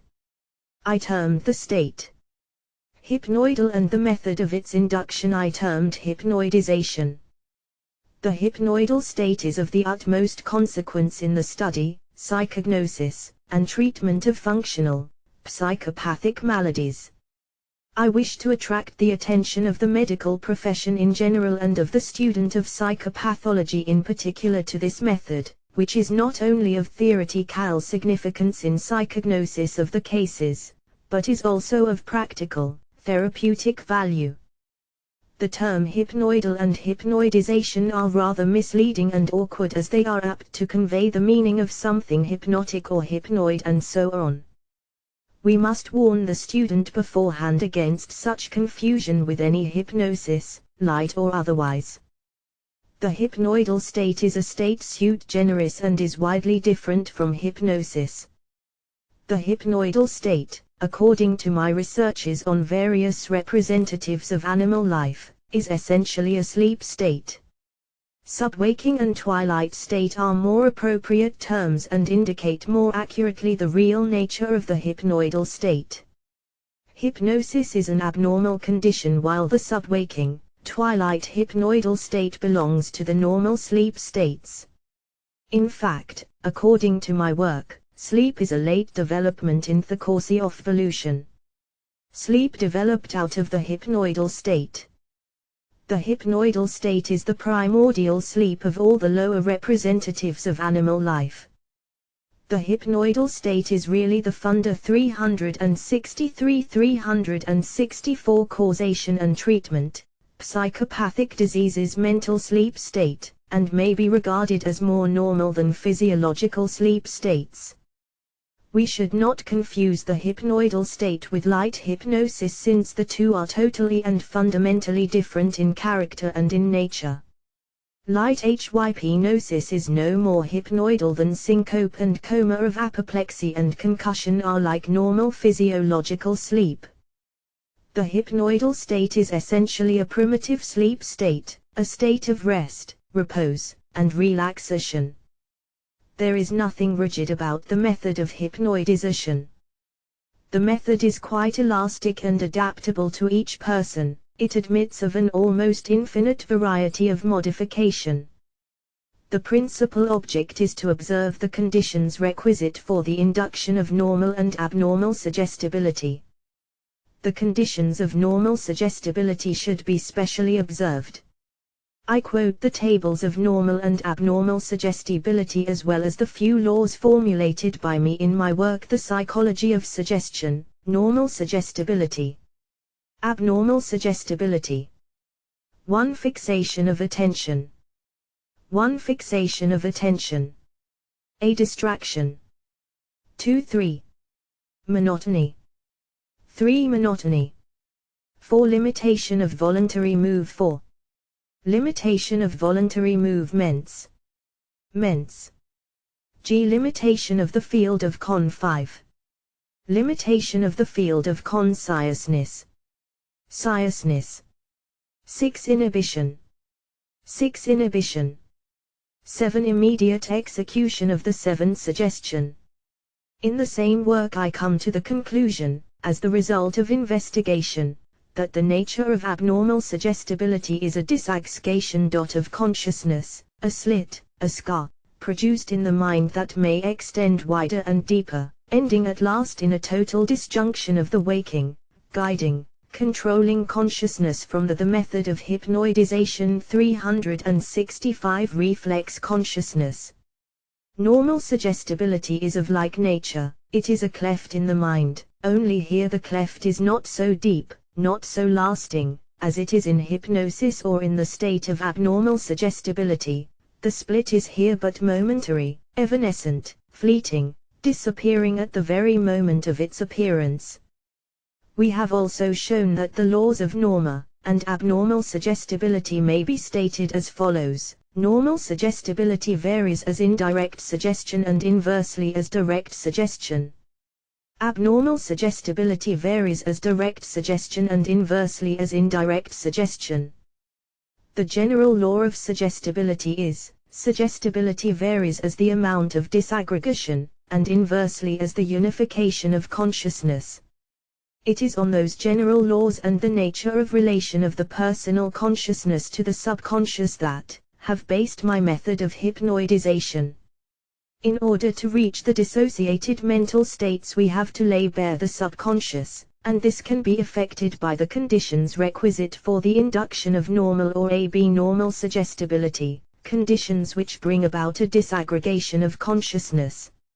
In cases, therefore, where hypnosis is not practicable and the subconscious has to be reached, we can effect a disaggregation of consciousness and thus produce an allied subconscious state by putting the patient under the conditions of normal suggestibility, fixation of attention, distraction, monotony, limitation of the voluntary movements, limitation of the field of vision, inhibition, and immediate execution. This is precisely what the method of hypnoidization consists in, the patient is asked to close his eyes and keep as quiet as possible, without, however, making any special effort to put himself in such a state. He is then asked to attend to some 366 causation and treatment, psychopathic diseases stimulus such as reading or singing, or to the monotone beats of a metronome. When the reading is over, the patient, with his eyes shut, is asked to repeat it and tell what comes into his mind during the reading, or during the repetition, or immediately after it. Sometimes the patient is simply asked to tell the nature of ideas and images that have entered his mind. This should be carried out in a quiet place, and the room, if possible, should be darkened so as not to disturb the patient and bring him out of the state in which he has been put. Fatigue, physical and mental, especially emotional, is a favorable condition. A prolonged warm bath with relaxation is favorable. A predisposition to sleep is helpful. It is, therefore, best to make the first attempts at hypnoidization late at night, when the patient is both tired and sleepy. In most cases, darkness, quietness, repose, the monotonous buzzing of an inductrum are conditions favorable to the induction of the hypnoidal state. As modifications of the same method, the patient is asked to fixate his attention on some object while at the same time listening to the beats of a metronome. The patient's eyes are then closed. He is to keep quiet, while the metronome or some other monotonous stimulus is kept on going. After some time, when his respirations and pulse are found somewhat lowered, and he declares that he thinks of nothing in particular, he is asked to concentrate his attention on a subject closely relating to the symptoms of the malady or to the submerged, subconscious states. The patient, again, may be asked to keep quiet, to move or change position as little as possible, and is then required to look steadily into a glass of water on a white background, with a light shining through the contents of the glass, a mechanism producing monotonous sounds. The method of hypnoidization 367 is set going, and after a time, when the patient is observed to have become unusually quiet, he is asked to tell what he thinks in regard to a subject relating to his symptoms. He may be asked to write the stray ideas down, if speaking aloud disturbs the induced states favorable to the emergence of the dissociated mental states. In some cases it is sufficient to put the patient in a quiet condition, have his eyes shut and command him to think hard of the particular dissociated states. Once the hypnoidal state is induced by any of the various methods of hypnoidization, we can either attempt to follow up the history and the development of the malady, or we may chiefly work for the therapeutic effect and treat the present symptoms. It is, however, advisable from a purely practical therapeutic purpose to combine the two procedures. The cure is then effective and far more stable. When the history of the origin and development of the disease cannot be traced, on account of the age or unintelligence of the patient, the therapeutic effects alone of the hypnoidal states have been utilized. The results are not as satisfactory as far as scientific information is concerned, but they are of great benefit to the patient. The getting access to subconscious experiences, lost to the patient's personal consciousness, makes the hypnoidal state a valuable instrument in the tracing of the origin and development of the symptoms of the psychopathic malady. From a practical standpoint, however, the therapeutic value of the hypnoidal state is most important. Our experiments have revealed to us the significant fact that the hypnoidal state is the primordial rest state. Sleep is but a derivative form of rest. In many conditions of disease it is advisable to have the patient revert to a simple and primitive mode of life. 368 Causation and treatment. Psychopathic diseases. Similarly, in psychopathic diseases a reversion to a simple primitive state proves to be of material help to the patient. In plunging the patient into the hypnoidal state, we have him revert to a primitive rest state with its consequent beneficial results.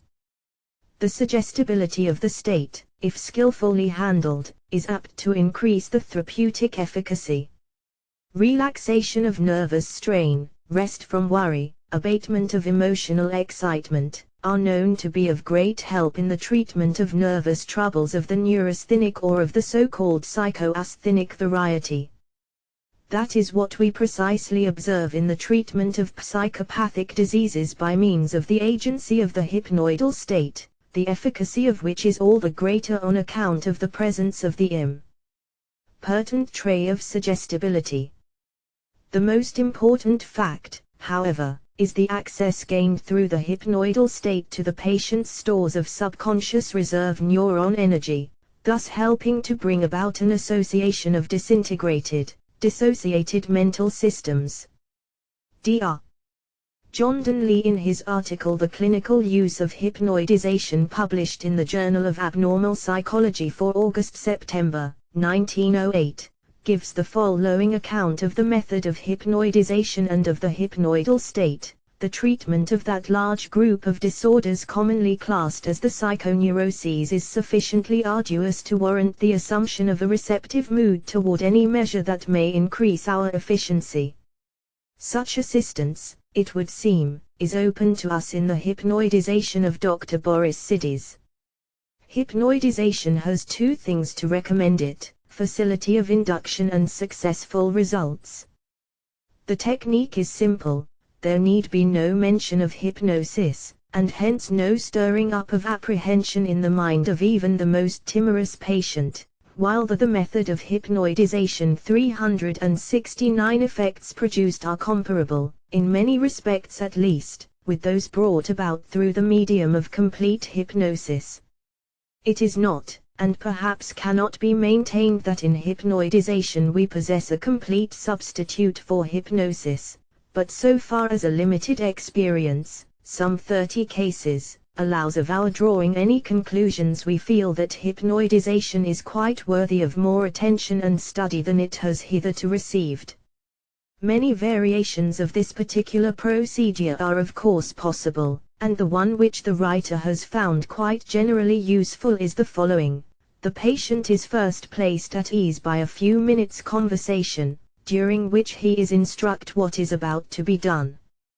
He is then requested to lie upon the couch, the head of which has been placed close to a Faradic wall plate.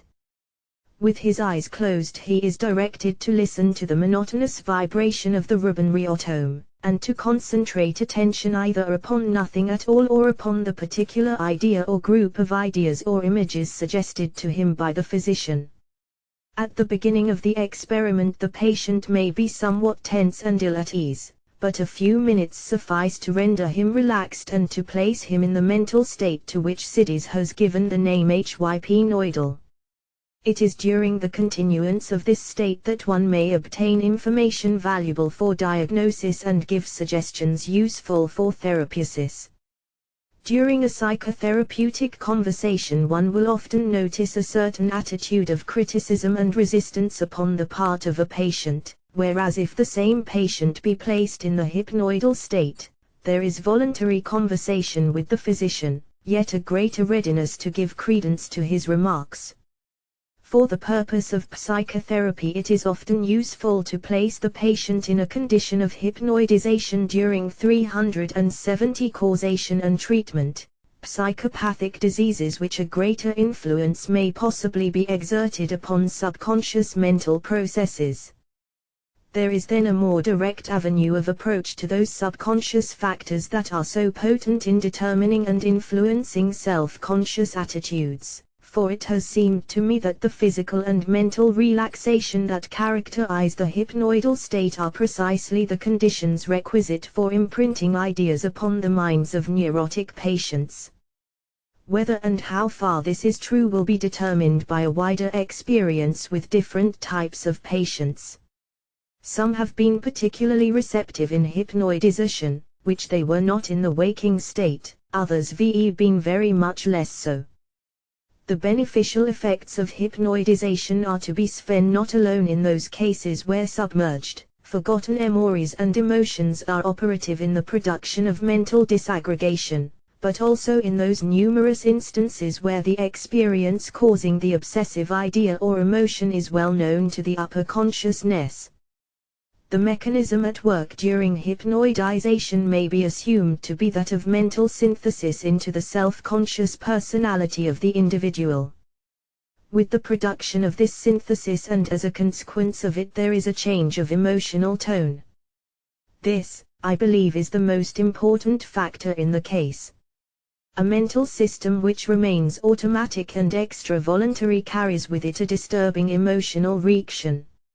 In cases I and II, for example, the recurrence of the obsessive state was not only accompanied, but preceded and followed by a most pronounced emotion of fear, with all of its psychological manifestations. As a result of this, the patients were kept in a state of more or less constant psychological disintegration. They were unable to master their emotions. In hypnoidal states they were made to reproduce the method of hypnoidization 371, their obsessive thoughts and images, and then to describe them in words. When this had been accomplished and they had received further assurance and persuasion from the experimenter, although the purely intellectual content of their obsessions remained known to them, the insistent automatic character and disturbing emotional factors had disappeared. In this metamorphosis of emotional reaction we may observe one of the most interesting and useful attributes of the hypnoidal state. Dr. Dunley gives then a series of cases which he treated successfully from psychognostic and psychotherapeutic standpoints. The reader is referred to the original article. I may also refer to Dr. Mitchell's presidential address before the English Psychomedical Society on the 26th of January, 1911, on the hypnoidal state. Boris Sidis, published in the Transaction of the Psychomedical Society, and republished in My Symptomatology. The value of hypnoidization, says Dr. Mitchell, in the resurrection of dissociated memories is that which is perhaps best established. And this applies not only to the restoration of the forgotten experiences of ordinary amnesia, but to the recovery of dissociated memories that are of pathogenic significance. Sidis himself has insistently taught that the reassociation of dissociated complexes effects a cure of psychopathic disease. My own experience, so far as it goes, tends to corroborate in every respect the claims put forward by Sidis. While in the hypnoidal state the patient hovers between the conscious and the subconscious, somewhat in the same way as in the half-drowsy condition one hovers between wakefulness and sleep. The patient keeps on fluctuating from moment to moment, now falling more deeply into a subconscious condition in 372 Causation and Treatment. Psychopathic diseases which outlived experiences are easily aroused, and again rising to the level of the waking state. Experiences long submerged and forgotten rise to the full light of consciousness. They come in bits, in chips, in fragments, which may gradually coalesce and form a connected series of interrelated systems of experiences apparently long dead and buried. The resurrected experiences then stand out clear and distinct in the patient's mind. The recognition is fresh, vivid, and instinct with life, as if the experiences have occurred the day before.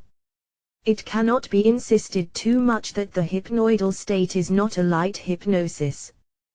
The hypnoidal state is a sleep state. The hypnoidal state is the anabolic state of repose characteristic of primitive life. The hypnoidal state is an intermediary state between waking and sleep. Subwaking is an appropriate descriptive term of the character of the hypnoidal state. The subwaking hypnoidal state, like sleep and hypnosis, may be of various depth and duration. It may range from the fully waking consciousness and again may closely approach and even merge into sleep or hypnosis. The same patient may at various times reach different levels, and hence subconscious experiences which are inaccessible at one time may become revealed at some subsequent time, when the patient happens to go into a deeper hypnoidal state. On account of the instability of the hypnoidal state, and because of the continuous fluctuation and variation of its depth, the subconscious dissociated experiences come up in bits and scraps, and often may lack the sense of familiarity and recognition. The patient often loses the train of subconscious associations. There is a constant struggle to maintain this highly unstable hypnoidal state, and one has again and again to return to the same subconscious train. Started the method of hypnoidization 373 into activity for a brief interval of time. One must pick his way among streams of disturbing associations before the dissociated subconscious experiences can be synthesized into a whole, reproducing representatively the original experience that has given rise to the whole train of symptoms. The hypnoidal state may sometimes reproduce the original experience which, at first struggling up in a broken, distorted form and finally becoming synthesized, gives rise to a full attack. The symptoms of the malady turn out to be portions, bits, and chips of past experiences which have become dissociated, giving rise to a disaggregated subconsciousness. The method of hypnoidization and the hypnoidal states induced by it enable us to trace the history and etiology of these symptoms, and also to effect a synthesis and a cure. For many years my investigations of the hypnoidal state were carried out on subjects and patients, adults and children. The work was entirely limited to the study of such states as found in man. Having found that during the hypnoidal state the condition of mental plasticity is quite pronounced for therapeutic purposes, and having effected many cures of severe psychopathic maladies, ranging throughout the whole domain of so-called hysterical affections, neurasthenia, obsessions, drug habits, especially alcoholic ones, the hypnoidal state has become, in my practice, quite an important therapeutic agent. Lately, others have obtained excellent results with the hypnoidal state in their treatment of various functional, psychopathic maladies. The therapeutic employment of the hypnoidal state may be accomplished in a physiological mode or in a purely psychological way. The hypnoidal state may be utilized for the induction of an intermediate sleep state of repose, in accord with its proper function in the 374 Causation and Treatment, Psychopathic Diseases Early History of Animal Life when rest was requisite for repair of organ and function. The psychological mode is the utilization of the hypnoidal state for the direct and indirect mental modification of the psychopathic mental systems. The alternation of the two forms of hypnoidal treatment is sometimes advisable. In a number of cases the repose hypnoidal treatment, if supplemented by other methods, is quite effective. I have pointed out that the conditions of abnormal suggestibility are 1. Fixation of attention, 2. Monotony, 3. Limitation of voluntary movements, 4. Limitation of the field of consciousness, 5. Inhibition. Patients, therefore, who are so situated as not to comply with the conditions of abnormal suggestibility are difficult to hypnotize. Patients whose attention is weak, fluctuating and wandering, who cannot sustain any interest in a subject without changing it immediately, patients with diffused attention, such as idiots, imbeciles, are not favorable subjects for hypnotization. On the other hand, patients whose personal attention is fixed on systematized delusions, fixed ideas, imperative concepts or on any other well-organized system of ideas permeated by a strong emotion, patients who are intensely conscious of their troubles and pay minute attention to the slightest symptoms so that their attention is confined to a narrow, limited region, their ideas and concepts are fixed, their mental and emotional activities run in well-defined grooves which resist efforts at variations, such patients are hard to put into a hypnotic state. The whole mental makeup has, in such patients, not only lost its plasticity, but is militantly aggressive, so to say, against all changes, the dominant mental systems having gained undue control over the personal consciousness of the individual. The attention is already bound in one definite direction, in the direction of the method of hypnoidization. 375 dominant systems which admit of no inhibition. Thus free fixation of attention and voluntary inhibition, the two important conditions requisite for abnormal suggestibility, are here at a disadvantage or completely absent. Patients with a shifting attention, as well as patients with a more or less rigidly fixed attention, are usually poor hypnotic subjects and are specially been fitted by the hypnoidal state. Patients with insistent moods of a depressing character, with a fixed tendency to worry, to inspect the minute eyes of feelings, hovering in the background of consciousness, patients who take delight in self-analysis, in watching their symptoms, who never can dilate enough on the various delicate shades of their feelings and experiences, patients whose focal consciousness seems always to hover with a feeling of luxury on the periphery of mental life. Such patients are often the despair of the physician who should avail himself of the hypnoidal state, specially adapted for such cases. The hypnoidal state may not be striking and sensational in its manifestations, but it is a powerful instrument in psychopathology and psychotherapeutics. Chapter 19 Clinical Cases of Hypnoidal Treatment. RMG Irish. Age 38. March M. Reed. Occupation, liquor dealer. Father, living, well. Mother died of pneumonia when at the age of 40. Brother and sister died of some obscure form of heart trouble. Physical condition is good. Patient has no appetite, worries, has no confidence in himself, is full of indecision and fear of anything new. He is extremely methodical. Things must be arranged in a certain order, otherwise he feels uneasy and quite unhappy. Has no headaches, suffers from insomnia. Does not drink, but smokes excessively. Sexual life normal. Has been sensitive and nervous from his very childhood. He broods much over his incapacity of spelling. Has been lately working very hard on a new business entrusted to his care. He doubts his business capacities, and fears to ruin the business. He became greatly depressed, had to give up his work and go to the country, but with no beneficia. Results.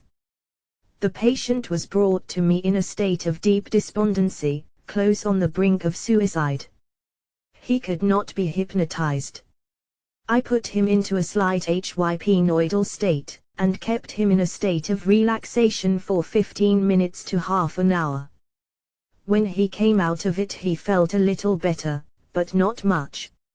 After 2 weeks' treatment the patient felt so far improved that I advised him to return to his work while his treatment was being continued. Gradually his despondency gave way, his fears, worries, and doubts disappeared, while confidence in himself became strengthened. Patient 376 Clinical cases of hypnoidal treatment. 377 declared he felt well, never felt so well before. The treatment covered a period of 3 months.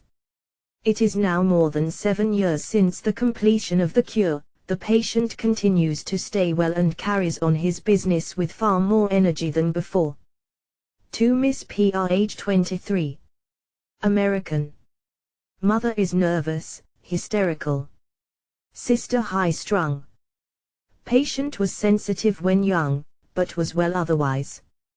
Her present trouble began some 3 years ago. She suffers from constipation, nausea, vomiting, dizziness, dysmenorrhea. Isaaca trademark symbolially and are relieved by glasses. Suffers from numbness in extremities and great fatigue. Attention is good, but her mental state is one of indecision and fear. At first the hypnoidal state was brief in duration, the patient being restless, but as I persisted, the hypnoidal state became prolonged, with gradually increasing beneficial effects. BP 17 years of age. Family history is good. Up to the age of 12 was well. After that he changed in character, became irascible, deceptive in his dealings with people, careless in his social relations, contradicted and even abused occasionally his relatives and treated his mother with disrespect. All power of concentration of attention seemed to have gone, at least he claimed so. My head begins to whirl and my eyes darken when I get hold of a book and try to think long. The boy probably exaggerated his condition, but he was tested in various ways by different physicians and educators, and his attention was found to be wandering. The boy was otherwise quite intelligent. He became associated with idle boys, learned to smoke and acquired other bad habits. About the age of 14, he met with an accident from a Canon 378 causation and treatment, psychopathic diseases cracker, which knocked him down unconscious and nearly destroyed his eyesight. The treatment of the case is quite complicated and would take too much space to elucidate it here. I can only say that the hypnoidal state has been utilized in this case with great advantage. Besides the therapeutic power of the hypnoidal state, the subconscious reserve nervous energy comes into play, while many of the other psychotherapeutic methods become enhanced in their efficiency when utilized in the subwaking hypnoidal condition. For Mrs. F.T. age 27. American. Family history good. Patient is emaciated, pale and anemic, pulse is irregular, there is accentuation of second aortic, otherwise heart is in good condition. Menstruation is normal, occasionally painful and scanty. She was well when a child, but was delicate and frail. She studied hard in one of the local academies and got a fair education. In the provincial town where she lived things were quiet, and Patient's life was rather uneventful up to the time of her marriage, about the age of 22. She was then suddenly transferred from a quiet environment right into the turmoil and whirl of life. The young couple had a hard struggle for the bare necessities of life. At the same time the family responsibilities and social duties were heavy, exacting, and distasteful. This told on the patient and she began to brood, became gloomy, depressed, lost her appetite, began to suffer from restless sleep accompanied with bad dreams and nightmares, complained of anorexia, indigestion, nausea, retching, headaches and dysmenorrhea. Darkness began to gather around her and she began to feel as if she were hemmed in by dark shadows which haunted her day and night. Her dreams were full of the same indefinable shadows which have gotten a grip on her clinical cases of hypnoidal treatment 379 life and sucked out the essence of her soul. She used to wake with those shadows, crowding on her from all sides. The patient, in short, was obsessed by a fear of shadows. She was tired at the least exertion, could not concentrate her mind, had no self-control, no willpower to decide anything, life was a burden. Patient was treated by hypnoidization. The physical and mental conditions began to improve rapidly. All the gloom and shadows fled. The fatigue, the headaches, the digestive and menstrual disturbances were gone, and at the end of 4 months she recovered her health and cheerfulness, and gained 23 pounds in weight.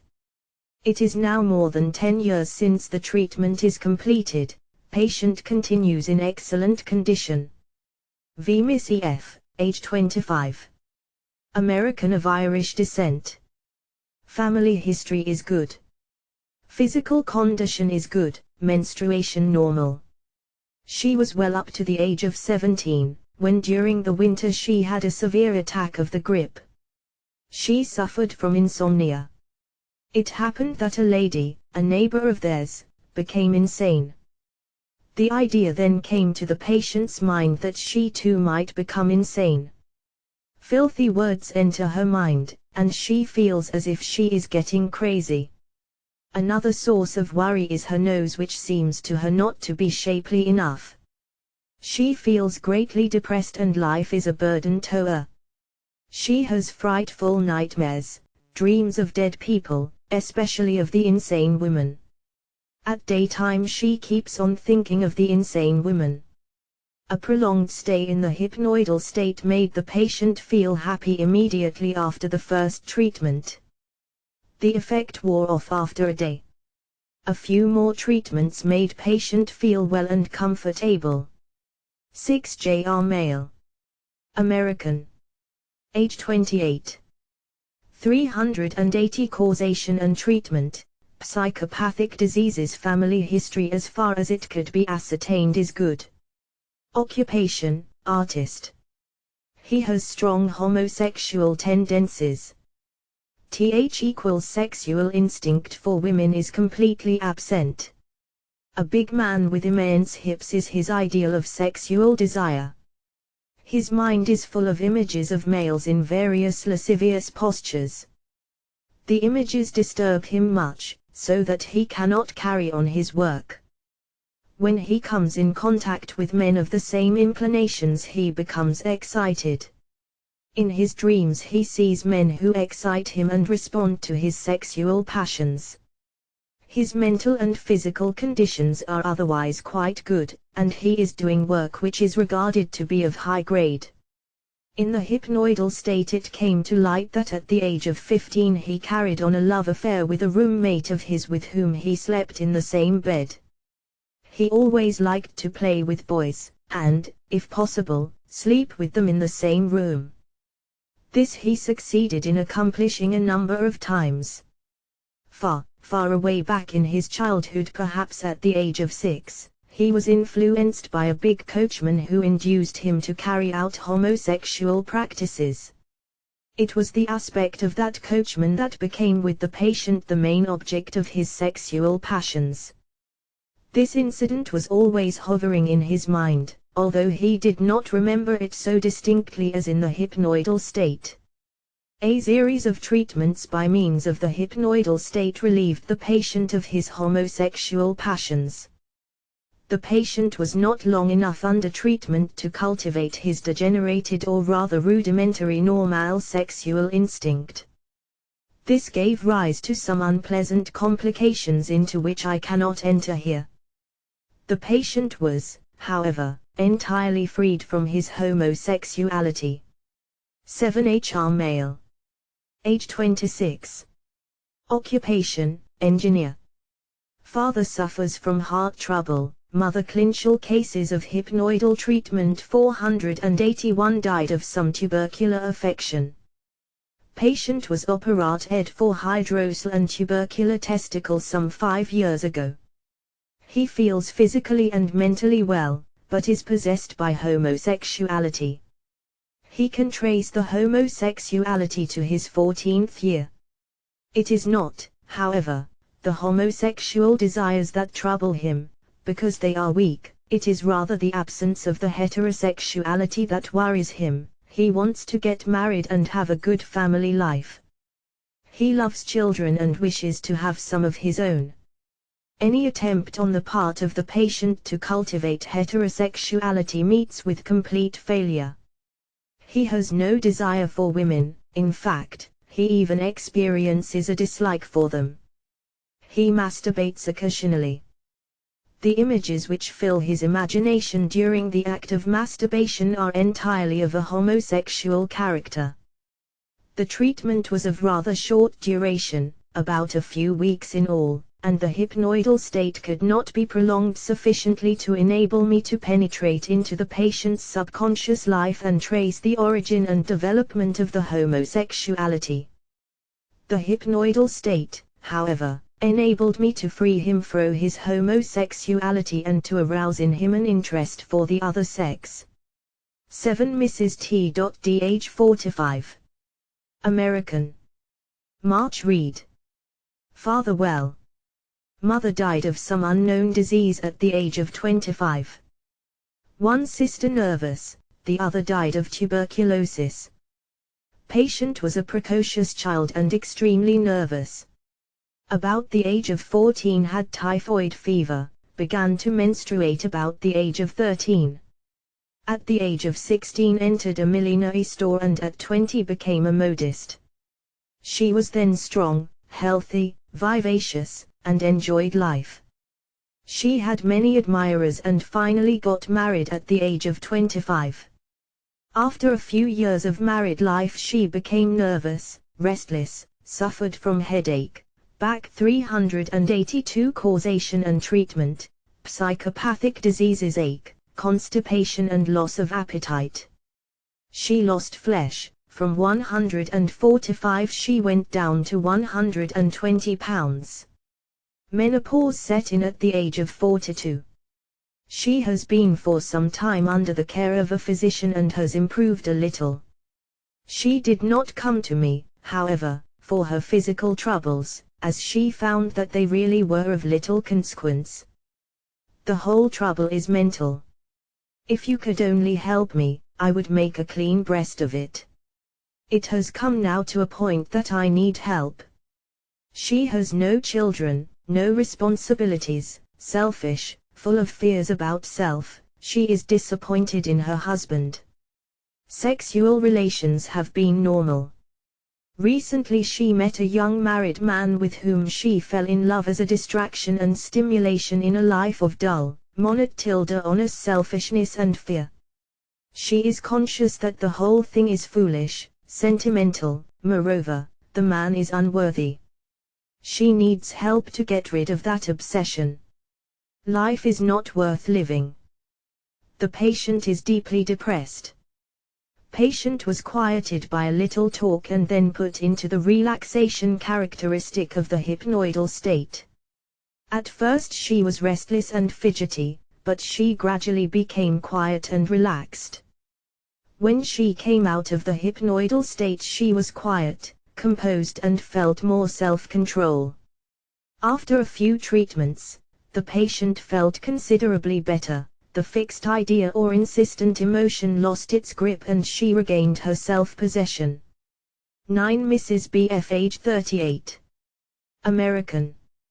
Occupation, physician. Patient comes of neuropathic stock.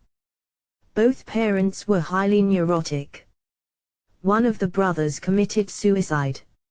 As a child, patient was sensitive and nervous, suffered from various fears. At the age of 8 she had a bad fall, with unconsciousness. As a young girl she worked hard, but felt well. The first period after marriage was happy, but then had clinical cases of hypnoidal treatment 383, a miscarriage which brought her down in health. Her nervous condition became aggravated by the suicide of her brother. Patient occasionally experiences illusions and hallucinations of memory and of recognition, a condition which she thinks she has inherited from her mother who has gone through similar experiences. When I first saw the patient she was in great emotional excitement. She cannot eat, cannot sleep and is in agony. Wants to commit suicide. The mother-in-law tortures her, alienates her husband's love, intends to separate him from her. The evil eye of the mother-in-law hypnotizes her. Patient becomes transfixed and paralyzed by that gaze. Her willpower is gone, her personality is fast disappearing under the baneful eye of the mother-in-law. Nothing but death is left to her. The patient was quieted and then put into hypnoidal state with its characteristic relaxation. After the first treatment, patient felt somewhat relieved of that intense strain in which she was. After a few treatments by hypnoidization, she felt much better, felt perfectly normal, was herself again, was ready to meet the exigencies of life no matter how unpleasant they might prove to be. At the close of the treatment, patient regards her insistent desire to talk of herself as foolish and ridiculous. She realizes that she has magnified trifles, that she has misconstrued the relations of her husband to herself, that he really loves and is devoted to her as much as ever. Her emotional tone now is one of peace and repose. She has a good appetite, sleeps well, has no dreams, and has gained 6 pounds. Ex-Mrs. SD age 32. American. March Reed. Family history shows neurosis. Masturbated early and for a number of years. She is very religious, is depressed on account of her sins. Suffers from insomnia, lassitude, great fatigue, crying spells, gastralgia. 384 Causation and treatment. Psychopathic diseases: loss of appetite, vomiting, heartburn. She is suggestible, capricious, irritable, sensitive, suspicious, suffers from morbid introspection, indecision and doubts. Likes routine, anything new frightens her. Always dissatisfied with life, becomes easily depressed and complains of all kinds of pain. Treated by the hypnoidal state, the patient improved considerably. No cure, however, could be effected as the patient's psychopathic condition was unfortunately kept up by the complicated, unfavorable family life. 11 Miss DM age 43. Family history good. Patient was well until a year ago, when menstruation became irregular and menopause set in. Patient suffers from backache, occasionally from intense pain around the sacral and coccygeal region and the back of pelvis. The pain shoots up the back of right and left sides. Patient faints from dizziness. Some physician told her it was due to hemorrhage into the kidneys. She is nervous, restless, has lost her appetite, suffers from indigestion and from insomnia. A few months ago she happened to fall down from a car, and since then she is afraid to board a car or to walk upstairs. The patient was but a short time under treatment, so that there was no time to follow the case closely, but she improved rapidly under the treatment by hypnoidization. 12 Mrs. CK age 45. Family history good. Children are all well. A year ago, at the oncome of climacteric period, patient became nervous, sleepless, lost her appetite, had flushes and flashes of light, suffered from headaches and worried a good deal. She is very religious, and is mortified by her unholy thoughts. She curses and blasphemes the Creator in her mind, and all kinds of filthy ideas trouble her, especially when she prays. She is in agony of fear, feels she is a lost soul. God will not pardon such obscene, outclinical cases of hypnoidal treatment. 385 rageous blasphemies on his holy name. Patient is despondent, feels greatly depressed and is unable to do anything, cannot do her housework and has lost interest in her family. She is indifferent to her friends and refuses all social intercourse. She keeps on brooding and is full of despair. It took me some time to gain her confidence. It was at first difficult to keep her quiet and have her relaxed. After a few treatments by hypnoidization, improvement set in rapidly and she is now in excellent condition. 13 Miss W age 35. Irish, housekeeper. Patient is well nourished. Physical condition is good, menstruation is normal and painless. Occasionally she suffers from headache, but on the whole headaches do not trouble her. She suffers much from auditory hallucinations and thinks she is possessed by demons. From her 9th years she suffers from hearing spirit voices which sometimes tell her unpleasant things. Along with the hallucinations she also has attacks of automatic speech. Occasionally the automatic speech becomes uncontrollable. It appears to the patient as if some other being forces her to tell what she thinks. It is on that account that she shuns society. Her family in Ireland, being aware of her trouble, thought it was demoniacal possession. Occasionally she has visual hallucinations of angels and saints. It would take too much space to give a full account of this interesting case. We can only refer to it in its main outlines. as our object here is not so much the psychopathological as the psychotherapeutic aspect of the cases.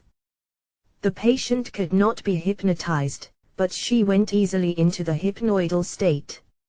At first the improvement was rather slight. In fact, now and then the hallucinations and the automatic speech became even 386. Causation and treatment. Psychopathic diseases more frequent and more annoying than before. After a couple of months of treatment, the outlook began to be somewhat brighter. The auditory and visual hallucinations began to give way, the automatic speech considerably diminished and became more controllable. After a few months' treatment by hypnoidization, all the symptoms completely disappeared. 14 Mrs. M.R. age 38. American. Married.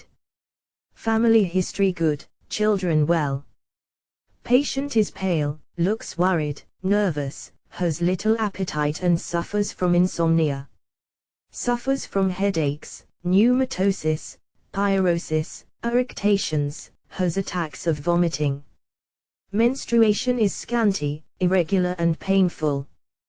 When about the age of 9, she met with an accident. She fell out of a carriage and was unconscious. About the age of 12, she had an accident with a runaway horse. Since that time she has the greatest terror to ride in a carriage, but enjoys much automobiling. She also has an uncontrollable fear of dogs. When a child, she was attacked by a dog and then heard and read a good deal about hydrophobia. In fact, after she was bitten by the dog, the sensations she experienced in the throat seemed to her to be hydrophobia. The fear of dogs occasionally sets in as an attack and comes to the surface of her consciousness during states of extreme fatigue. She especially suffered from it during pregnancy. Many of the details of the accidents were revealed in the hypnoidal state, although she had a general knowledge of them during her ordinary condition and was painfully conscious of them during many of the attacks. A number of details became subconscious and were disclosed during the hypnoidal state. A series of treatments by hypnoidization greatly relieved the distressing symptoms, but the treatment was not continued long enough to obtain permanent results. Clinical cases of hypnoidal treatment 387-15. Mr. C.B. age 39. Single. R.U.'s Sean. Builder. Father died of apoplexy at the age of 72. Mother is 77 years old, but has always been nervous. Brothers and sisters are all well. Patient is rather undersized, about 5 feet, 2½ inches, and weighs about 97 pounds. He looks emaciated, anemic, cachectic. Has no appetite, suffers from indigestion, nausea, gastralgia. Anything unpleasant makes him feel nauseated. Detailed inquiry of early sexual life discloses no abnormalities. All those symptoms set on about 12 years ago when patient had an attack of gonorrhea of which he was greatly frightened and kept on worrying about its consequences. He suffered then a good deal from nausea, which afterwards persisted. The feeling of nausea became exacerbated with his father's death. Patient is extremely introspective and suggestible in regard to sickness. If any of his family happen to have some trouble, he is sure to be sick with the same symptoms. Thus, about 2 months ago, the patient's mother fell and broke her left arm. Patient began to feel pain in the left arm and had to be treated for it. He tells me that every new moon he experiences irritation in rectum and around the anus. This he kept up from his boyhood and is due to the fact that about the time of the new moon his mother, in her old-fashioned superstitious way, used to administer to him a purgative. Put in the hypnoidal state, patient felt much relieved. The beneficial results of the hypnoidal treatment became manifest at the end of a few weeks. 16 Mr. J.R. age 28. American. College education. Family neurotic. Patient is greatly emaciated. Appetite is poor. Bowels are costive. Sleep is disturbed by dreams and is usually restless. He is emotional, impulsive and has periods of 388 causation and treatment. Psychopathic diseases, feeling of well-being alternating with periods of depression. In the periods of depression he is apt to become taciturn, gloomy, retiring and brooding over his health and mental troubles. For a couple of years in succession he somewhat lost in flesh, caught colds and coughed. The fear of consumption seized on him and he went to Arizona for his health. He was possessed by the fear of tuberculosis, although the best specialists assured him that his trouble was largely of nervous origin. In Arizona, the patient lived a regular, normal life in the open air, regained his physical health and got rid of his fear of tuberculosis and colds. This, however, did not last long. A couple of years later, when he happened to catch a cold, the fear of tuberculosis reappeared. Any irritation in the trachea, any little cough due to some dust, any little congestion in the pharynx, meant a cold with its underlying fear of consumption. This fear was further emphasized by a near relative who happened to suffer from colds. The patient was also obsessed by other insistent ideas. When he saw numbers, such as the date of the year, for instance, he added them, and liked that certain numbers, such as 25 or 35, should come out. If the results did not come out, he kept inserting figures or subtracting until the desirable result was obtained. When he saw words, he looked at the letters and wanted that a certain number of I's and R's should be there. If the number of letters did not suit him, he inserted I's and R's to suit himself. The insistent ideas of this kind, however, were not accompanied by any emotional disturbances. The treatment of the case covered a period of about 2 years. The condition was obstinate, difficult to control, the symptoms kept on recurring with great insistency. Persistent treatment, however, during the hypnoidal state, finally reduced the fears and the clinical cases of hypnoidal treatment 389 insistent ideas. The patient lost his fear of consumption, did not catch so many colds, he cared little, if he did catch any. His brooding disposition left him, and he devoted himself to his work. 17 Mrs. J.F. age 28. American. Married. Family history good. For many years has been suffering from headache, backache, general fatigue, weakness in the eyes, which occasionally becomes very painful. The headaches were sometimes intense, so that the patient was in agonies. The pains extended all over the head, shooting down the back. There were present sore spots in the back of the head, the pressure on which made the patient feel more relieved. During menstruation the headaches became more severe than usual. She also complained of various pains in the right iliac region. Patient's appetite was irregular, nothing tasted well to her, nutrition was poor, constipation present. She suffered occasionally from bulimia. The muscular condition was rather flabby. Heart in good condition, though somewhat irregular, due to the patient's nervousness. No albumin in the urine. A gynecologist diagnosed salpingitis and advised an operation on account of adhesions formed. The patient, however, refused to be operated. Patient gets a headache as soon as she reads a few pages in a book. This suggested the oculist, who measured her with a pair of glasses, but the eyes were as weak as before, the headaches were as easily induced and as persistent and severe as ever. When under my care, after trying the gynecologist with his tampons and pessaries, and then again the oculist with his glasses, I was forced regretfully to abandon the advice of both professions and turn to my hypnoidization.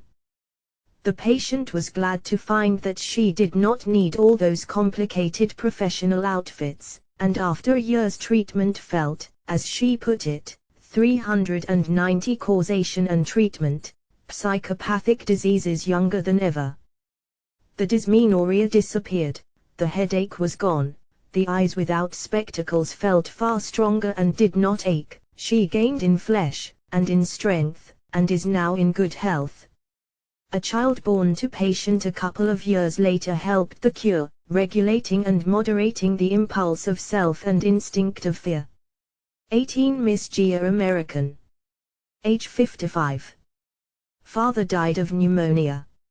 Mother died of fatty degeneration of the heart. 3 brothers died of various forms of cardiac lesions.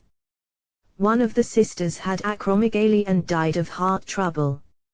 In the collateral branches of the family there are histories of tuberculosis. Patient looks poorly nourished, her appetite is completely gone. Menstruation stopped some 10 years ago.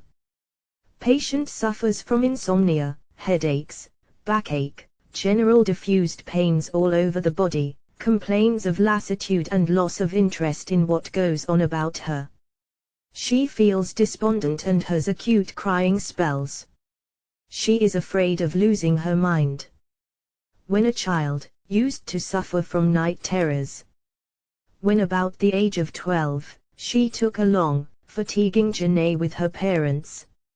She was so exhausted that on her return she was aphasic and paraplegic, and was confined to bed for 6 months. The present condition set on a few years ago. She has lost the sense of smell and of taste, and is much depressed. I must confess that when I undertook the case I did not expect any favorable results. It was an old, chronic, insidious case. The age of the patient as well as the family history were by no means encouraging. The first couple of months the treatment dragged along indifferently. All I could then say was that the patient did not get worse under the treatment. The hypnoidal state, however, gradually admitted me into the patient's early history and I obtained important clues to her clinical cases of hypnoidal treatment. 391 symptoms. Here comes in the value of the knowledge of the course and development of the malady and the consequent help in the treatment of the dissociated systems. With a better insight into the abnormal psychology of the case, the hypnoidal state could be used to better advantage. The patient began to improve rapidly and at the end of the 4th month of treatment by hypnoidization completely recovered.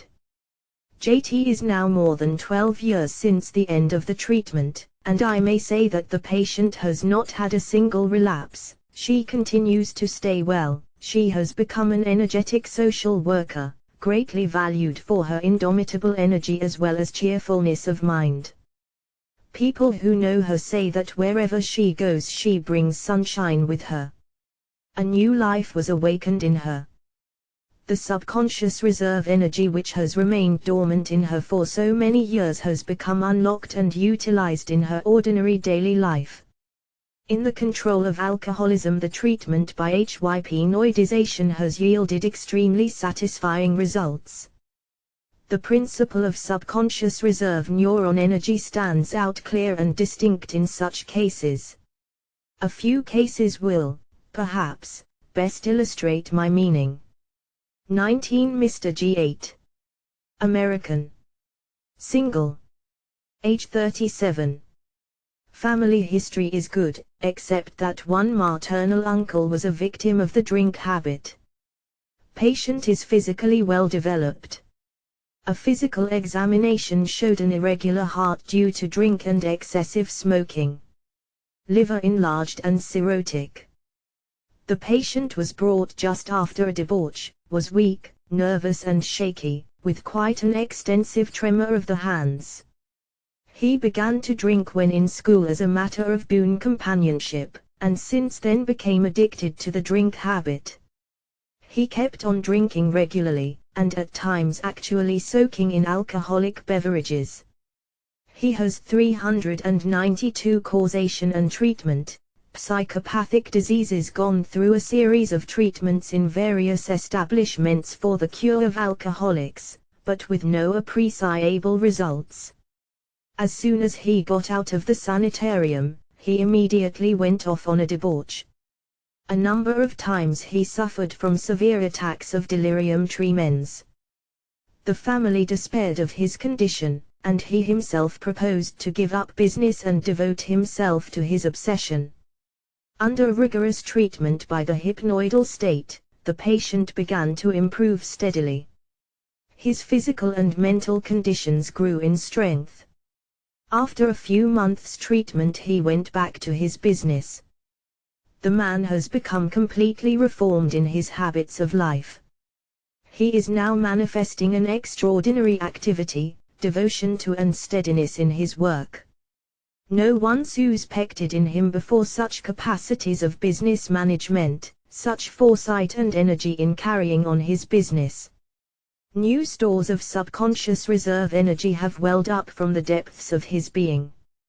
He has become another man at whom his own brothers are surprised on account of the extraordinary change produced. XXJL Irish. Protestant. Age 57. Family history good, except for the fact that his brother is also addicted to drink and has been under my care for a few weeks, with the result of leaving off drink for 2 years and, after having had 2 relapses, has completely recovered. Patient is a printer by trade and has been drinking for over 30 years.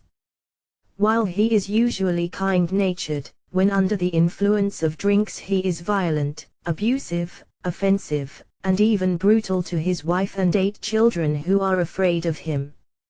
From his sister and from his wife I have the information that periodically patient goes off on a long spree and spends all his money, neglecting his wife and children, and when he comes home he clinical cases of hypnoidal treatment 393 brutally abuses everybody in the house.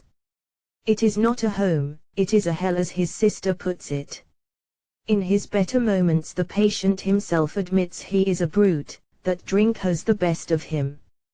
He must keep away from drink completely, because the mere taste of it sets him going. An examination reveals the presence of arteriosclerosis. I found the hypnoidal state would meet with no resistance. Hypnoidization then was the order of the day. The patient began to improve, was less nervous, slept better, and, what was more important, stopped drinking and did not crave for liquor. After 3 weeks of treatment, by means of hypnoidization, the patient was discharged. He did not drink for a whole year, but, coming in contact with other workmen in the union, he was invited to drink, could not refuse, and once more was started on his old career. He came back to me and this time I worked at him for a month with more perseverance. Throughout the treatment, the hypnoidal state was used. The patient has given up his drink habit, has no craving for liquor, works regularly at his job and no longer associates with companions who are given to drink. His sister and his wife keep me regularly informed of his condition and the report for the last 2 years has been, John is very good, he is a gentleman, treats the children well. He has become a model father and a good husband. XXICF age 32. American. Single. Family history bad, father drank, was off on sprees, and was drowned while in a state of intoxication. A maternal as well as paternal uncle were confirmed drunkards, and there was drunkenness in the collateral branches of the family. The patient learned to drink when very young. His mother, who volunteered the information, told me that she suspected that the 394 causation and treatment, psychopathic diseases patient learned to drink at the age of 7. Since that time the drink habit grew on him, and finally he took to liquor and became a habitual drunkard at the age of 20. The physical condition of the patient is good. The patient is of a mild disposition, but it seems as if the alcohol has soaked all the good out of him. He has no ambition, and is not fit to do anything. He is constantly under the influence of drink. He has no will, no responsibility, and nothing of any importance can be entrusted to him. Socially, he is ostracized by his relatives, but he seems to mind it little. The family and the personal history, as well as the condition of the patient, greatly discouraged me. I felt there was no chance for him, no use of trying even. The family insisted on treatment even if there was only one chance in 1,000 that the patient could be saved. The mother was anxious to put him under my treatment, he was her only son. The treatment of the patient lasted for about a year, and was carried out by means of the hypnoidal state. To my great surprise, and contrary to my expectation, the patient has completely given up his drink. In fact, he changed so much that his own mother wondered at the transformation. He became ambitious, manifested a self-control which none who knew him had ever suspected in him. He became methodical, systematic, and conscientious in his work, and showed an unusual ability in management.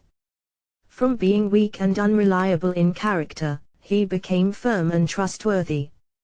His abilities were soon noticed and appreciated, and he has since become a manager of a large concern.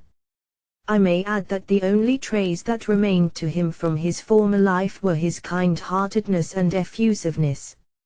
Nowhere have I seen such limitations, moral weakness, and lack of capacity changed to strength of will and clinical cases of hypnoidal treatment 395 purpose combined with ability to guard and guide complicated interests of a large business. After a case like that with so little hope, I am more guarded as to the possible outcome in treatment of apparently the most hopeless alcoholic case. There is more efficacy in the treatment by the hypnoidal state than I have dared to think of. Chapter XX The hypnoidal state and reserve energy. E have pointed out that a dissociated, subconscious system reacts reflexly with an energy uncontrolled and unrestrained by other systems. Associated systems, on the other hand, control, regulate and inhibit one another, with a consequent saving of neuron energy. We have further pointed out that in a group of associated systems each component system becomes less accessible to external stimulation. As far as reaction is concerned, it responds less readily with a discharge of energy. The external stimulus must rise above the ordinary stimulus to set the system into activity. In proportion as the complexity of the group of systems grows, the threshold to which the group reacts keeps on rising, and may, in fact, even amount to a total inhibition. This principle of rise of threshold and of total inhibition due to group complexity is well illustrated by the remarkable experiments carried on in Professor Pavlov's laboratory. When a stimulus is associated with that of the conditional reflex, the result is not an increase, not an indifference to, but a total inhibition of, the conditional reflex. Vasiliv, working in Pavlov's laboratory, associated the sound of a metronome with the conditional reflex of a scratch stimulus. He finds that the process of inhibition runs in 3 phases for intense associated stimuli and in 2 phases for weak ones. 396 The hypnoidal state and reserve energy. 397 Phase 2 phase 3 phase. Scratch stimulus 1.6 cent C 1.02.0 tch stimulus and sound of metronome degree 0.4 degrees scratch stimulus degree 2.6 scratch stimulus oak 1.2 scratch stimulus and sound of metronome degree. Savitsky has modified the conclusions of the previous investigators, but he affirms the fact that an intense stimulus, an intense sound, completely annihilates the secretion due to scratch stimulation, while a weak stimulus, a weak sound, produces a lesser effect. He finds that the external stimulus disturbs or inhibits the condition of the nerve centers, inhibits the condition which is predominant at that moment, stimulating the inhibitory stage and inhibiting the excitatory stage, in other words, inhibiting whatever process is at that moment taking place. The following table, showing the inhibitory influence of intense stimulations associated with the conditional reflex, may serve as an illustration. The conditional reflex is formed from a scratch stimulus, intense whistle, or intense sound of bell as simultaneous extraneous stimulation. Magnitude of the conditional reflex in drops. Parotid gland. DJ force is intense sound of whistle. The effect of simultaneous stimulation intense sound of belly, tilde the effect of simultaneous stimulation kilomace lst kilometer osfugt kluadgmi olul, ad kilometer old undleae old amber s at low, sos of foth 4m. 398 Causation and Treatment, Psychopathic Diseases. In summarizing the work of previous investigators in Pavlov's laboratory, Orbeli says, Vasiliv and Mishtovt have shown that any phenomenon indifferent in itself may not only become a source of a new conditional reflex, but may become a special inhibitory agent in relation to the existing conditional reflexes. It is only requisite that the phenomenon should be repeatedly associated with the conditional reflex in such cases when the latter is not reinforced, that is, when not accompanied by the unconditional reflex. If, for instance, phenomenon 4 coincides in time with the unconditional reflex of the salivary gland, the phenomenon 4 becomes a source of conditional salivosecretory reflex.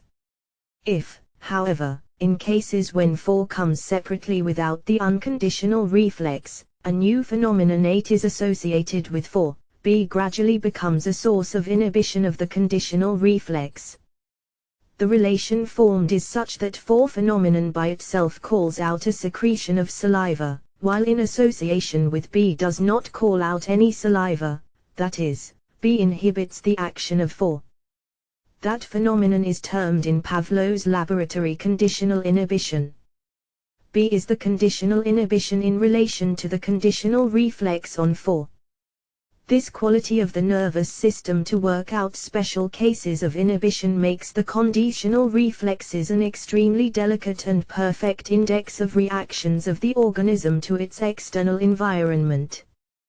The animal reacts only to those phenomena which really coincide with that or other specific stimulation and serve as signals of the latter. When, however, an extraneous stimulus becomes associated, a stimulus which serves as a signal of unreality of the nervous phenomenon, the reaction becomes arrested and the organism thus rids itself of fruitless labor. On the strength of his own experiments performed on the visual reflexes of the dog, Orbeli comes to the hypnoidal state and reserve energy 399. Same conclusion with Vasiliv and Mishtovt, Babkin and Savadsky, that every phenomenon which coincides with the conditional reflexes in all cases when the latter is not accompanied with the unconditional reflex becomes an inhibition in relation to that same conditional reflex. Similarly, in the experiments now carried on in my laboratory, I find that when a galvanic deflection is brought about by a specific stimulation of painful character, the coexistence of another stimulation is apt to decrease the magnitude of the galvanic reflex. The more numerous the components of a system become, the more the given group of systems grows in complexity, the longer becomes its latent period of stimulation, the higher rises its threshold, the greater, we may say, is the inhibition of its activity. We may say that the inertia of a group increases with its mass. To set into activity a complex system, a greater stimulus is requisite than the one necessary to set into function any of the individual components. The minimum threshold of the system must at least be the maximum threshold of one of its constituents. As Sherrington puts it, yet it is also clear that the threshold for any whole R cannot be lower than the highest individual threshold in it. Similarly, an additive influence of the threshold will make the reflex chain, consisting of several neurons, offer ceteris paribus higher resistance than a chain of fewer neurons. It is in accord with the rule that the reflex chain which conducts to parts segmentally distant requires generally intenser stimulation to excite them than do merely local arcs. All other conditions remaining the same, the arousal of a complex system requires also an increase of time. The higher and more complex the nervous and mental processes are, the greater are their reaction times. With the complexity of the group of associated systems 400 causation and treatment, psychopathic diseases belonging physiologically to different and distant parts of the cerebral system, the initial stimulation or stimulus threshold becomes greater and the time of stimulation or latent period becomes longer. In other words, the threshold of the group rises with the increase of associative components belonging to different spheres of sensory regions with their concomitant presentative and representative elements, forming the synthesis of the organized group. A great number of associations are formed in the course of life adjustments, with the result that the thresholds of some or even of many systems may become inaccessible to the ordinary stimuli of the customary environment. The life reactions of the individual may thus become limited and narrowed down to a contracted sphere of activity in response to a limited number of stimulations.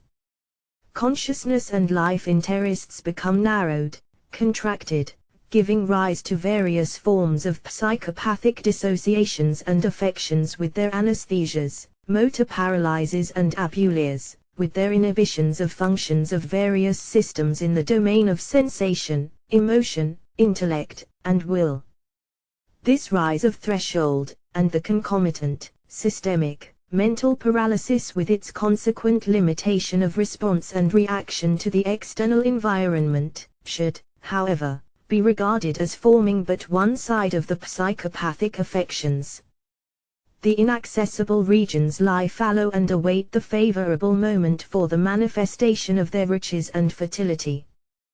The inactive systems, being in their resting, anabolic stage, become surcharged with latent energy awaiting the appropriate stimulus effectual in the liberation of the dormant energy. This subconscious, dormant, reserve energy is of the utmost consequence to the individual in the critical moments of his struggle for life. In the struggle the hypnoidal state and reserve energy 401 for life, such a surplus of energy is a great advantage to the organism. Those organisms have a better chance for survival that have laid by for a rainy day. The chance of survival becomes greater as the stored up energy is greater. This principle of reserve energy was set forth by Professor James and also by me in my various works. The late Charles Minot, the great American histologist, points out from another standpoint, this reserve energy present in the organism, a reserve energy of growth called forth under special emergencies of life. How many of you have thought what the lesson of the skin is in regard to the power of growth? Spring is coming, we shall soon be taking to our boats, rowing or canoeing, and the first day we do so, doubtless, we shall have blisters upon our hands, and the outer part of the skin, raised by the blister, will probably fall off and be lost altogether. The softer, underlying skin will be exposed, will be sensitive and uncomfortable for a while, but soon the cells behind the surface will assume a horny character, the cells underneath will grow and multiply, and presently the wound will be healed over. Did you ever stop to think that that means there is a reserve power of growth in the skin all the time, always ready to act, to come forward, waiting only for the chance, and that there is besides something which keeps it in, which holds it back, which stops it? We call this stopping physiological function, inhibition. By a striking series of instructive facts, Dr. Meltzer points out that all organs of the body are built on the plan of superabundance of structure and energy. Like Minot, Meltzer refers to the significant fact that most of our active organs possess a great surplus of 402 causation and treatment, psychopathic diseases functioning cells. This surplus is requisite for the safety of the individual. The principle of reserve energy is cf the utmost importance to abnormal psychology.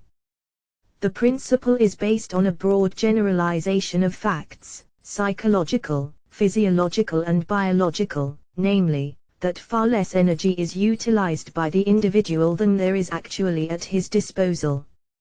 A comparatively small fraction of the total amount of energy, possessed by the organism, is used in its relation with the ordinary stimuli of its environment. The energy in use may be regarded as the kinetic or circulating energy, while the energy stored away is the reserve energy. There must always be a reserve supply of energy requisite for unusual reactions in emergency cases. Those organisms survive which have the greatest amount of reserve energy, just as those countries are strong and victorious in the world market which possess the largest amount of reserve capital to draw upon in critical periods. As life becomes more complex, inhibitions increase, the thresholds of stimulations of a complex system rise in proportion to its complexity. With the rise of evolution there is a tendency to increase of inhibitions, with a consequent lock-up of energy which becomes reserve. Now there are occasions in the life of the individual, under the influence of training and emotional trauma, when the inhibitions become usually intense and tend to smother the personality, which becomes weakened, impoverished in its reactions and is unable to respond freely to the stimuli of its environment. The inhibited system becomes inactive and may be regarded as dissociated from the cycle of life. In case of an emotional trauma there is often a breach in the continuity of association. The hypnoidal state and reserve energy 403 affected system becomes dissociated from the rest of the personality and is like a splinter in the flesh of the individuality. Its own threshold, when tapped, may be very low, but it is not directly accessible through the mediacy of other systems, hence its threshold appears unusually or pathologically high. When the inhibitions are very high they must be removed. This removal of inhibitions brings about an access to the accumulated energy of the inhibited systems. In case of disjunction or break of continuity we must stimulate the dormant reserve energy of the systems, and thus assist the process of repair and bridge the breach of associative continuity. A new, fresh, active life opens to the patient. He becomes a reformed personality, free and cheerful, with an overflow of energy. The hypnoidal state is essentially a rest state characterized by anabolic activity. There is a restitution of spent energy, inhibitions become removed, and access is gained to dormant systems or complexes. The awakened dormant complex systems bring with them a new feeling tone, a fresh emotional energy resulting in an almost complete transformation of personality. As an illustration of the transformation effected, I take at random the following extracts from some of the letters written to me by patients who have experienced this welling up of reserve energy. Indeed, were I to fill this entire sheet with expressions of the gratitude which wells up from my inmost heart, it would be only a beginning of what I feel. Surely the darkness of the world has been dispelled since this new light has illuminated my soul, and I feel that this wondrous light will never fail me. It were vain to attempt to thank you for this wonderful transformation. 404 Causation and Treatment, Psychopathic Diseases. A letter from a patient reads, "You will be glad to know that all is well with me. Life is one happy day. I am a marvel to my friends in the way of happiness and cheer. I have to confess that I feel almost wicked to be so happy." Another letter runs as follows: "Next to the gladness in my own restoration, I am rejoiced at the wonderful transformation that has come to my dear friend T from your treatment. She writes me most enthusiastically of her steady and sure progress toward the goal of perfect health, of her strength to take up the home duties which had been so burdensome and which she now finds a delight in the doing of them, and of her husband's and friends' joy in the transformation that has been wrought in her. The following extract from a letter, written to me by a patient, an experienced English surgeon, whose case was severe and chronic, dating from early childhood, is extremely valuable, both on account of his medical training and mental abilities which make him an excellent judge as to the fundamental change and cure effected. It is now exactly 2 years since I was undergoing treatment at your kindly and sympathetic hands.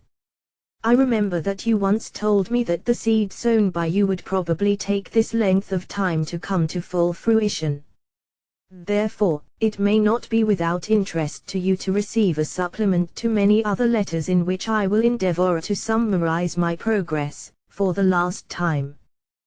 I have no longer even the least lingering doubt that you can count me among your most brilliantly successful cures.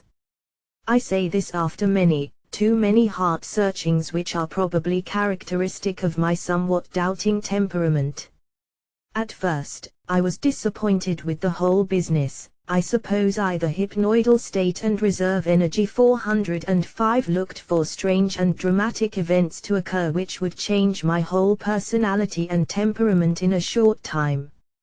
Nothing so exciting happened. I left Portsmouth still feeling that I owned the same name, and very much the same ego that I arrived with. I was unaware that any profound psychological operation had taken place. To be candid, I did not think it had. The beginnings, no doubt, were there, but no more. But now when I carry my mind back to the type of obsession which used to assail me, is there any change? Good God! I behold a miracle, although it has come about so silently that I can only realize the difference by comparing the present with the past. In conclusion, I can only send you my undying and inexpressible gratitude. You have saved me from what, I honestly believe, would have one day resulted in deliberate suicide, which I often contemplated as the one solution for my trouble. These extracts are typical of many others, and clearly show the enjoyment of new strength and powers until now unknown to the patient. Fresh reservoirs of reserve energy have been tapped and have become available in an hour of dire need. The patient has light and strength where there were darkness and depression. We are confronted here with the important phenomenon of liberation of dormant, reserve energy. The patient feels the flood of fresh energies as a marvelous transformation, as a new light, as a new life, as a something worth far more than life itself.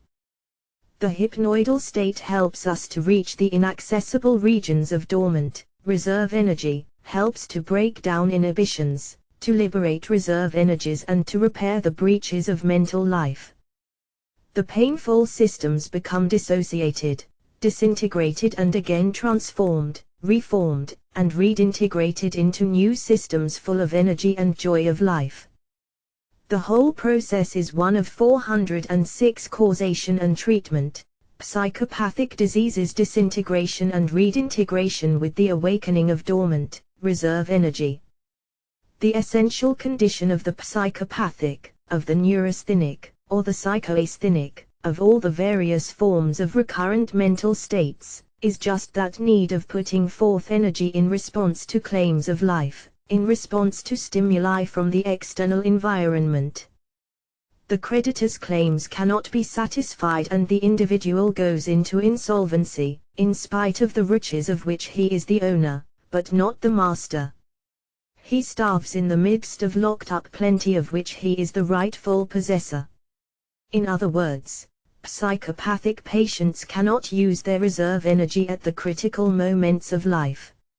Excluded, by an uncontrollable and intensifying fear instinct, from the enjoyment of what Aristotle and the ancient Greeks regarded as the real happiness of man, namely, the energy of exercising the soul according to reason, excluded from the enjoyment of self-activity and from the normal exercise of powers and functions of the organism as a whole, the patient resorts to sex, drink, drugs and other stimulations which may temporarily arouse him, calling forth fresh reserves of the ebbing, vital energy.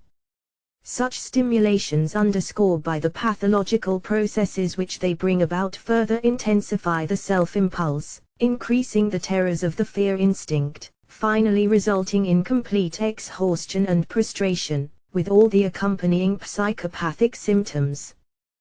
Closed against the voluntary control of the psychopathic individual, the energy, the systems, dissociated by the great rise of thresholds, can be awakened to spontaneous activity by some accidentally occurring, appropriate stimulation.